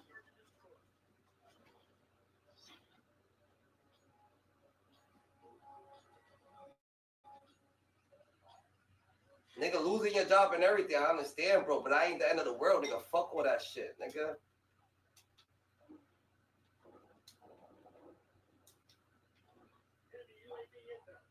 I understand, nigga, just, you know what I'm saying? Nigga, like, if that's that job, nigga, you can go get a job, nigga.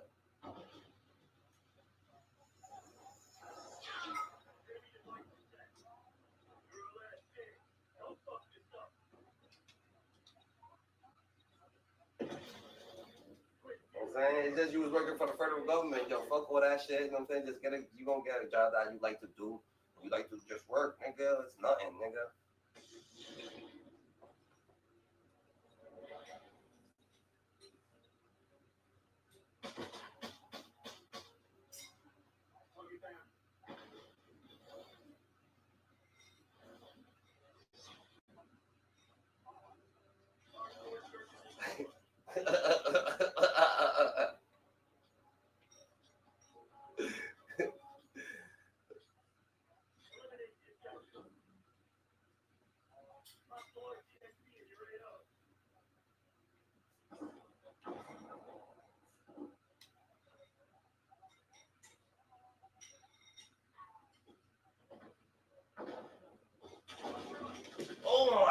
dumbness. No, the fuck.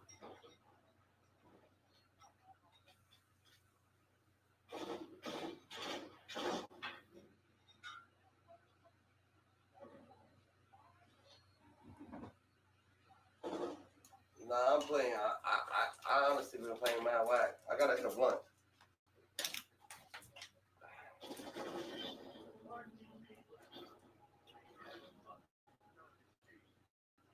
It's about that time.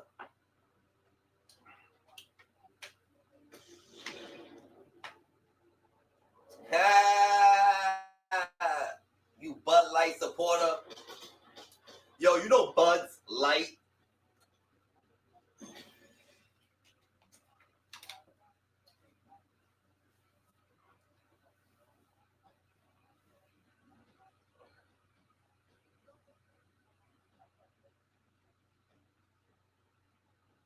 Mad Dog 2020.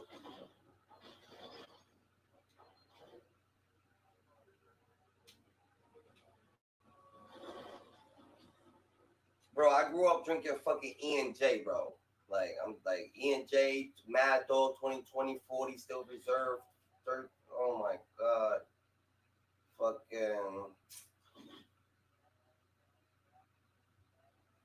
The Bad Frog. Nah, I never seen that one.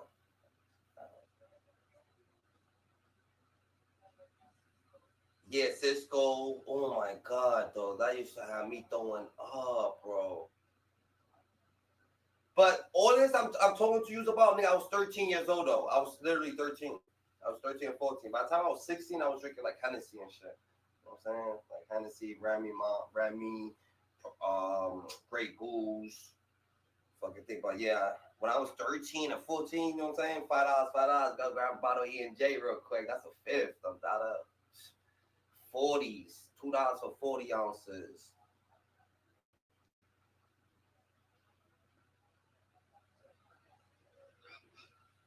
OEs. What's up? I'm just chilling. What you on? I feel it. I'm on the game, honestly. My niggas. Yeah, we playing multiplayer Black Ops.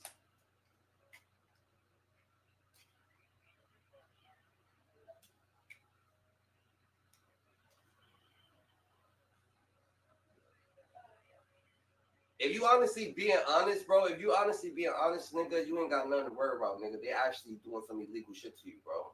So stay right, bro. Bro, shit. They honestly trying to push shit on you.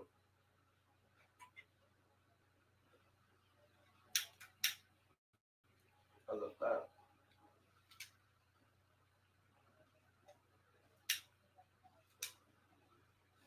Yeah. Exactly. Facts.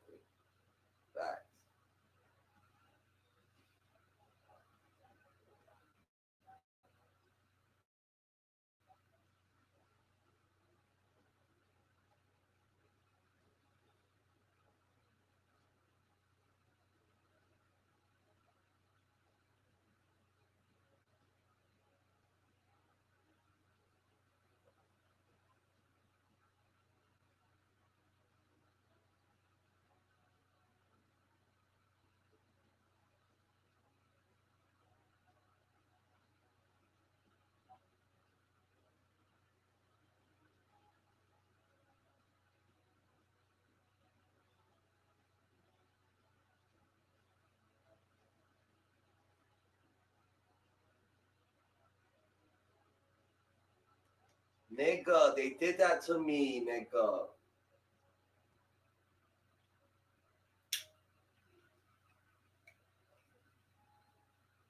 No, they pulled me over they pulled me over.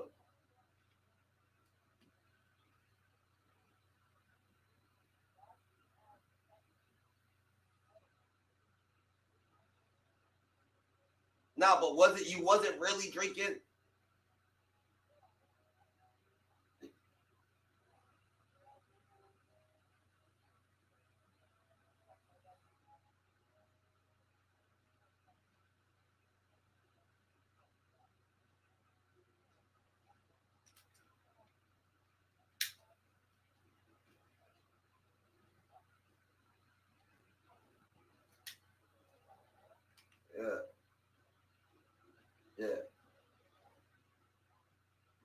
Yo, they pulled me over 3 weeks ago, Dada. When they pulled me over, I was like, yo, what you pulled me over for? Because I'm right in front of my crib. This nigga said, because you ain't got your seatbelt on. And I literally have my seatbelt on, done. I started bugging, nigga. I'm like, yo, what the fuck you talking about? I got my seatbelt on. Nigga, my wife comes outside. She's like, oh, calm down. I'm like, I ain't fucking calm down. Hold up, Dada. Go in the house, bro. This nigga's actually, he's tripping, Dada. Yo, I tweet, nigga. I said, you got your camera on? He's like, yeah. I said, I bet, nigga. I put my YouTube on and everything. It's not YouTube, nigga. I was tweaking, nigga. He started tweaking at me.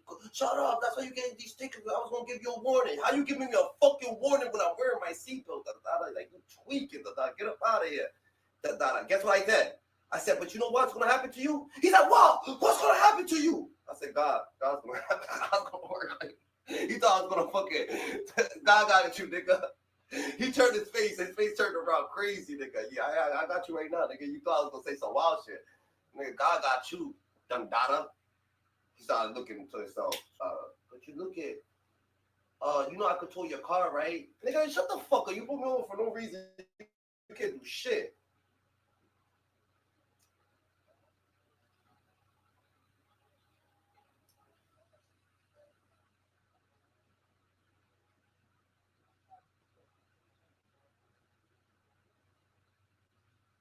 You need the cameras.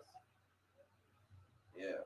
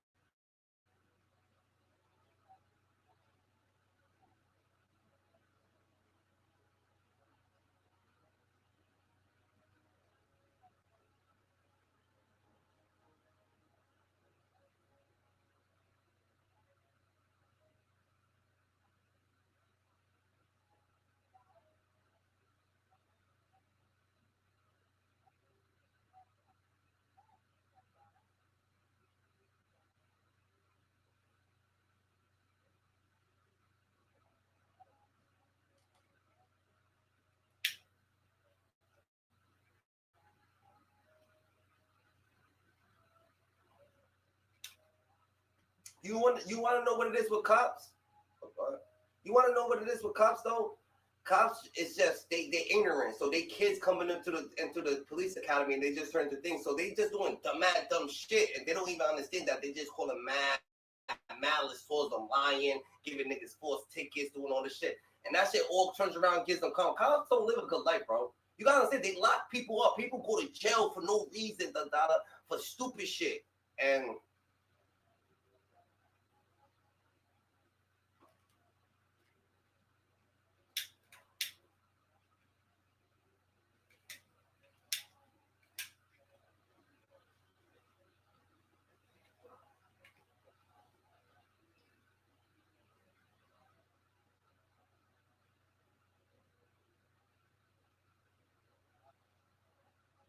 but that nigga goes home.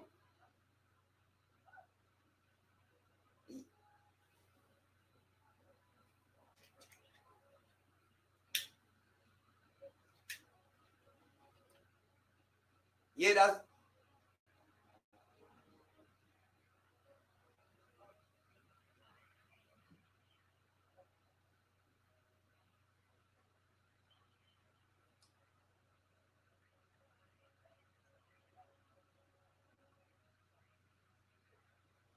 yeah, but the cop the cop that's locking you up, guess what? His girl's getting fucked right now. His kids don't respect him. He's not in his kid's life, nigga. He's going through mad shit. He's shrinking. That nigga's head ain't right. He's not having clarity, nigga. They all fucked up, nigga, because they causing bad malice to each other, nigga. Them niggas ain't living righteous. They depressed, bro.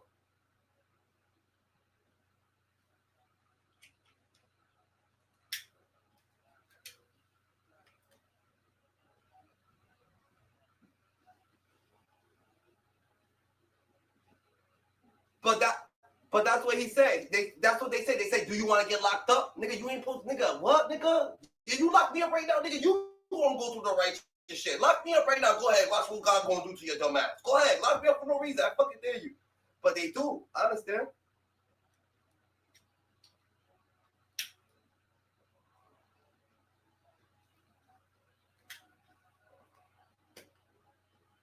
That shit crazy.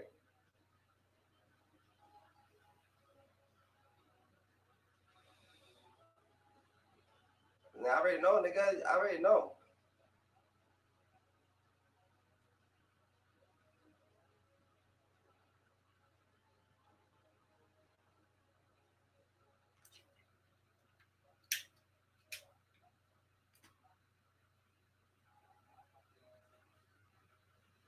Facts.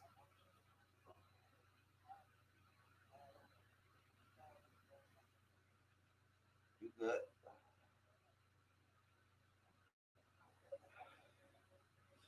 That is it.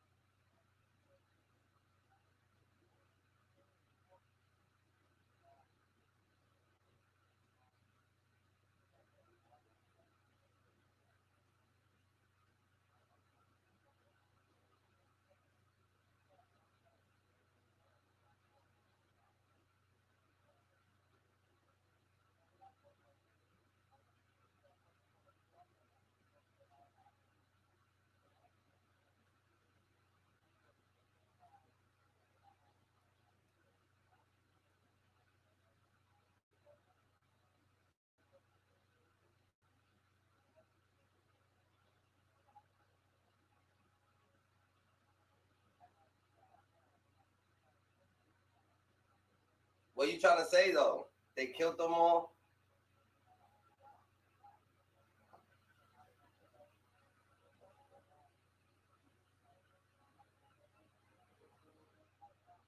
Yeah.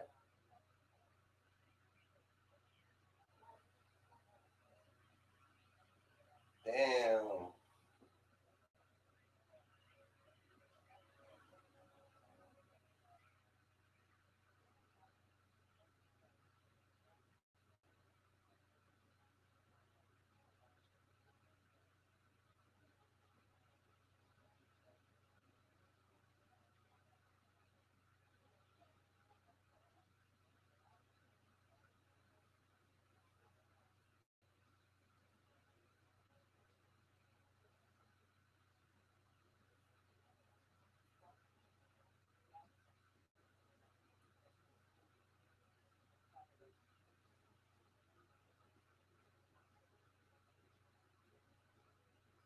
But why do a lot of people die that actually be in movies and shit? They be traumatized going in their little parts and shit like that, or doing all that shit.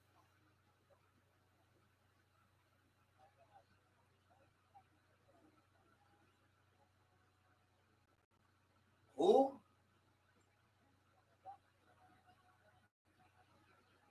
Oh, got murdered by my. But they killed a lot of them niggas.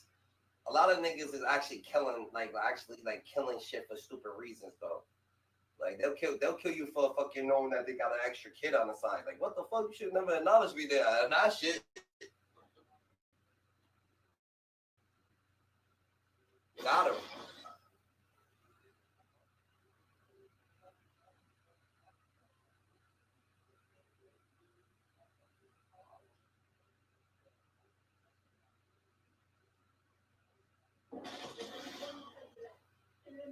Always have something on your possession, bro, because you know what I'm saying, the words mean, bro. Yeah.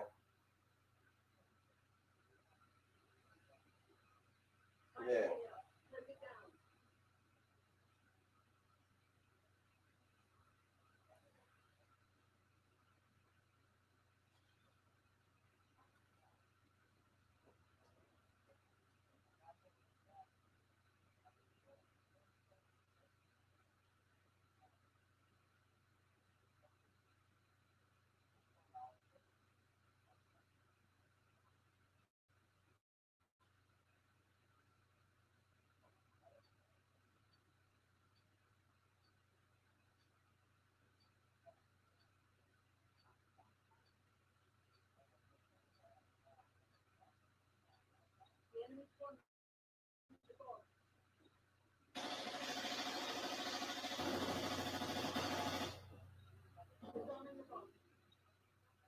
a lot of people is timid of guns though too. A lot of people ain't violent. So you gotta just, you know what I'm saying? It's just a word. This word's just ridiculous, bro.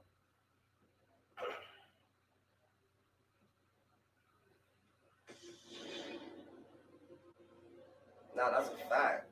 That's what saves lives.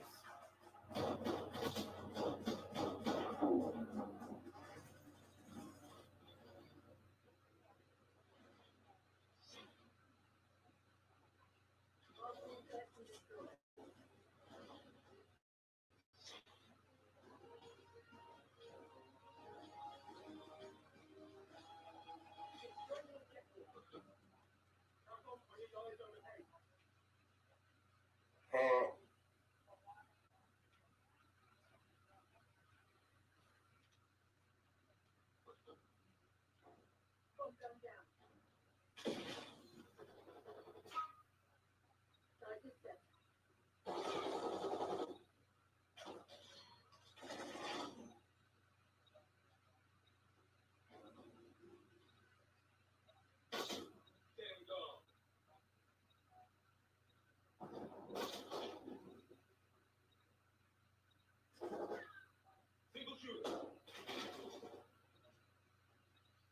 That's good.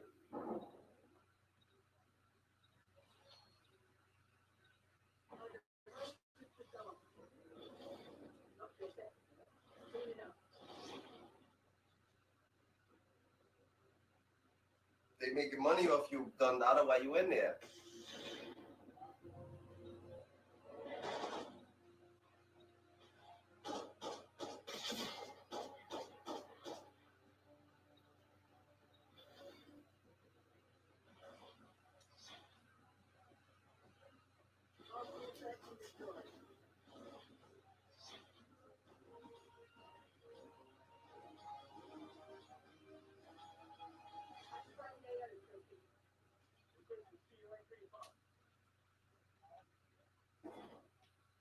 He died? The dude died?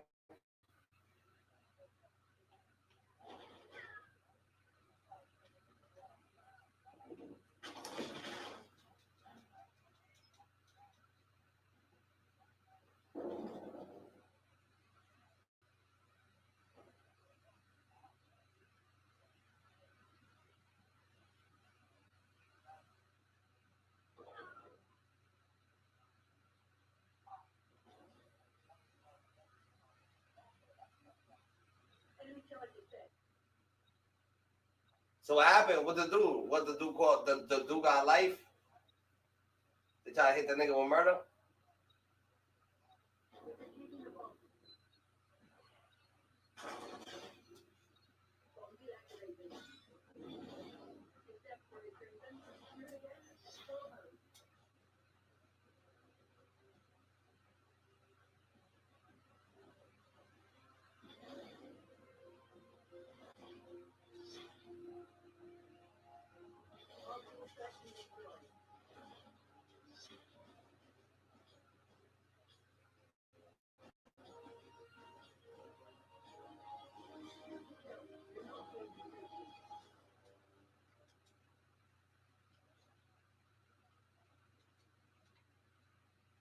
Little Diddy.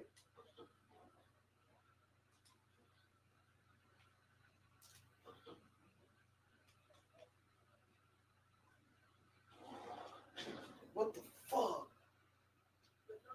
Ain't nothing wrong with that. Nigga, they get more cushion for the pusher.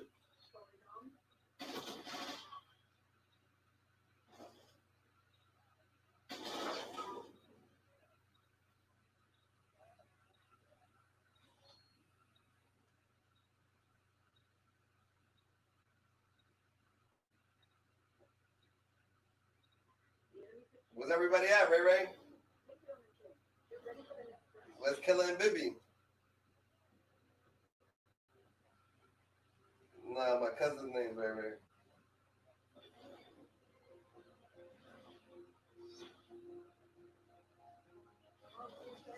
Ray Ray from Deuce.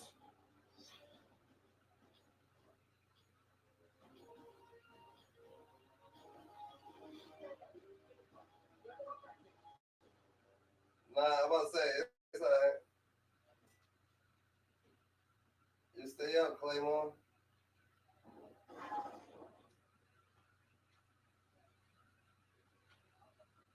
You already know, GG. For sure. Stay up, bro.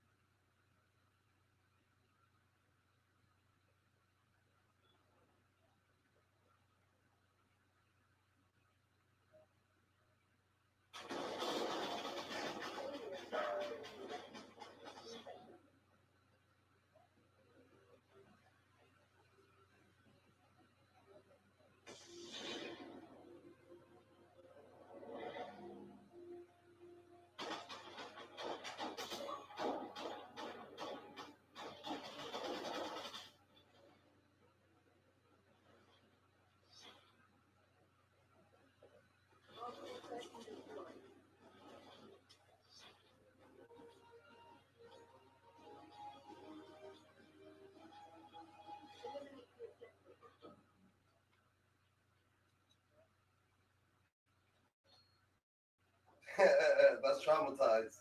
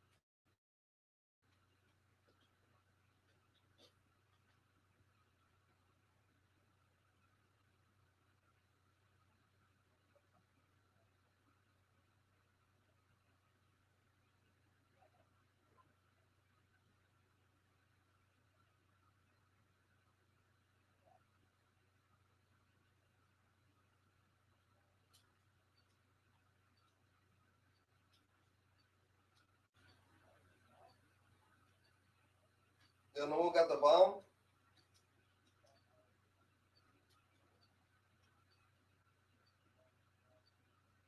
I would have grabbed it and did it.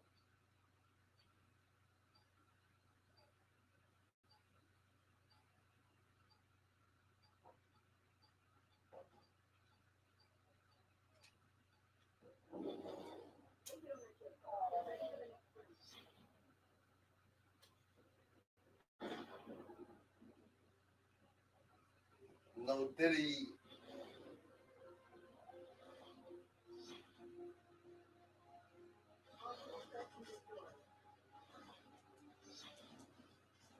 I didn't know how to plant the bombs about it because I can actually do that. I was doing that shit the whole time. Shit, a million.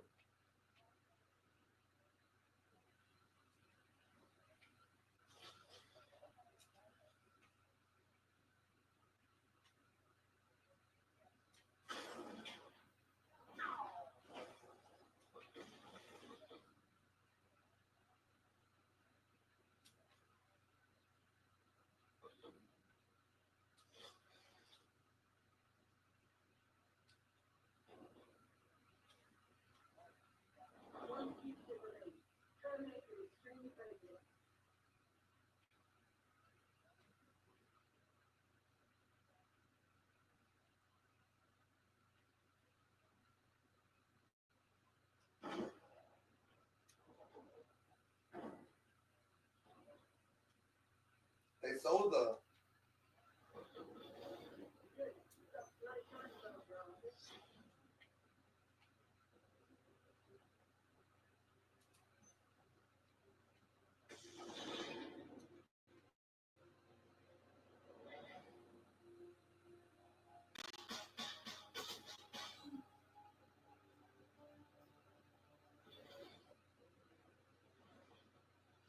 Oh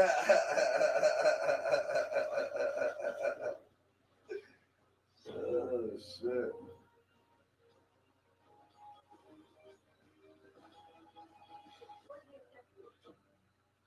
Only on your left, only your left ear, only your left ear.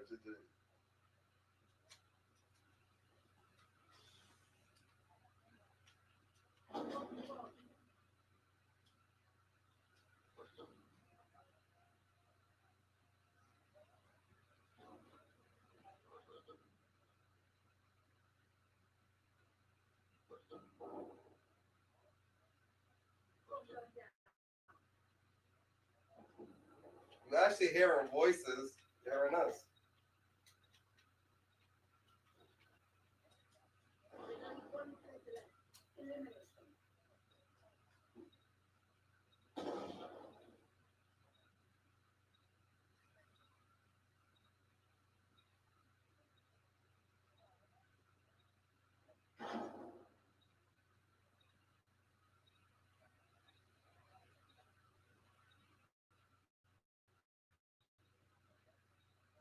Oh shit, he's on.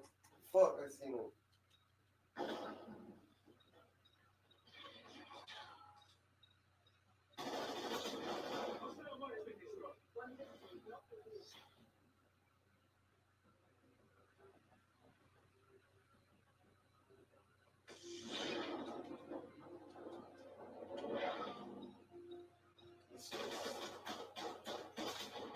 Go fuck.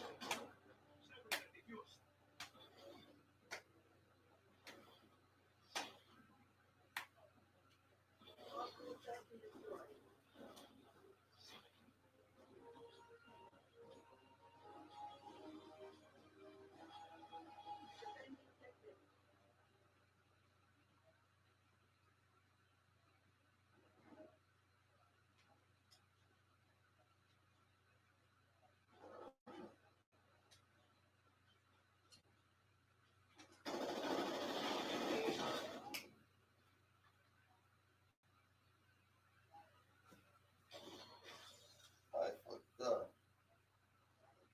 That shit crazy.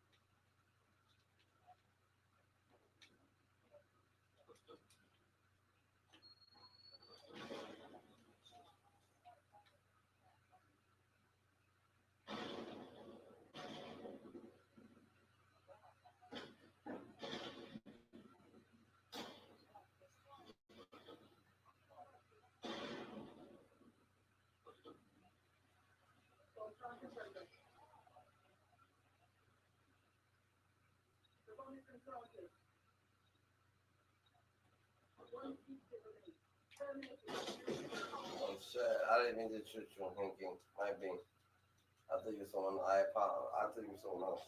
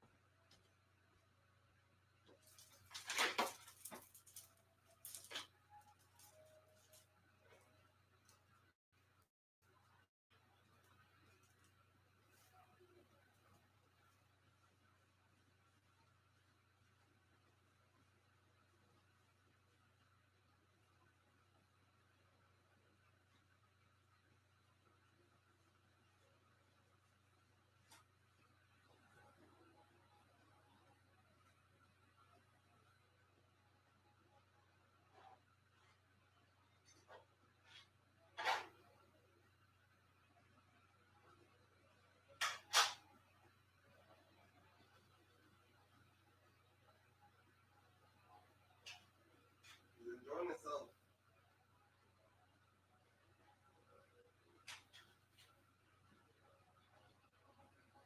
Facts. Shit, you want me to drink with you, Dada? I'll take a shot of Don Julio. You know what I'm saying? Where you at? Oh yeah, look at the YouTube. Look at the YouTube right now, Dada. Look at the YouTube right now, Dada. Look at the YouTube right now.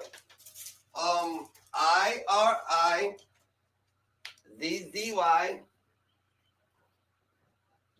IRIZZY space IROC.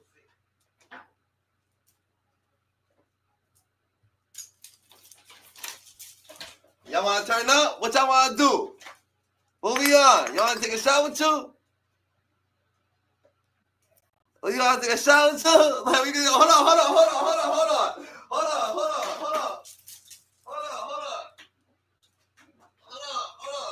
Let me get right. We gonna let you pick.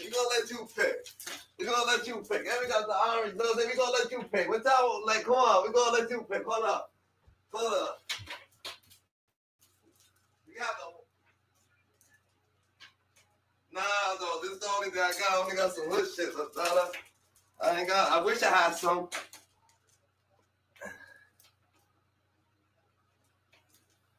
What we doing? There's some teleport. Yeah, I think it's time down there.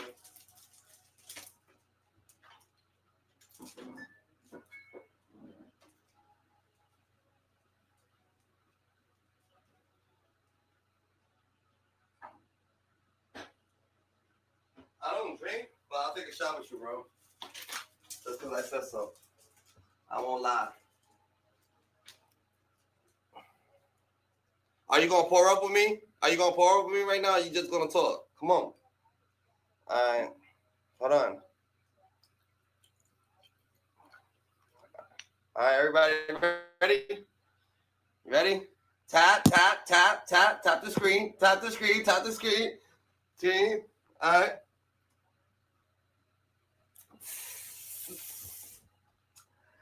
Whoa! Woo! Oh, my neck cracked.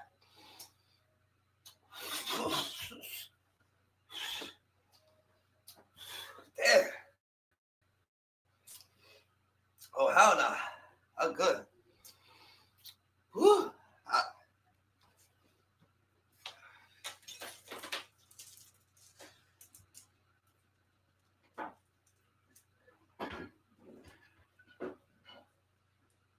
Well,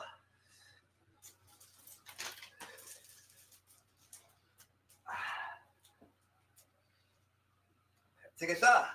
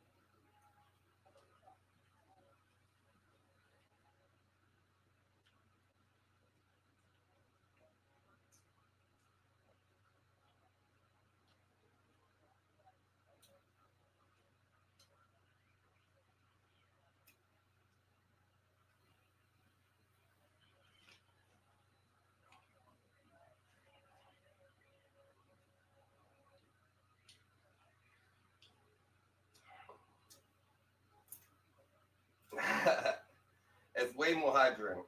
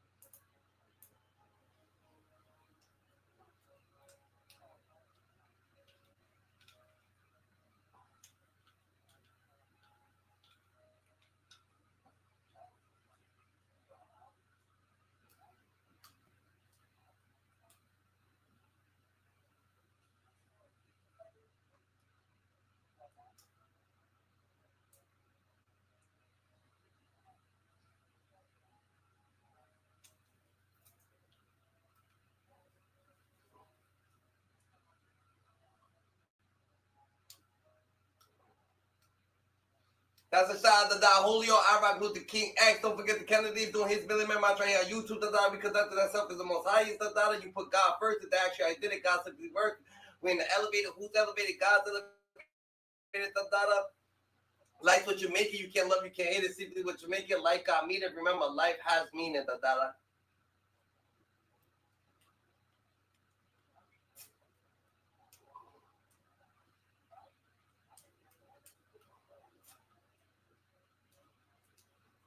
Angels in the outfit, scooped out to learn from Scuba Steve. Ooh.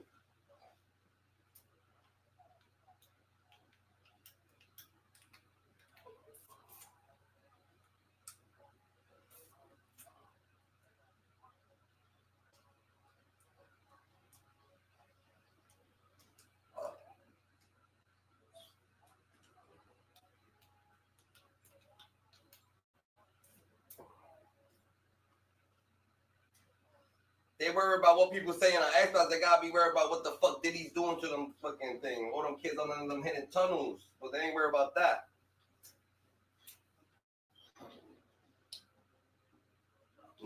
Women? Yo, I think you got it confused. You mean niggas. How many niggas coming? Like, there's mad niggas coming through. Like, hey, girls and niggas.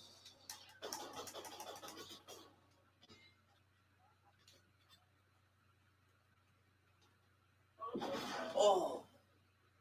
The bombs are in front of us. Yeah. Justin Bieber, Usher, fucking...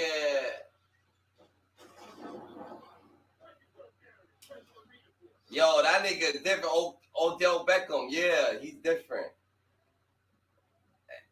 And Odell Beckham's different too.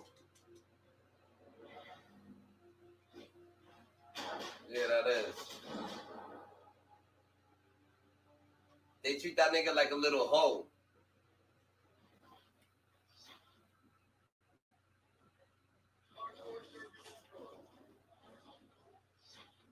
That's your favorite album, you said? You're crazy. We speaking. I never heard of it.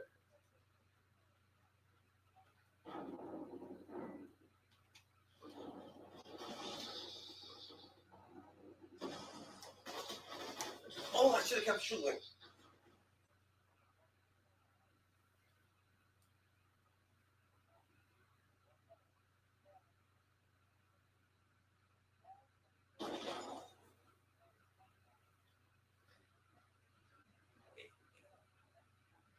That was Diddy done that though. Like, say it. Say Diddy did that to him. Diddy does that.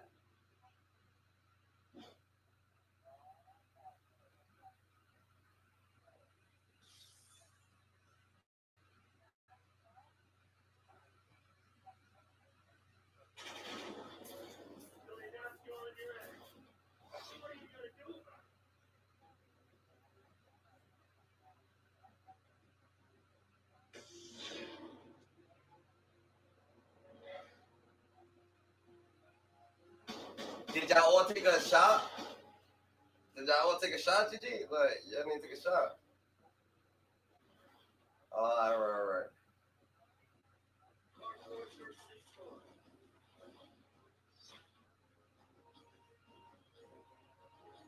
Yeah. Well, don't Diddy, but you made it. Yeah. For sure. It's alright. My boy's obnoxious. He's alright. It's good to be you. We all get like that.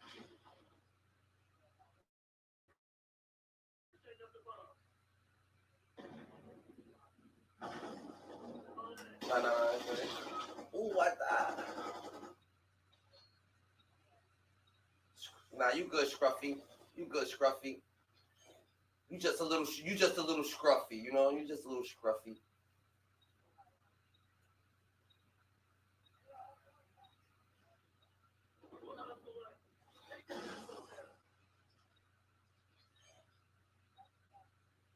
Pause, don't did it, you know what I'm saying? I ain't say I said a little scruffy. You know, a little scruffy. Oh, you big. Nah. I didn't say you are a little scruffy. I say you just a little scruffy, you know?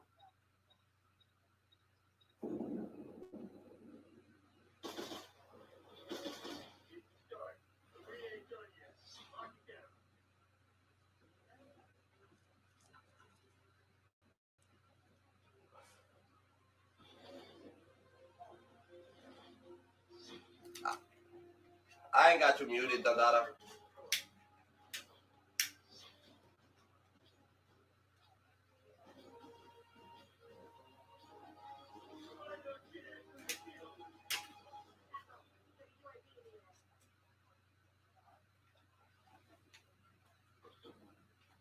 Yo, my remote's fucked up. Now y'all see? Yeah, I gotta get a new controller. Yeah. Well, fuck.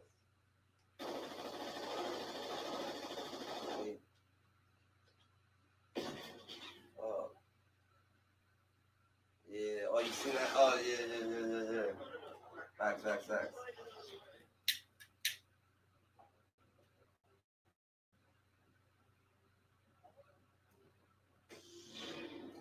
Shit, I'm a really little lit.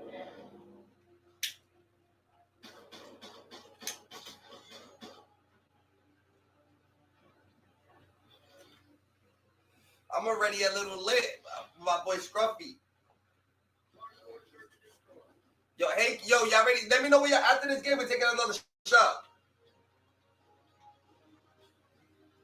All right. Yeah, after the game. I'll say that.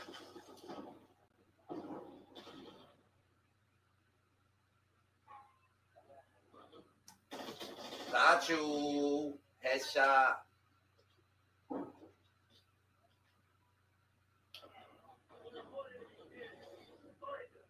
Nah, I killed.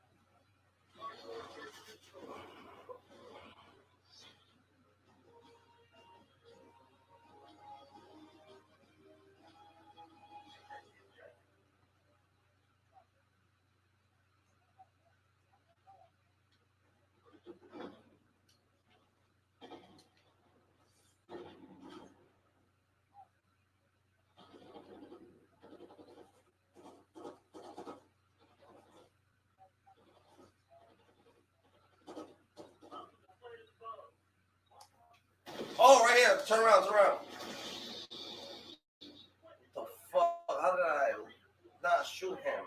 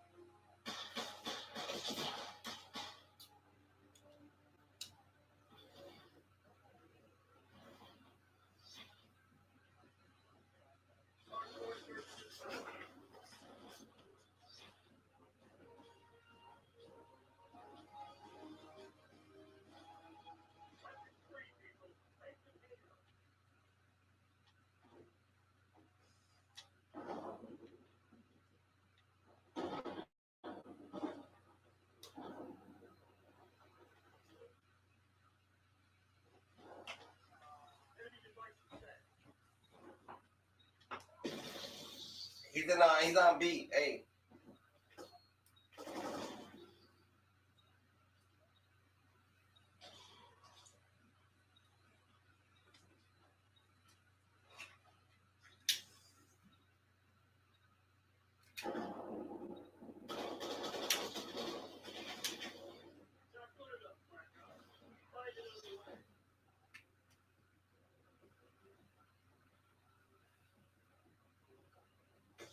You down here with me. You down here with me.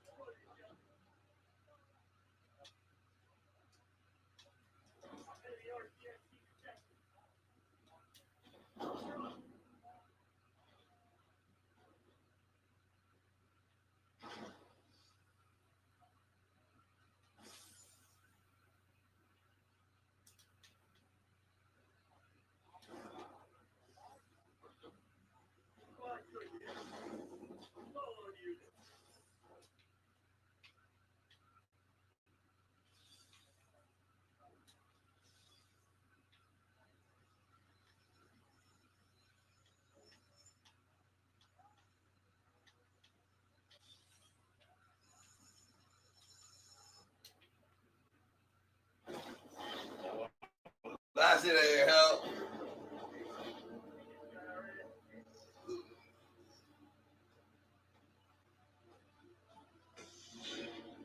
I need the bomb done. I would have planted that shit.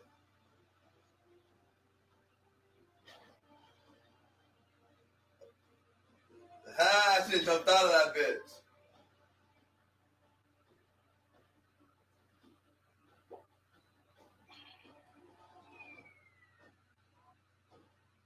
In the water? Hell yeah, it's a wrap. You dead.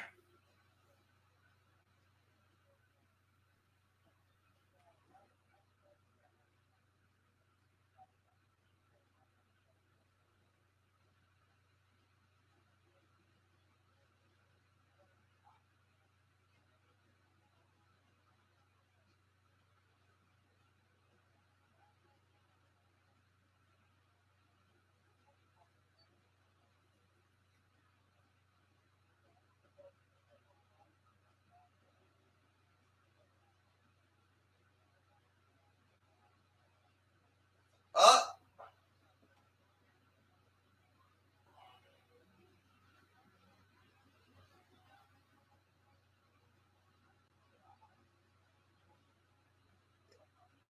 It.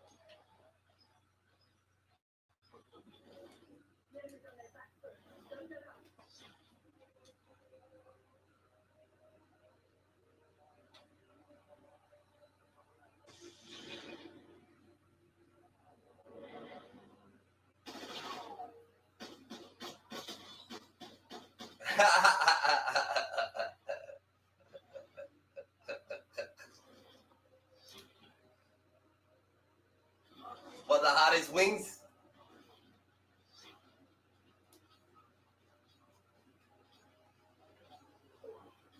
Gastritis? What you got, gastritis, Dundada?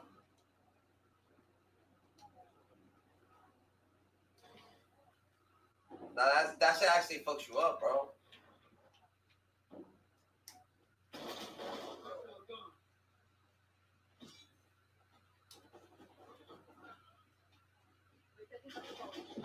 Oh, yo, I'm on B. They killed me.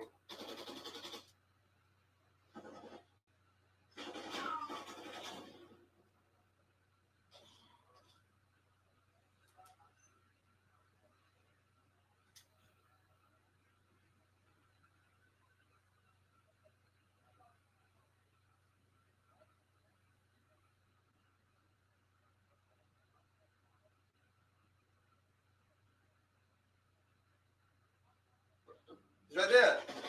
Good shit. Now put the bomb on. Oh, right there.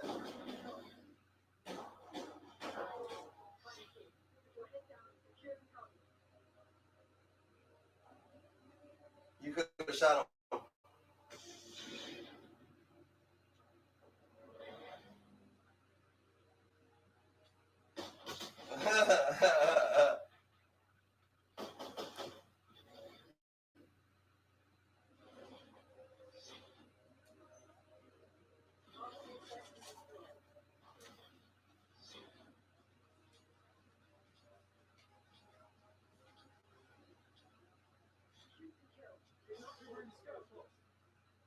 What do you mean? You see where they at?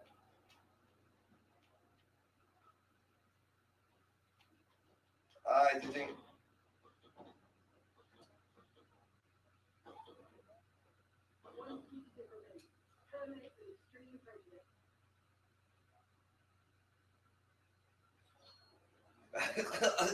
Yo, yo, yo, yo.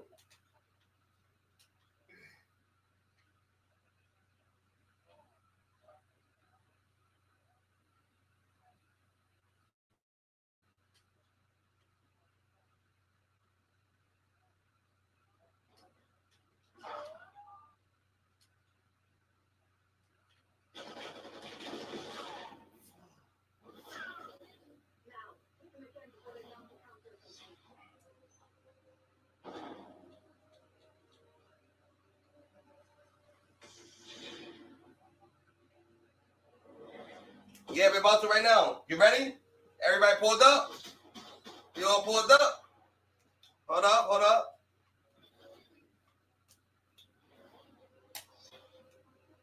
Is everybody pulled up? Is everybody pulled up? Is everybody pulled up? Alright. Alright. 1, 2, 3. Hit the screen. Hit the screen. Let's get it. Ah.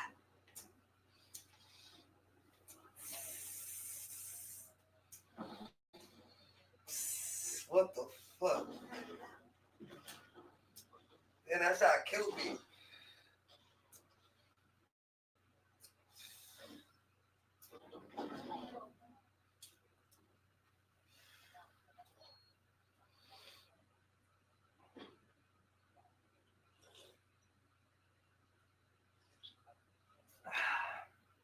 Shot o'clock, shot o'clock. All right.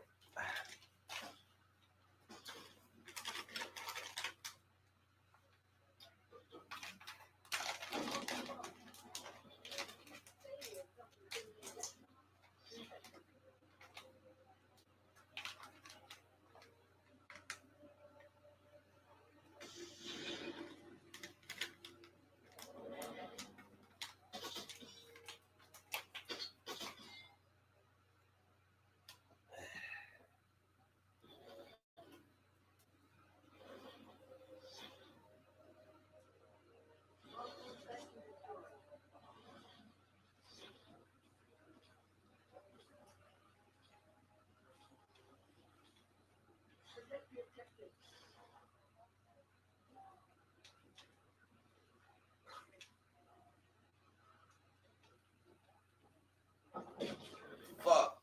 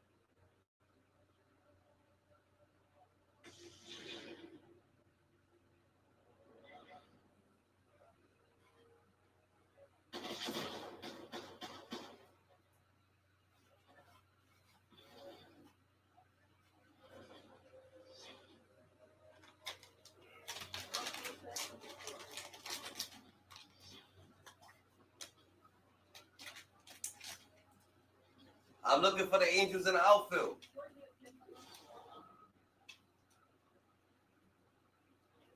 It was. Field of Dreams.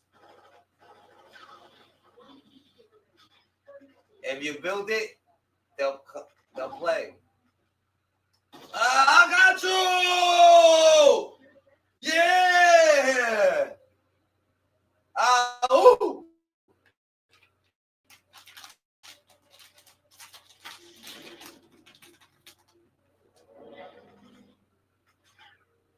Look at how long I was looking at that nigga.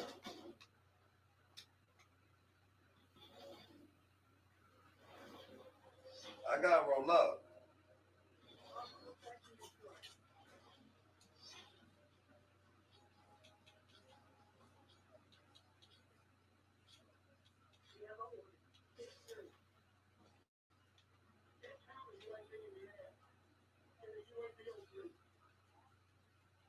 I gotta go hard. Pause. Fuck that. It's time to get. We gotta get right. Yeah, we gotta get right. I gotta get some kills. I get right. Where he at? Oh, he's laid down. I'm about to see him.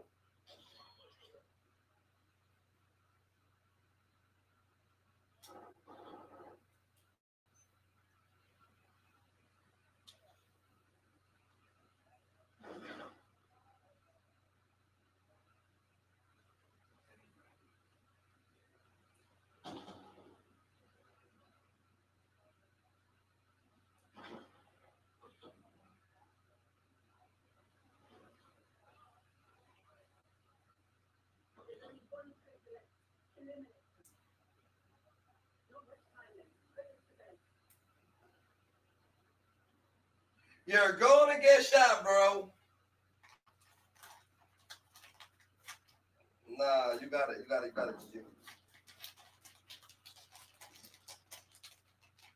there. Ain't. I think they need a handkerchief.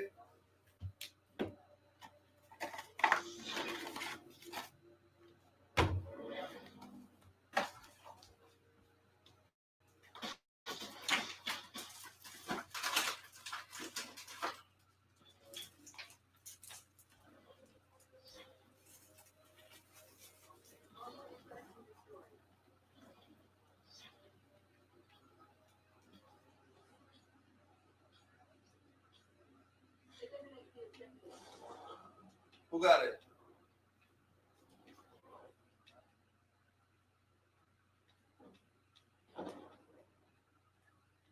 Nah, too many shots, Gigi, too many shots.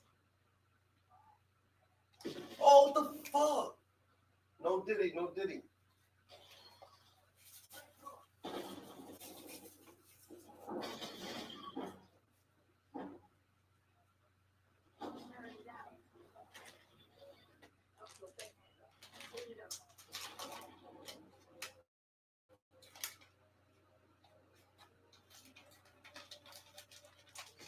Bro. All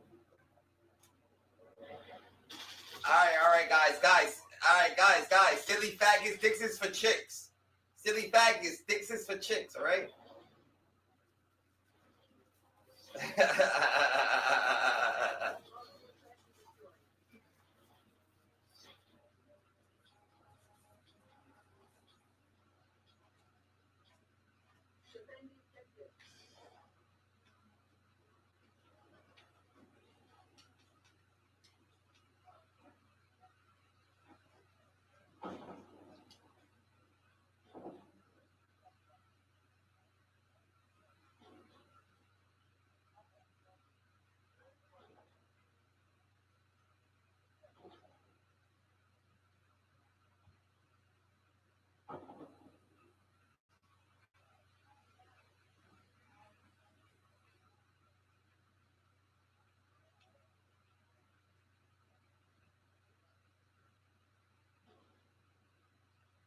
That's what you make it, Dandara.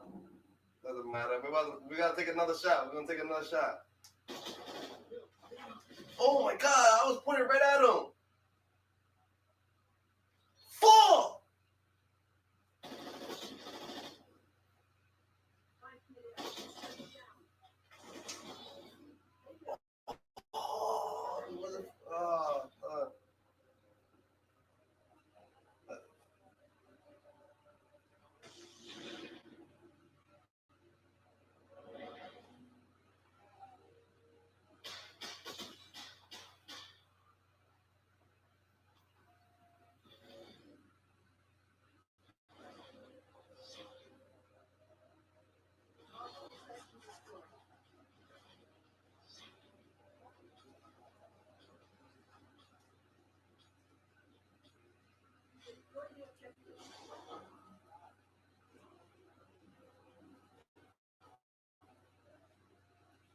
All right, guys. I just don't understand the conversation. Like, do you tell people that they be sucking dick if they don't, or he honestly sucks dick?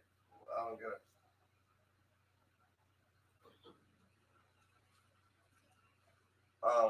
Yeah.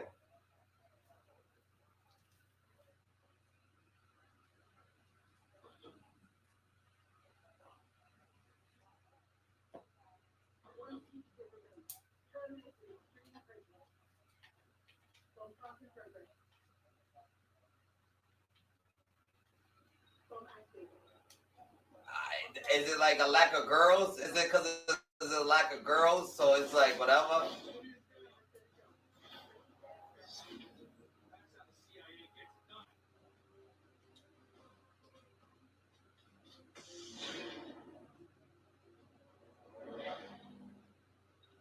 At least they chicks though. When you make fun of Brian about chicks, at least they chicks.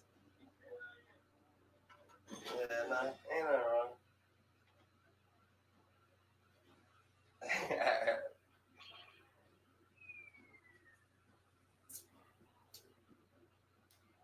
My name's iRock. Yeah. I hear you. Da. Go ahead. Common sense ain't too common, but yeah. Go ahead. Yeah.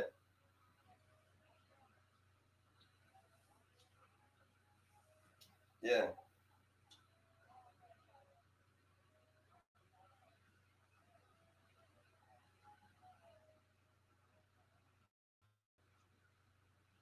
Look at the P. Diddy shit.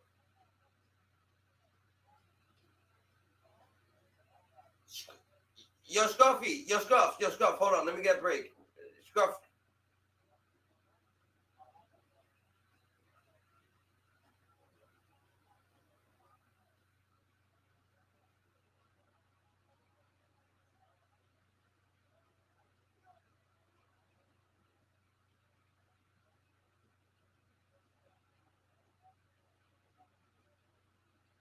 Now, Scruffy, you see.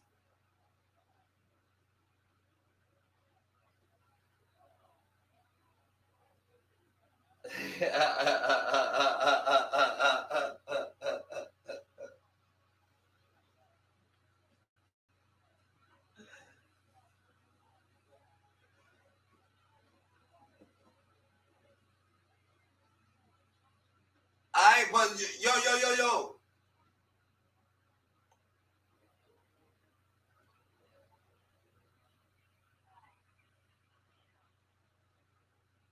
Now, Scruffy, you gotta stay coherent. But look at Scruffy, you gotta stay coherent. If you doing shit,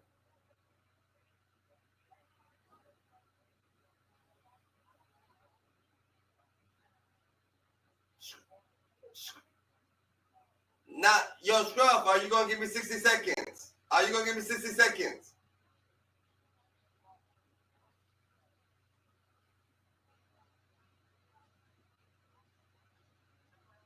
Yo, yeah, we need a shot. Everybody. I think we need another shot. Everybody pour up. We need to pour up.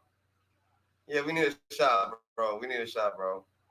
I mean, who's drinking with me? Is someone drinking with me? Yeah, pour up. Let me know when you're ready. Oh. Yo, Scruffy. No, Scruffy, that's not fun. You're not acting fair. No, Scruffy, you're not acting fair. Scruffy, give me a... Scruffy, comment. Scruffy. No, Scruffy, you're not acting fair. You're not giving nobody the... No, Scruffy, you gotta give somebody the stage sometimes.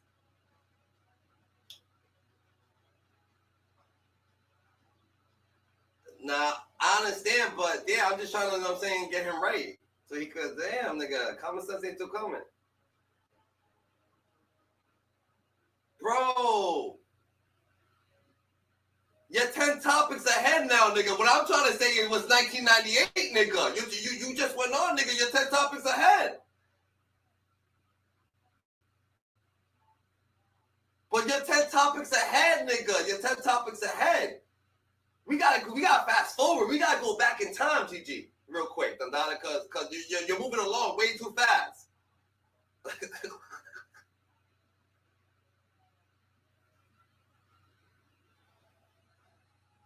Yo, all right, never mind all that shit. This is what I'm trying to say. Let me say something.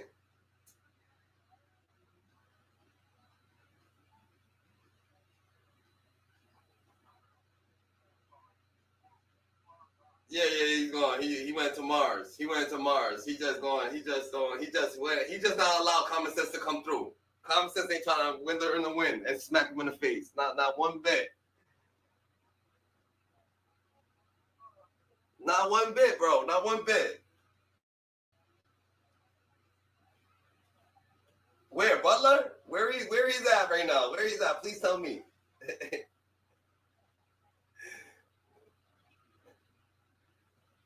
Are you ready? You ready? Are you trying to take a shot? Yo, I don't even drink, bro. But you got me in a dream right now. Like I'm in a dream, bro. Can I please say something? I still want to say something. I still want to say my Diddy comment. I still want to say my Diddy shit.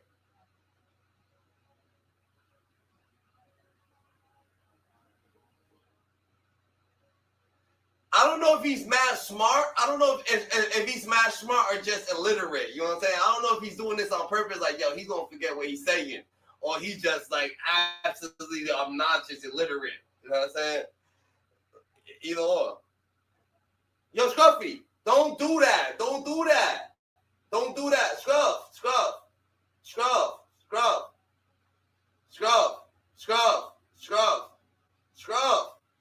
Yo, Scruff. Take a chill, bro. Scruff, calm down. All right, Scruff? Calm down, bro. I'm here with you. I'm waiting with the shots. I'm right here. I'm right here. Who's ready for the shot? No, we didn't say keep talking. We didn't say keep talking. We said we're giving other people the floor.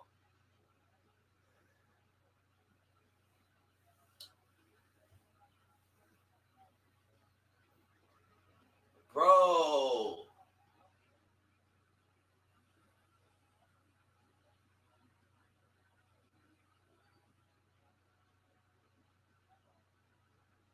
We get it. Can we take a shot with you? Can you just shut the fuck up and just calm down real quick and let's take a shot? Don't go on, bro. Don't go on, please. All right, let's take a shot. I ain't gonna tell you shut the fuck up like that, but you was about to keep talking. We need to have some, you know what I'm saying, some dignity. Now you're disrespected. That's just, have some composure. So the Diddy situation, what I'm just trying to say real quick before Scruffy gets a little scruff. If you over here selling drugs with the cops, imagine the cops is your plug. You know what I'm saying? That's what happened with Diddy, You was already in cahoots with these people, You're doing dirt with them. So when it's time that your ass ain't acting right, the cops is gonna say, oh yeah, he sell drugs, what the fuck? And he's like, yo, what the fuck? You sell me the shit. It doesn't matter. You sell drugs, So that's what's happening with Diddy, And Diddy absolutely doing crazy shit because he's putting people to sleep. You shouldn't be fucking people, anybody that you put to sleep. No matter what it is, unless they consent. Yeah, go ahead. All right, can we take a shot? Go ahead.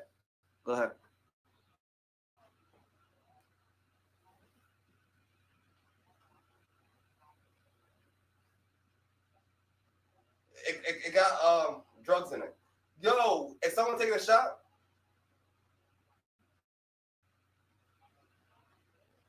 Yeah, that was drugs.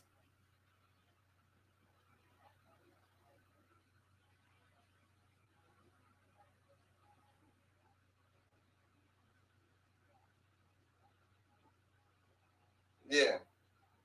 All right.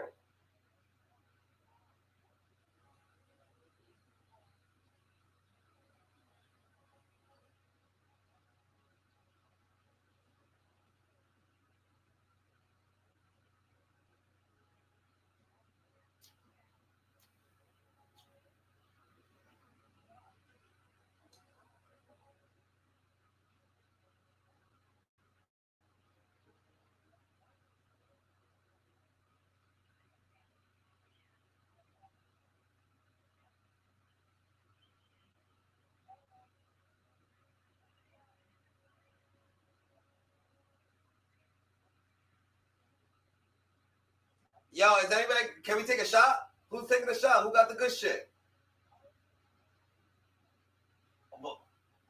I thought Brian was getting something. Someone else.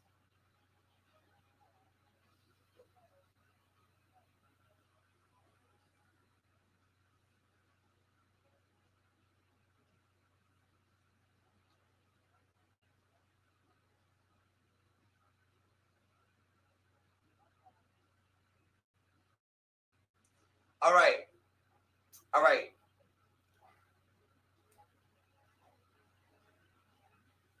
Diddy, Tupac.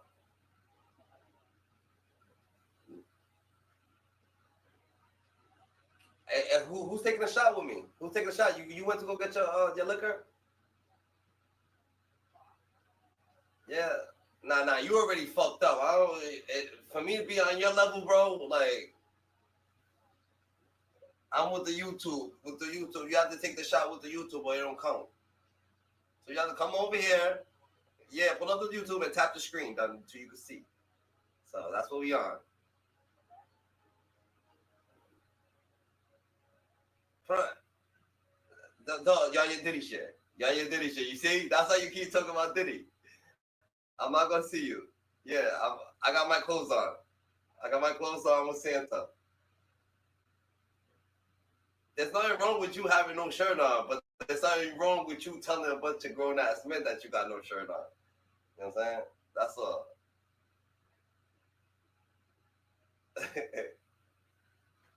Where we at with the shop?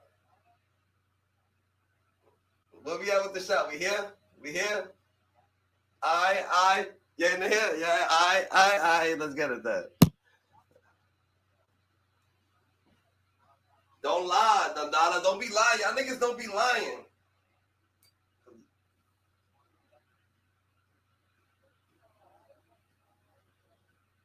Who's that? 1K? 1K, you did not take a shot, bro. You a fucking liar. You a motherfucking lie, bro.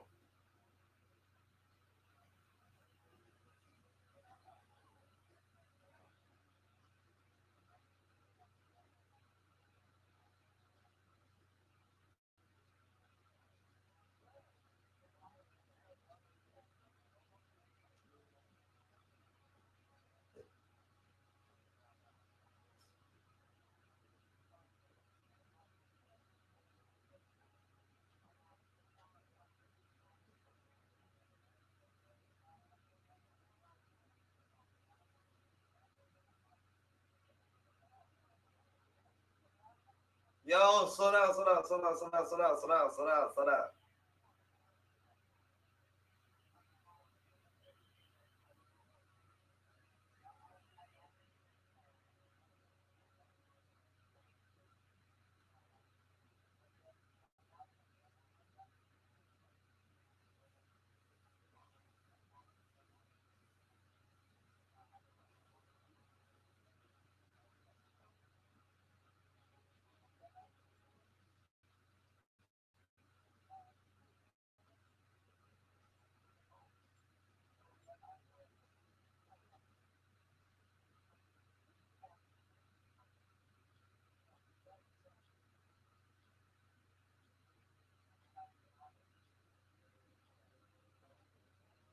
Yeah, but you could let it go though.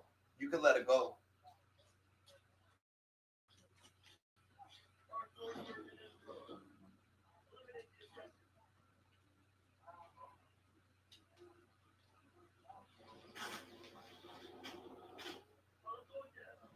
No, you don't have to be cool with them, but you could let it go. You know what I'm saying?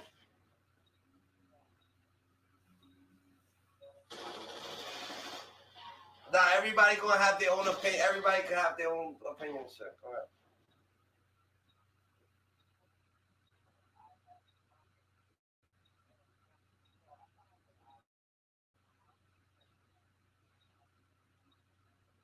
1K, you don't have to have a talk with them. 1K, you don't have to have a talk. Look at it.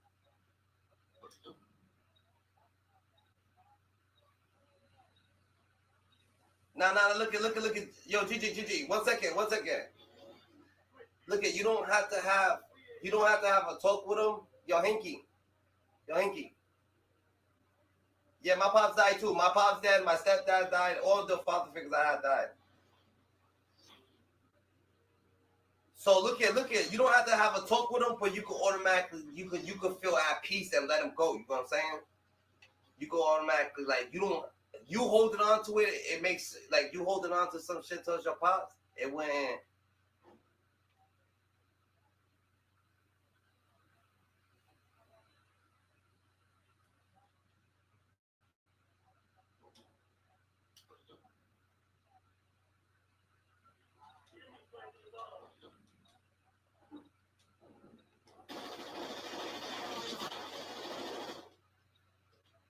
What he say? What he saying?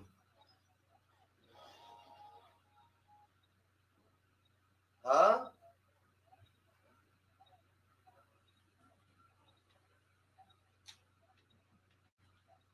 He didn't say shit, Dundada. You trolling. You trolling. Yeah, you trolling.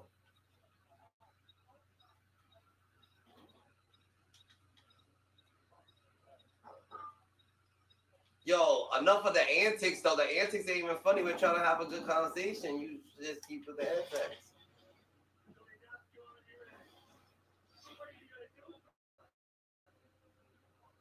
Now we all trying to get light with you, bro. I don't even drink.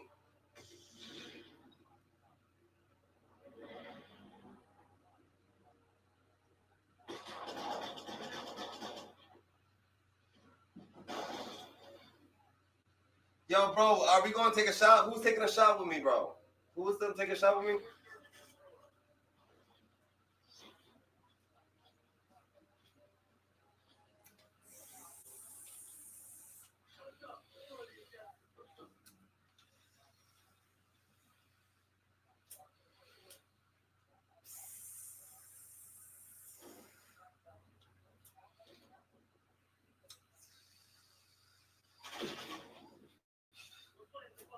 I'm dead.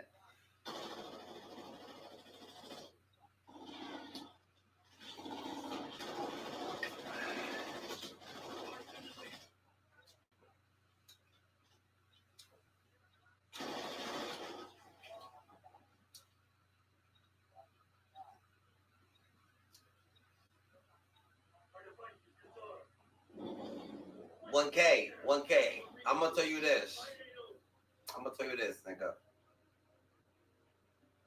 Cause anybody would do anything, you know what I'm saying? None of that shit actually, you know what I'm saying? None of that shit is actually concerning because what's actually happening is fucking reality.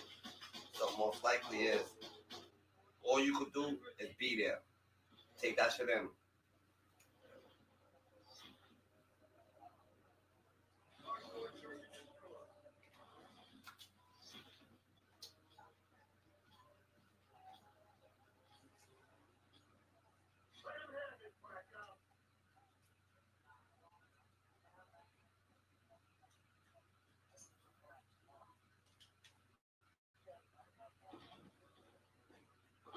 Yeah, that's it. Just be there.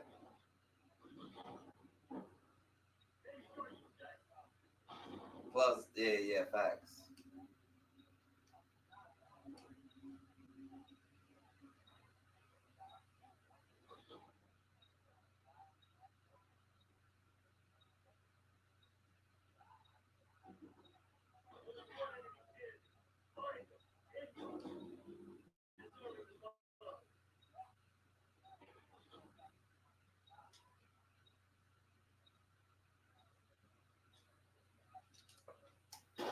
Oh, that's my phone.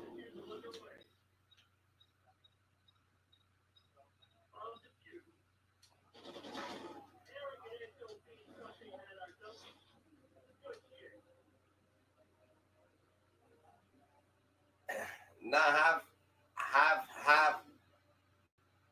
go over there, have some conversation with her, cause anything that she's gonna tell you, nigga, no one else could tell you that ever again.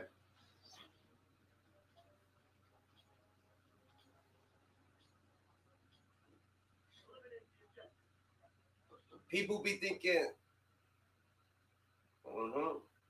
Pe-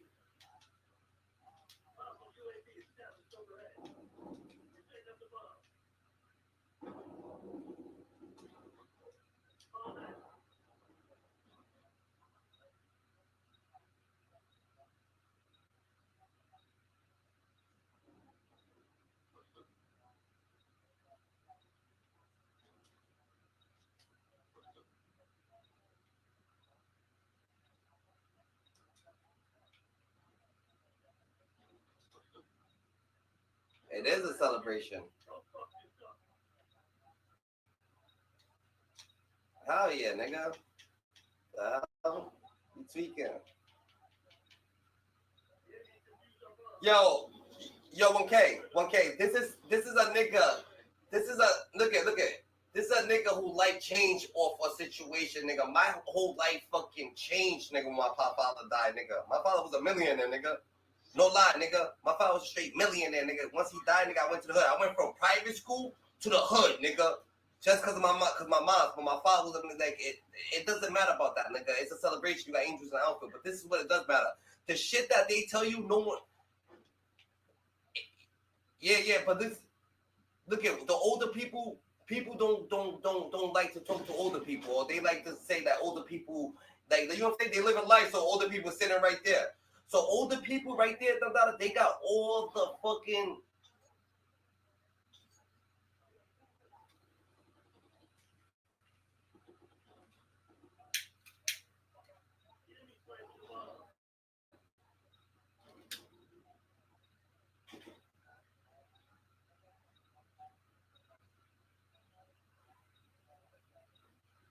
Talk to her right now. Yeah, talk to her, bro. They're like a dictionary. Scruffy, can you calm down, Scruff? Can you calm down, GG?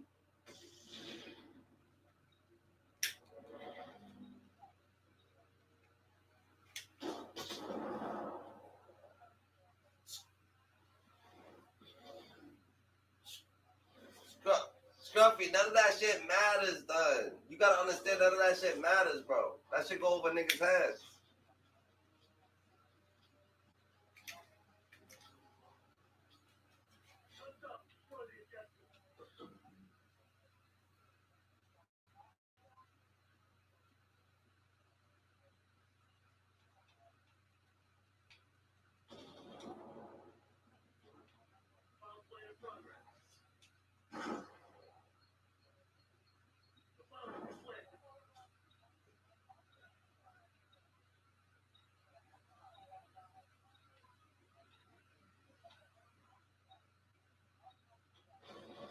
What would that matter?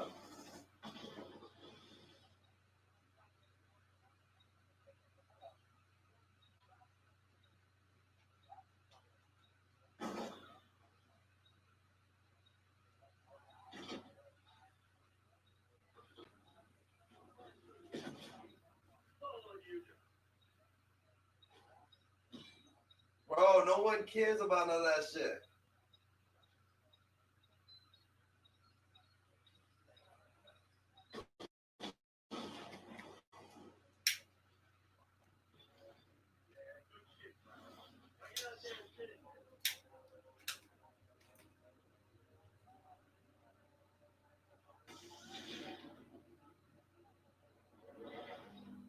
Nah, but I think he's purposely doing it, I think he's purposely doing it. Because he's drunk, he's purposely acting out.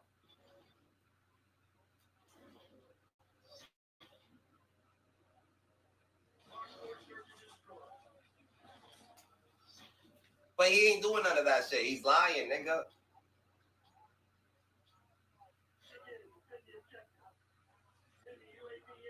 Yeah, you're lying because you did it and you're talking about it, but you're not doing it. So you're lying to yourself.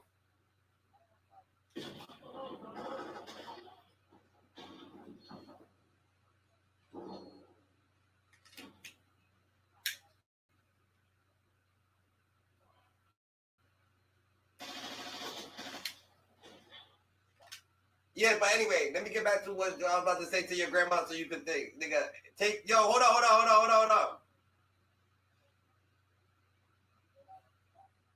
How old are you? How old are you? How old are you, bro? How old are you now?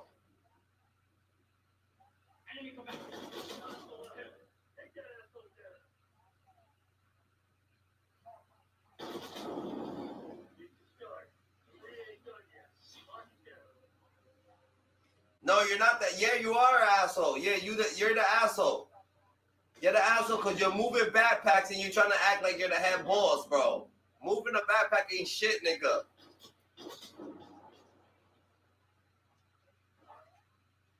No. I'm trying to talk to Scruff real quick. Cause look at, nigga, you moving back.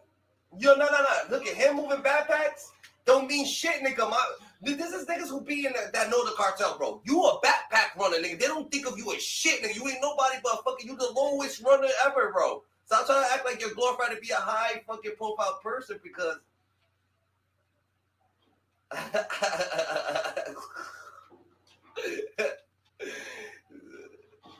oh yeah. All right. Like the runners is little nigga. The runners is little niggas, bro. You're a fucking runner, nigga. Don't ever be proud to be a runner, bro.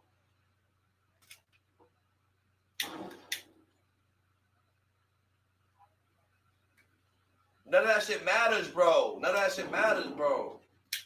Nigga.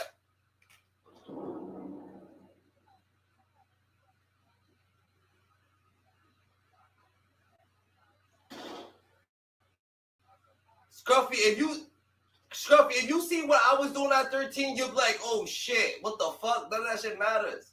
None of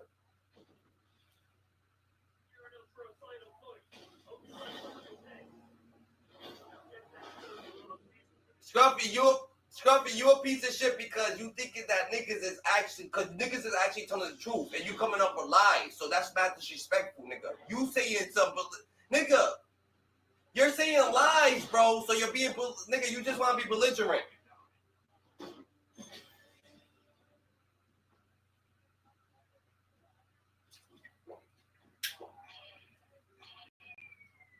I don't like having conversations that you're not gonna remember though. I don't like shit like that. Oh.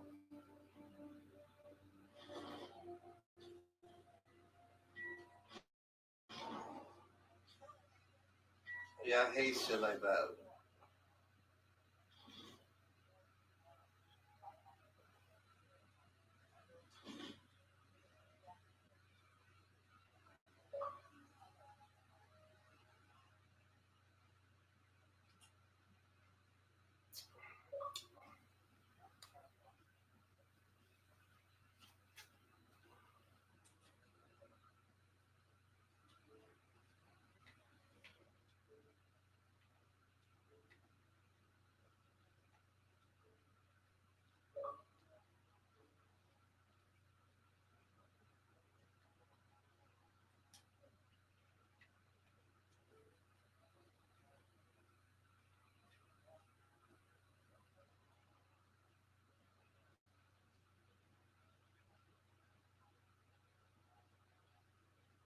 No, you don't, bro. You don't.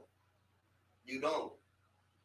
So you did what he told. So you did what he. So when you did what he wanted, what he proved that you do. That's what you wanted to do. Someone called you stupid.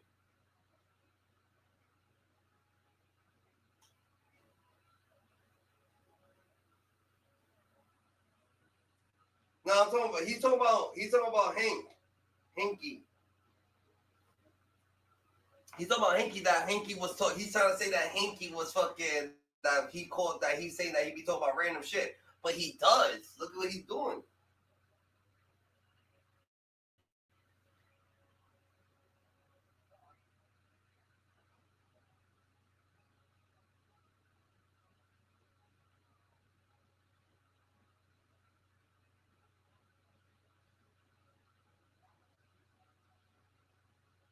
Cause you're lying.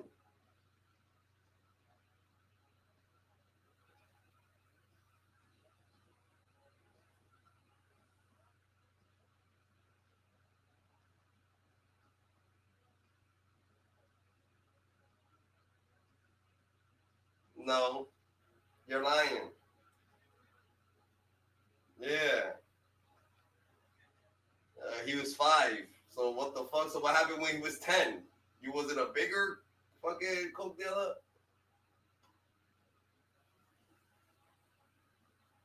No, don't try to act like you're actually doing shit and you're not actually playing the game with us. You're actually playing the game with us. You're actually not doing shit.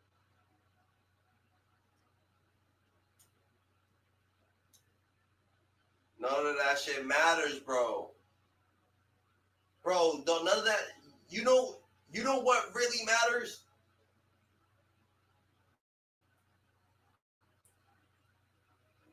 That you knew it. Yeah, right? Right? Yeah. Yeah. Fuck you doing, Dandada?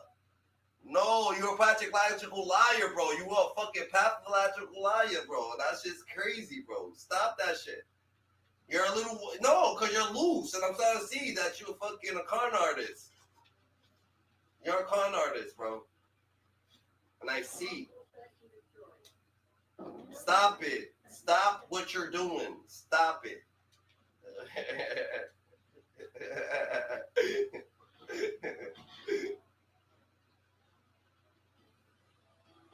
Don't try to tell a little bit of truth.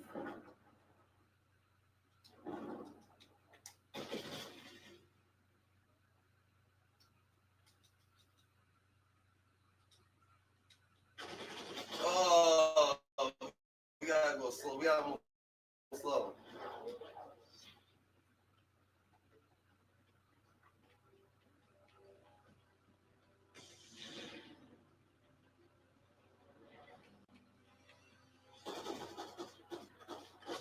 Bro. Let's just get to the point. Why do you want us to believe that you are? We believe it. We believe it. We believe you was a big. Why do you want us?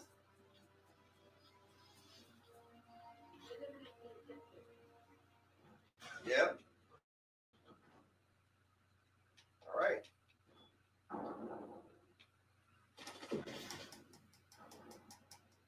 And we believe you.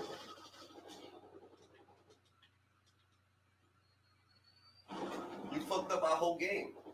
Like, everybody left, right?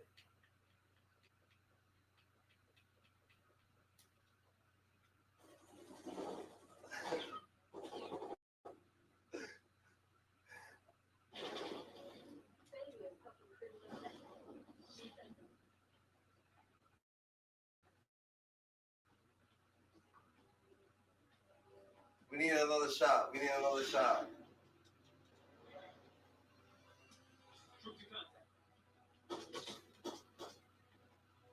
Yo, I actually don't even drink, bro, so it's like, damn, this nigga's trying to blow my high.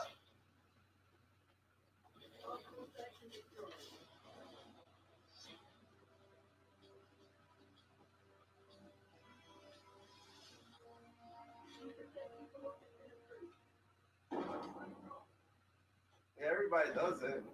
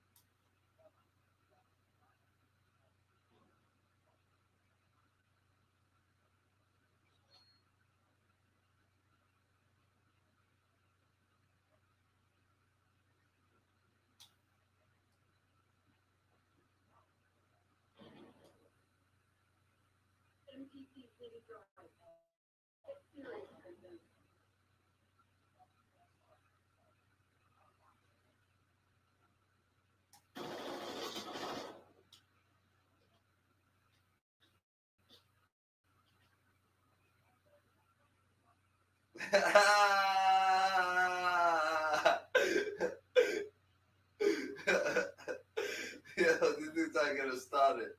Yo.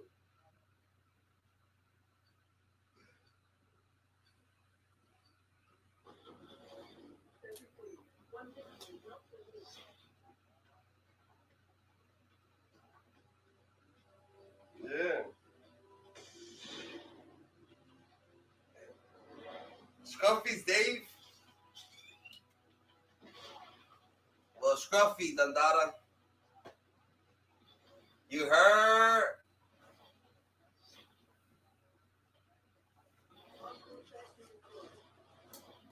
I had to do something. I had to get right, bro. Nah. I'm not mad. I get that. Nah, I'm not mad. But I feel like Scruffy just wants attention, but he don't got nothing to say, so he just ran blah blah blah blah blah blah blah blah blah blah blah blah bullshit. Nothing. I wish he actually had something to say. Like I wouldn't even care if he was talking about the sky, about the stars. You know what I'm saying? I wouldn't care if he was.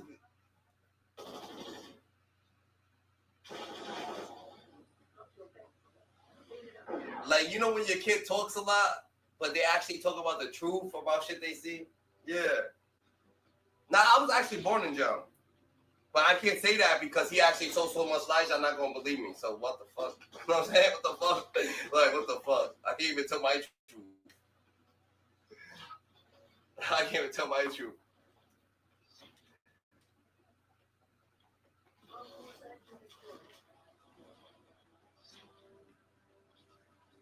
Yeah, that's a fact.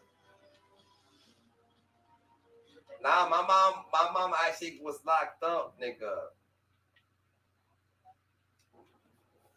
No, it don't matter, bro. What the fuck? She was 16.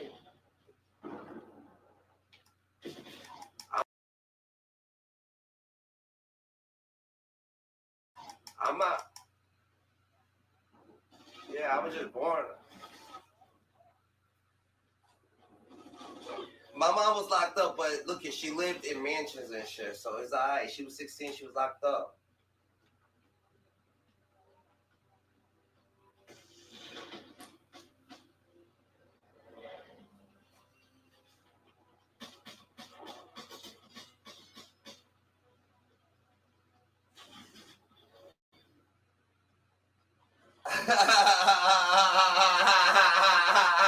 Yo, let's pour up. Let's pour up. Let's pour up.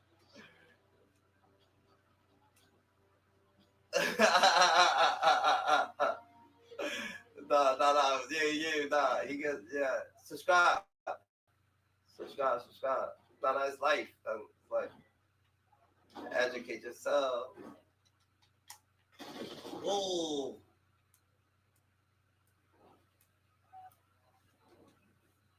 In the back might be. Other. IRIZZY. Yes.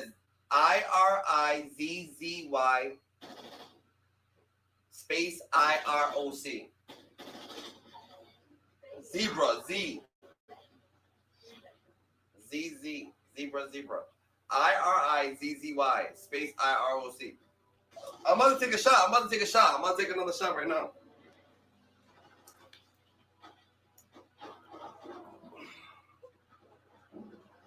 Nigga, it's IRIZZY. Hi, bro. I am Turkish.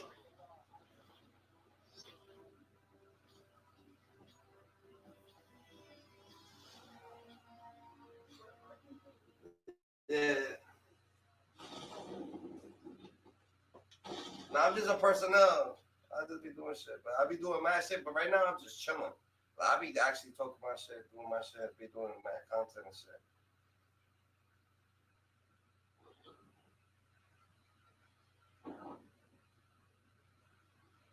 And I got mad haters. I'm real ass, but I come from actually. If you go to my YouTube channel and you see that shit, you actually see my life.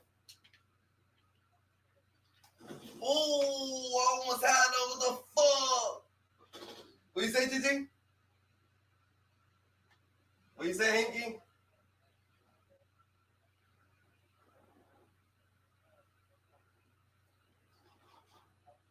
Yeah, nah. Nigga, what, nigga?